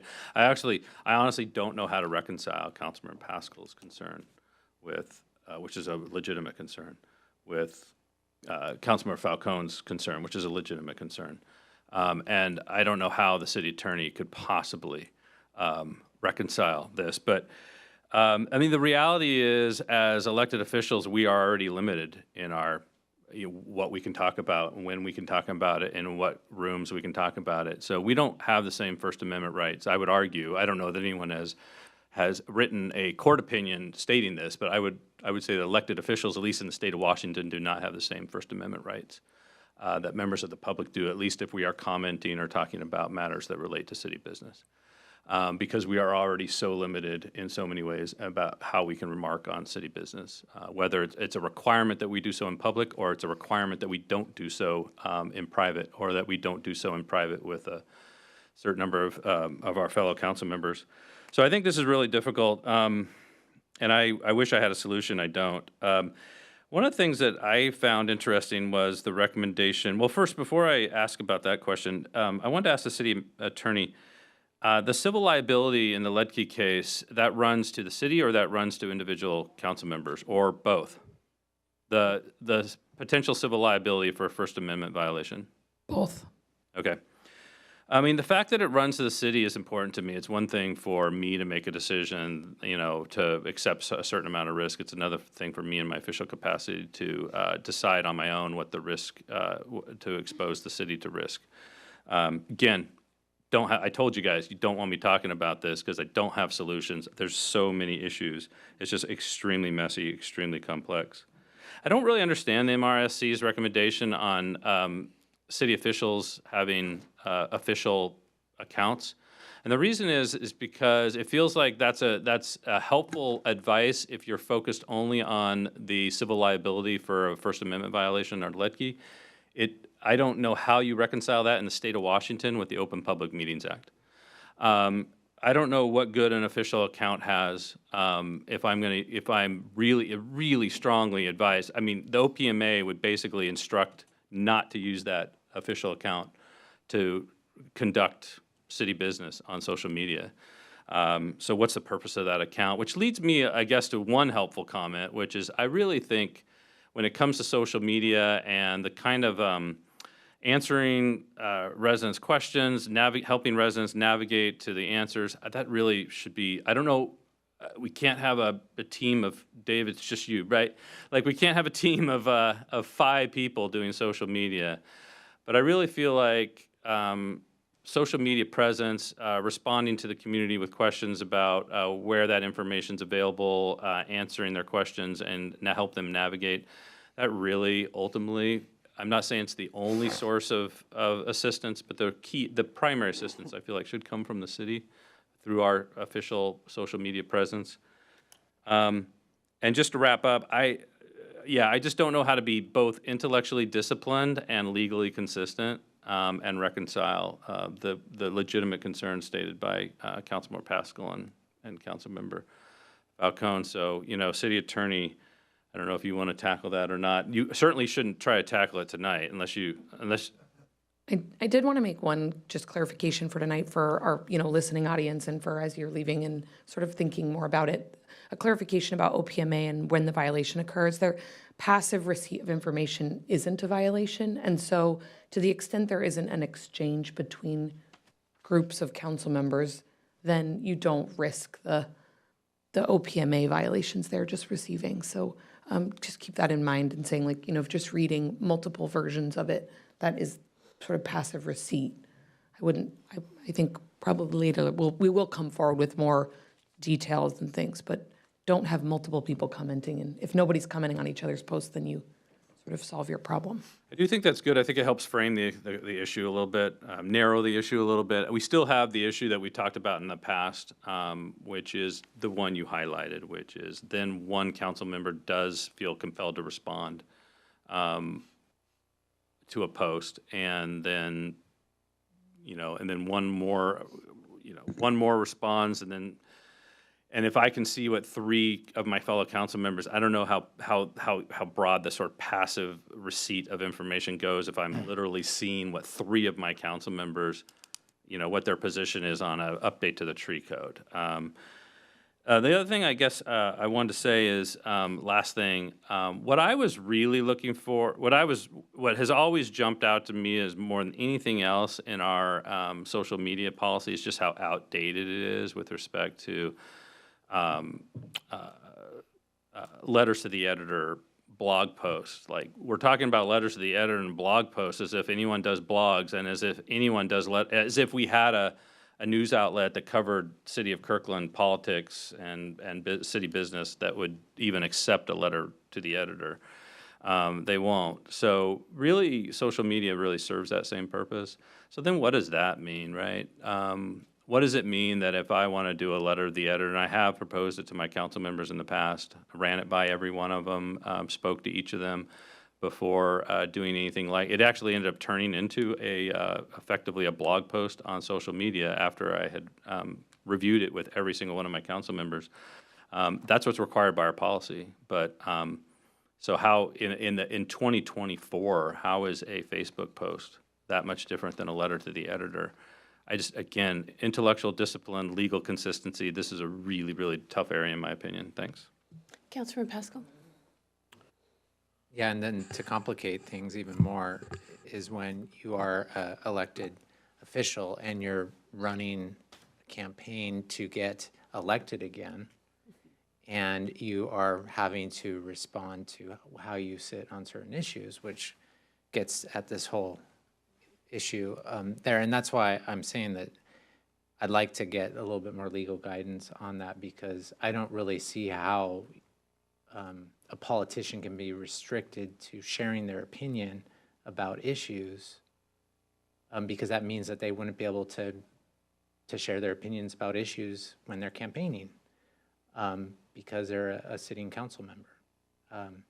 So, I mean, that's what I think, that's the context I think we have to think about this, because as a politician, you're kind of always campaigning in a way, right? So, I don't have an answer, but I would like to think about it also in that mean would be helpful. Thank you. Anyone else? Okay. I don't think I have anything to add. Cat videos. I think what I'm hearing is what are the legal requirements that we need to make sure we follow so the city isn't vulnerable? And in those legal requirements, what is the obligation of the city to make sure that we're not violating those legal requirements? And in that, does that mean that there are rules around archiving? And does the city attorney's office audit our accounts quarterly or so forth? And if we do that, then does that mean that we're even more legally liable? So I think there's the legal side of it and what is required of us. And then there's the whole code of conduct piece of it, which is when do we share information? How do we share information? Are we blindsiding each other? Are we creating a negative environment that doesn't benefit all of us? It's icky and messy, and I hate social media. To share, I have 3 accounts. I have my personal account where I post pictures of my dogs and my garden. I have my campaign account and then I have my city account, or my council member account. My council member account, all I do is post informational. we did this ribbon cutting, we did this engine push. I don't talk about policy at all because I think that it puts all of us in a challenging place, as said earlier by the OPMA. So I don't have any solutions. I recognize this is complicated. What I do think might be helpful is to see what other cities are doing. Nationally, there's got to be best practices on this. There's got to be somebody out there that is trying to figure out this in a way that's helpful for all of us. So that's what I got. All right. We'll be back. Yeah, we'll be back. Yeah, and that was clear as mud. No, it was such a, I have to say, really interesting conversation. So I think what we'll do is bring several options to have you weigh and discuss. I do think it's a great idea that we, query a few cities on how they manage it and see if there is a best practice. MRC sometimes will have some really great policies that they've collected, so we can go there and look too. Just to City Manager. process without asking for any commitments at this point, it feels like whatever we come back, that's a very lengthy conversation. And as I look at the agendas we have in the future, it would be difficult to squeeze a lengthy conversation about social media into them. Would the council be interested in having this be a January discussion, or maybe us seeking maybe a small focus mini retreat on just not the other three topics? So I think we figured out some of the other council policies and procedures, but maybe something just focused and separate on the social media piece of it. I think I'm just going to go. I think it's complicated enough that we need to allow time, and I'm willing to. We're not going to fix this in the next 2 months, so I'm willing to delay it until after budget and everything else happens in January. Anyone disagree? January 26th. January 26th. And in the meantime, we'll come back with some of the other options that seem to be quicker. So, and we might have some smaller suggestions or some guidelines in the meantime that aren't the full discussion, but might be helpful. And then the next question is, any new topics that council wants to raise? Councilmember Tim Chisholm. Thank you. There's been an increase, I think this is a policy and procedure issue, but I think there's been an increasing interest in board and commission appointments and the process by which we follow, and this could affect my ethical conduct. And so I'd like to get the city attorney's opinion on what level of disclosure is appropriate for an applicant for a board or commission in terms of where they've donated financially, what groups they're associated with, and things like that, what information I should know about them while they're in the application process. Sounds good. Well, the commissioner, yes. If the commissioner has, Applicant. well, they're not a commissioner, they're an applicant. They've donated, they've made donations that could impact our evaluation of them. And should we have perhaps a question on the application that requires financial disclosure or disclosure of memberships of professional associations or things that would impact our evaluation of the applicant. And that, in the past, has not been part of the application process for somebody applying to a board and commission. And so we haven't gotten that information before. Councilmember Falcone? Thank you, Madam Mayor. Just to add on to that, something that I think would be worthwhile exploring is also like social media screening as well, because there have been instances in other cities where there's been folks who have been members of like extreme hate groups or done really offensive things that I think would be worthwhile for council to know as well. So I'd like to explore what that might look like. City Attorney? Just to clarify, not just specifically the legal questions about those, but more broadly, you want to explore what we should be asking about of our applicants and on the application? Or are you, and part of that could be sort of some information about what they should be disclosing? If an applicant has donated to my campaign, then they apply to be on a board or commission. What do I need to disclose, and what question should we perhaps have on that Board or Commission application that would disclose that. If they're a member of any groups, professional organizations that have a stake or an interest in the subject matter, which way they will be deciding on that Board or Commission. Which, I don't think anybody disagrees with that, but Councilmember Falcone had a whole different. Yeah, I feel like Councilmember Tim, I don't disagree with Councilmember Tim Chisholm's proposal. It seems very narrowly focused on the current circumstances in our city, and it just kind of triggers like the thought of what kind of screening do we do, what's appropriate. I'm not necessarily proposing what is appropriate, but if we're going to look at that, I wouldn't just want to be very specific to like the concerns we're hearing right now about a very specific, organization or something and criticism related to that. I think we should have the discussion on what is appropriate. Yeah. Go ahead. That's totally fair. I agree with Councilmember Falcone. I think what I'd like to get at is being able to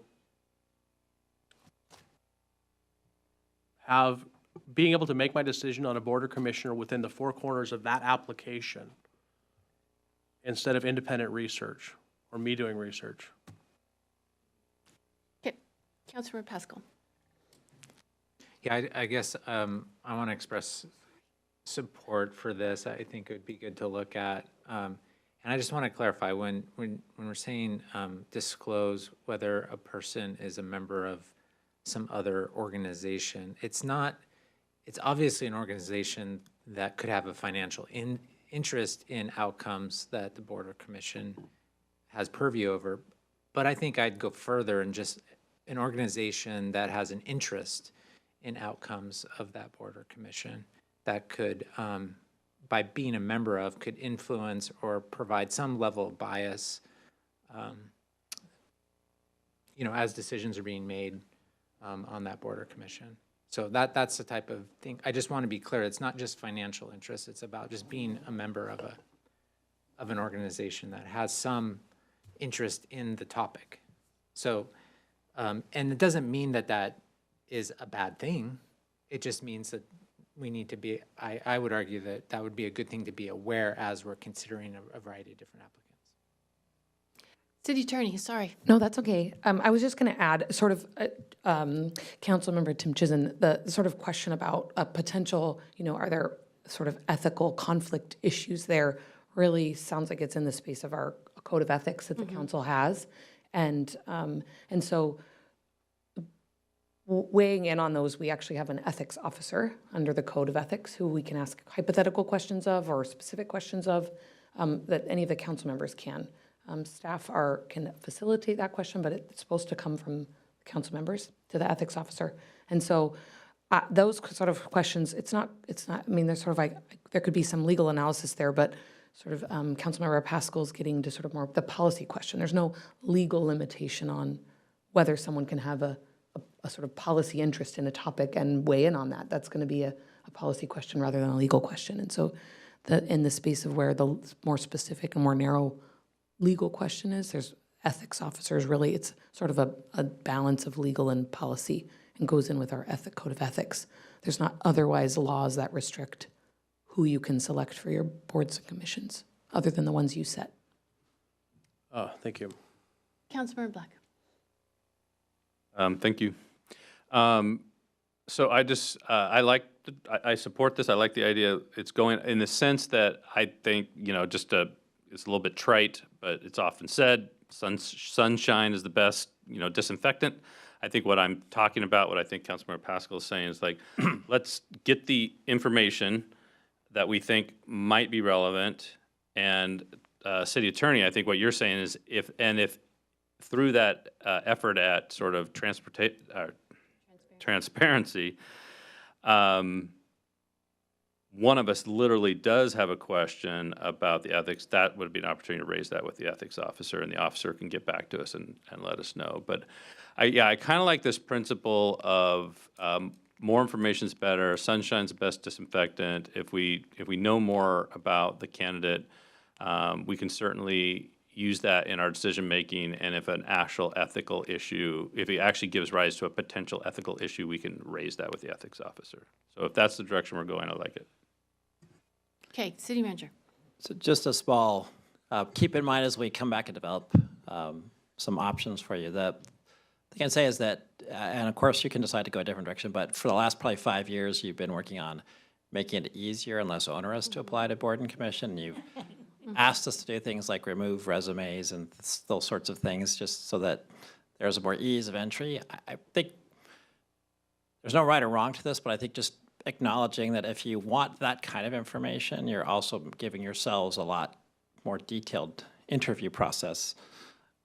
So you're going to have to think differently, think about how many people you might interview or how you're going to interview them if you want to have these kind of thresholds, unless we can do something very simple. But so anyway, we'll think of options to bring back to you, but I do think you need to think about what you're getting yourselves into in that sense. And because I think it's probably a very worthwhile investment of your time, but it would probably be a fairly hefty investment of your time unless you wanted the staff to be doing some sort of pre-screening or something, almost like a job application. So anyway, there's just a lot more to it than I'm interested in knowing what their history is. I'd also say that the boards and commissions sort of have inherent, I won't call them conflicts, but they lay out that you specifically want people who have these areas of expertise. Like if you think about the Transportation Commission, we go after people who make their living doing transportation stuff. So I just think there's a lot to ponder as you start to get to these kinds of things beyond just sunshine, right? So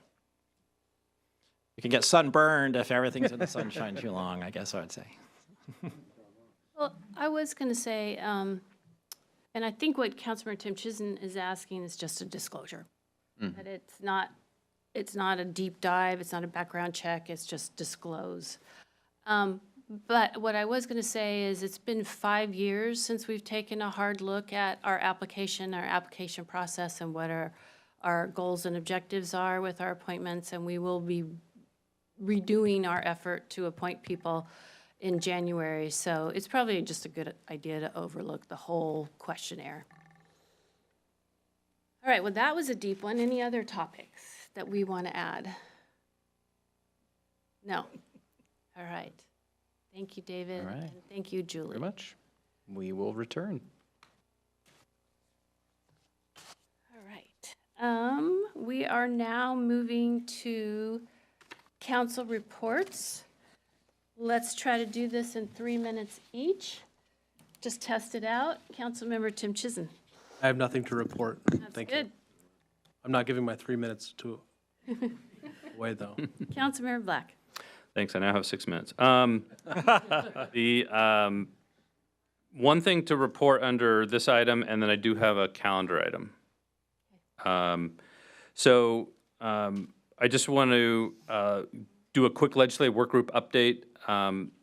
The legislative work group really dying at the heart of our government affairs team is, you guys know this, is gathering ideas from city council members and from department heads with ideas for our legislative agenda.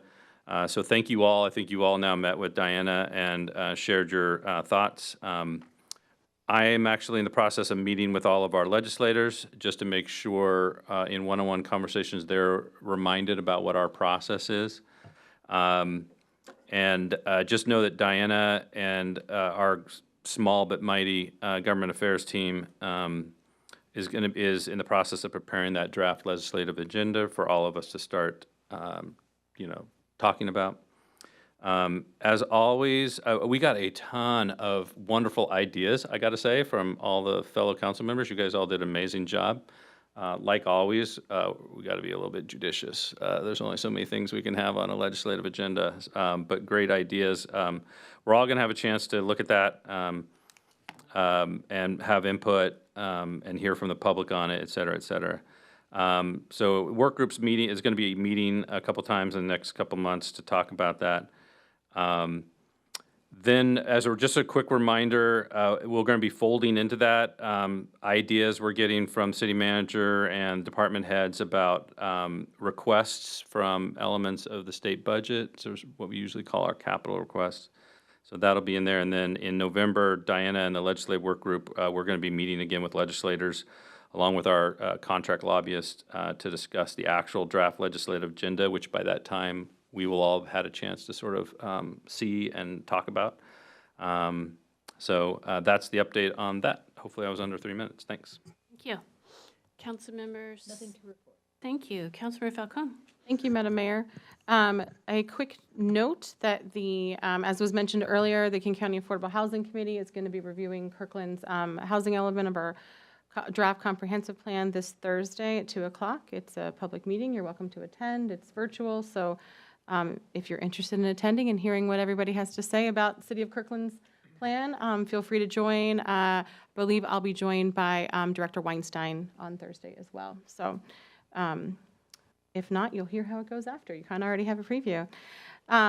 Just one note, if I may. Thank you, Councilmember Black, for the update on the legislative work group. I think I've mentioned this before, but it would be very helpful if the full council could receive the same information that the legislative work group receives as they receive it, including, for example, all the ideas of fellow council members and staff.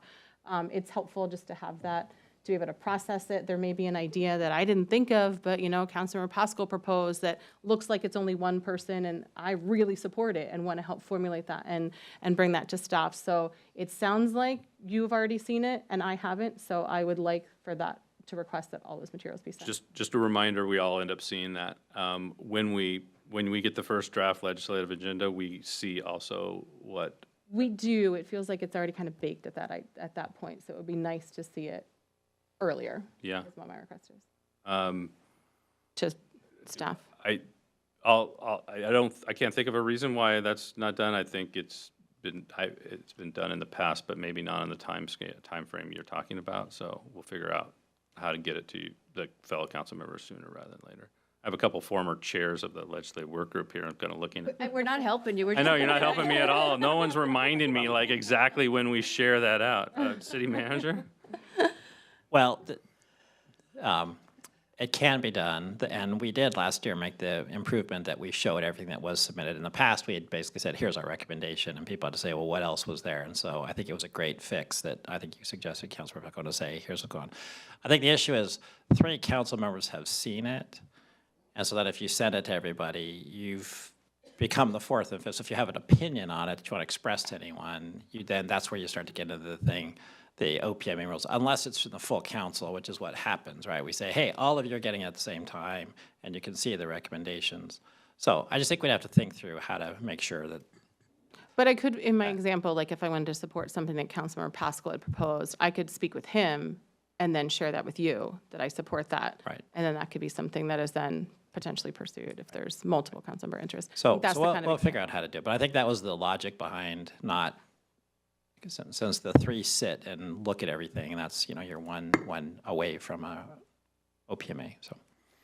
And I do want to remind, when the first time that we look at the legislative agenda, it's a draft. Yeah. So there is opportunity to refine it, improve it, change it before it comes back. So, okay. Yep.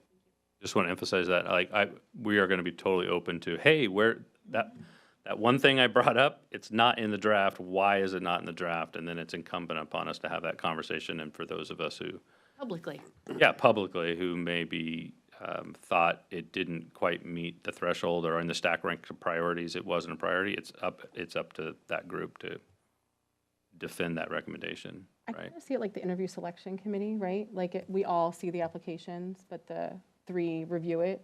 Right, and so we have that information when the recommendation comes back. We've already processed it and are prepared. Thank you. Councilmember Pascal. Yeah, the only thing that chairs have the opportunity next week to go to the Walk, Bike, Roll Summit that Cascade's putting on in Tacoma, UW Tacoma, and was invited by Barb Chamberlain, who's a WashDOT Active Transportation Director, to sit on a elected officials panel to talk about how each agency is kind of approaching the safe systems approach. So that will be something I'm looking forward to next Friday down in Tacoma. Thank you. Deputy Mayor? Thank you, Mayor. Today, the King County Regional Policy Committee met.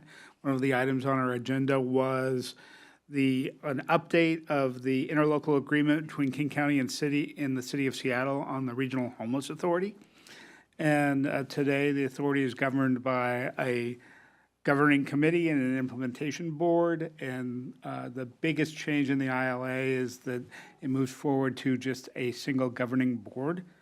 The people with lived experience that were part of the implementation committee would have seats on the single governing board. I will send some email on this with the specifics, but if there's any feedback that the City of Kirkland, we want to make as the City of Kirkland, amendments we'll be looking at our next special RPC meeting on the 30th of September.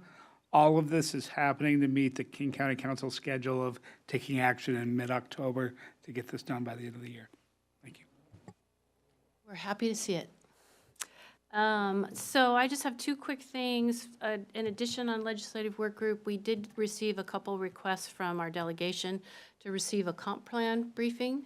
So we will be providing 2 opportunities for our legislators to hear about our comp plan.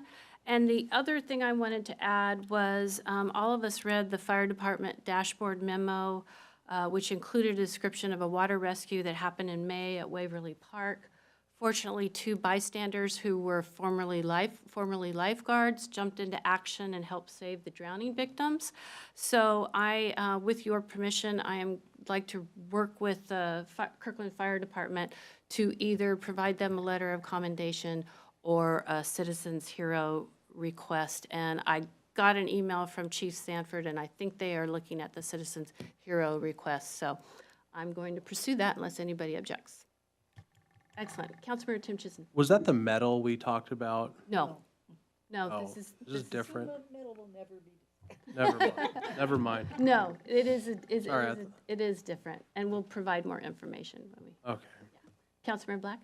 Thank you, Madam Mayor. Just real quick, I want to clarify, just in case there was any confusion. The comp plan briefing is being provided by the planning staff, not by members of the legislative work group, giving our own take on the comp plan. I just didn't want there to be any confusion in the public or among my colleagues. It is a briefing by the planning staff themselves. Same presentation that the public has seen. Thank you for that. It's 11.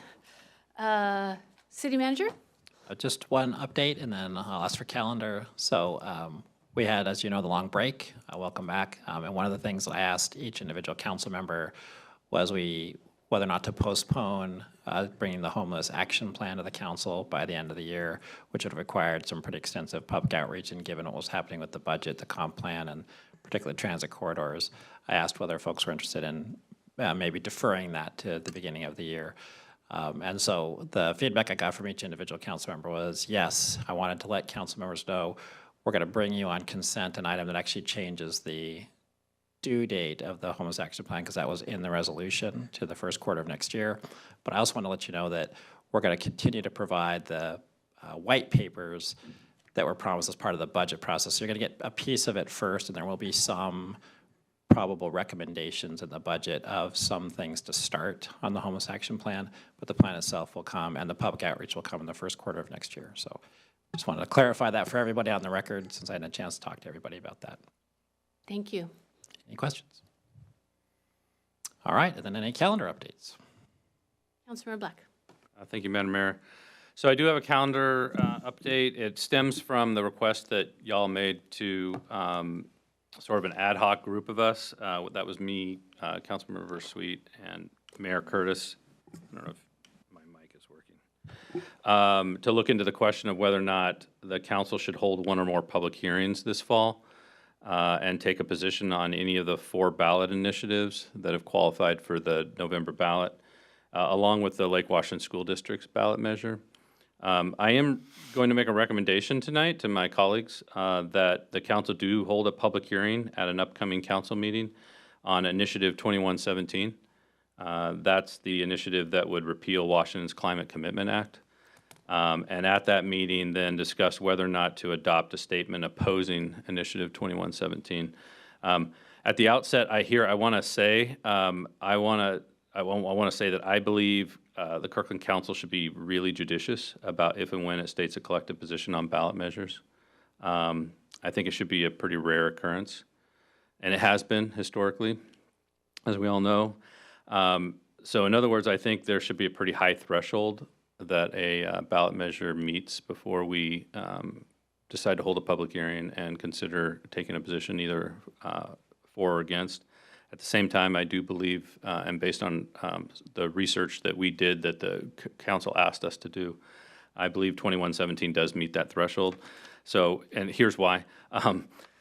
We have a sustainability plan, and it describes several strategies and initiatives that will help address adverse effects of climate change and help Kirkland be a more climate resilient community. So we literally have adopted policy concerning these matters. There's a real budget impact to cities, and our city is no different. Repeal of the CCA will directly affect the city's budget and the financial resources that are available through grant funding to implement the strategies and initiatives that we've already adopted as part of our sustainability master plan, and the specific projects that underlie that.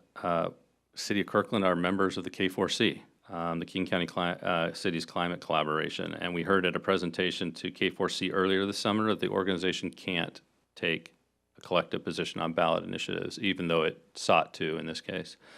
The result is that K4C cities have been encouraged by their neighbors to consider a statement in opposition to 2117. By neighbors, in this case, I mean sort of our collective members of the K4C. We have gotten community input, so partly as a consequence of K4C not being able to state a collective position, the council has received encouragement from several members of the Kirkland community to consider a statement in opposition to 2117.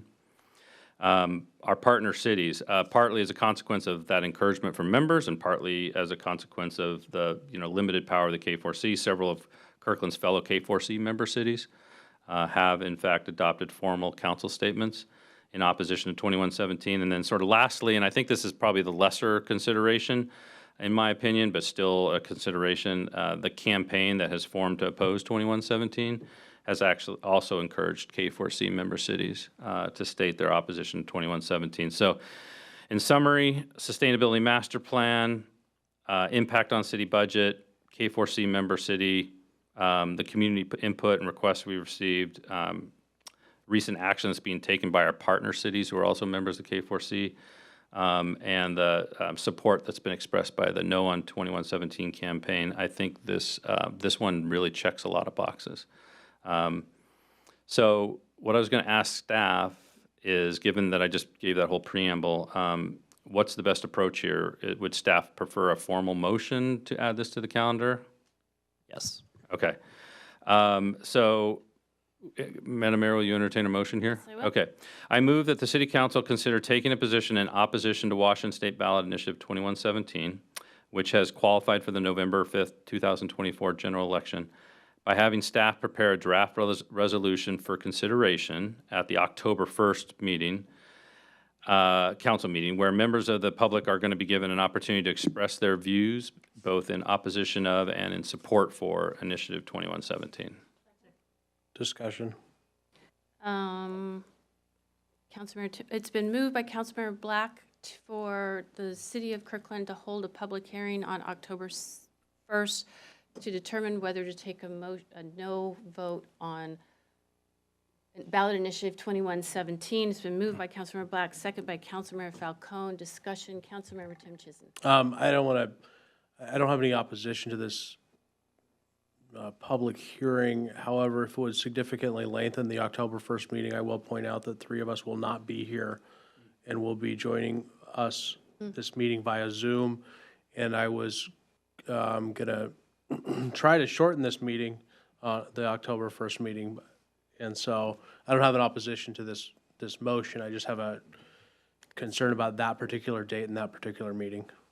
It's a fair concern, and our September 17th count, would you like to go through all the things we're covering on the 17th? Well, let me maybe drop the date from the motion, and I'll take a look and see if there's some things we can move around to see. Okay. Because that was one of the issues. We have 4 big business items, 3 Okay. special presentations, but thank you for raising that. Okay. Would you like to amend your motion? Yeah, I'll take that as an amendment. So just, instead of a draft resolution for consideration at the October 1st meeting, just at an appropriate meeting between now and no, that's fine. That's appropriate meeting's enough guidance, thanks. I need a second on that amended motion. Thank you. All right, Deputy Mayor? Thank you, Mayor. First, point of clarification, is this the first of a series of motions, or is this the entire recommendation for things that we should consider for taking a position on? Okay, thank you, Madam Mayor. I will respond to that. Yes, implicit, but certainly not made clear enough. This one checked, 2117 checked a lot of boxes. It wasn't obvious to us that the others did, so.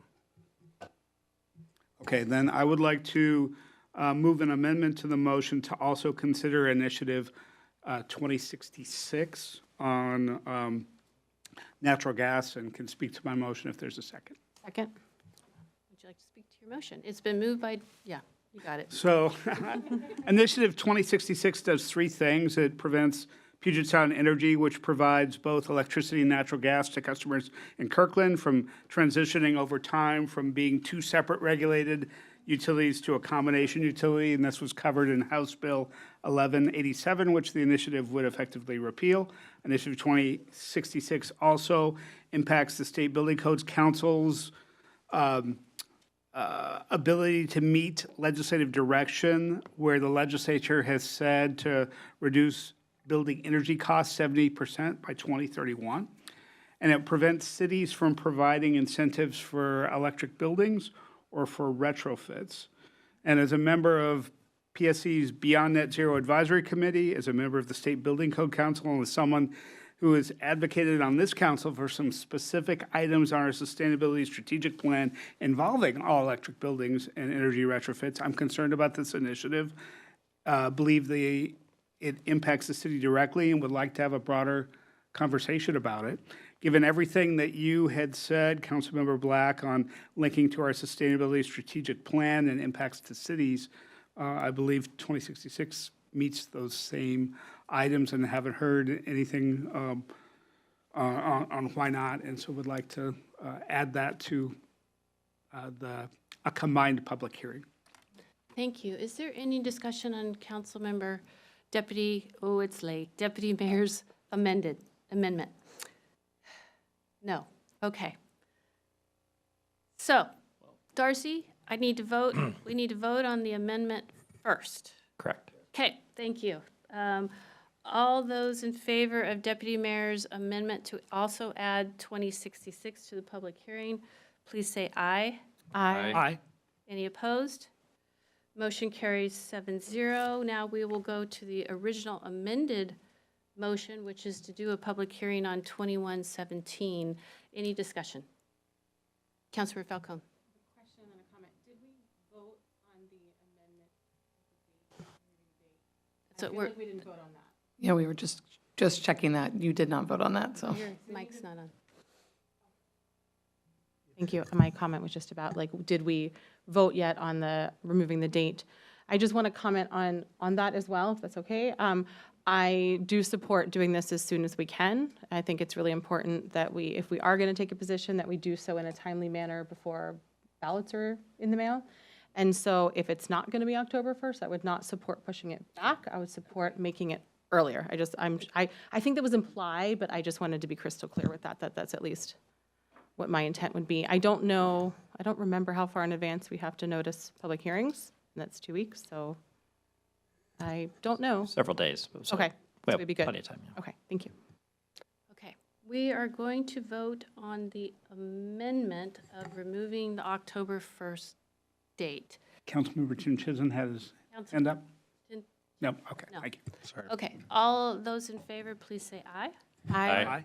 Any opposed? All right, that amendment. Now we're going to vote on the original motion. Any discussion? All those in favor, please say aye. Aye. Any opposed? Motion carries 7-0. Thanks, everybody. It's hard to do this late at night. Okay, city manager, anything else? Not unless there's any other one. Anything from Calendars? council on calendar? Councilmember Tipton? I'll just restate, the first meeting in October, 3 of us will be gone, and I would appreciate any consideration that the city manager and staff can take in lightening the agenda or not discussing highly controversial or comp plan or, no? Are we gonna dive right into that? We've got a big, yeah. Okay, let's see. well, Go ahead. Thank you. I just want to clarify for anyone in the public that 3 members of council are not going to be gone as an absent from the meeting, but going to be traveling and therefore planning on attending virtually. Thank you. Absolutely. I ju- And they'll be in the wrong time zone. All right, thank you, Councilmember Tim Chisholm. We hear you on October 1st. I don't feel heard, but that's okay. All right, I think that's it, everyone. We are adjourned. I Thank know. you very much. Well, it was my.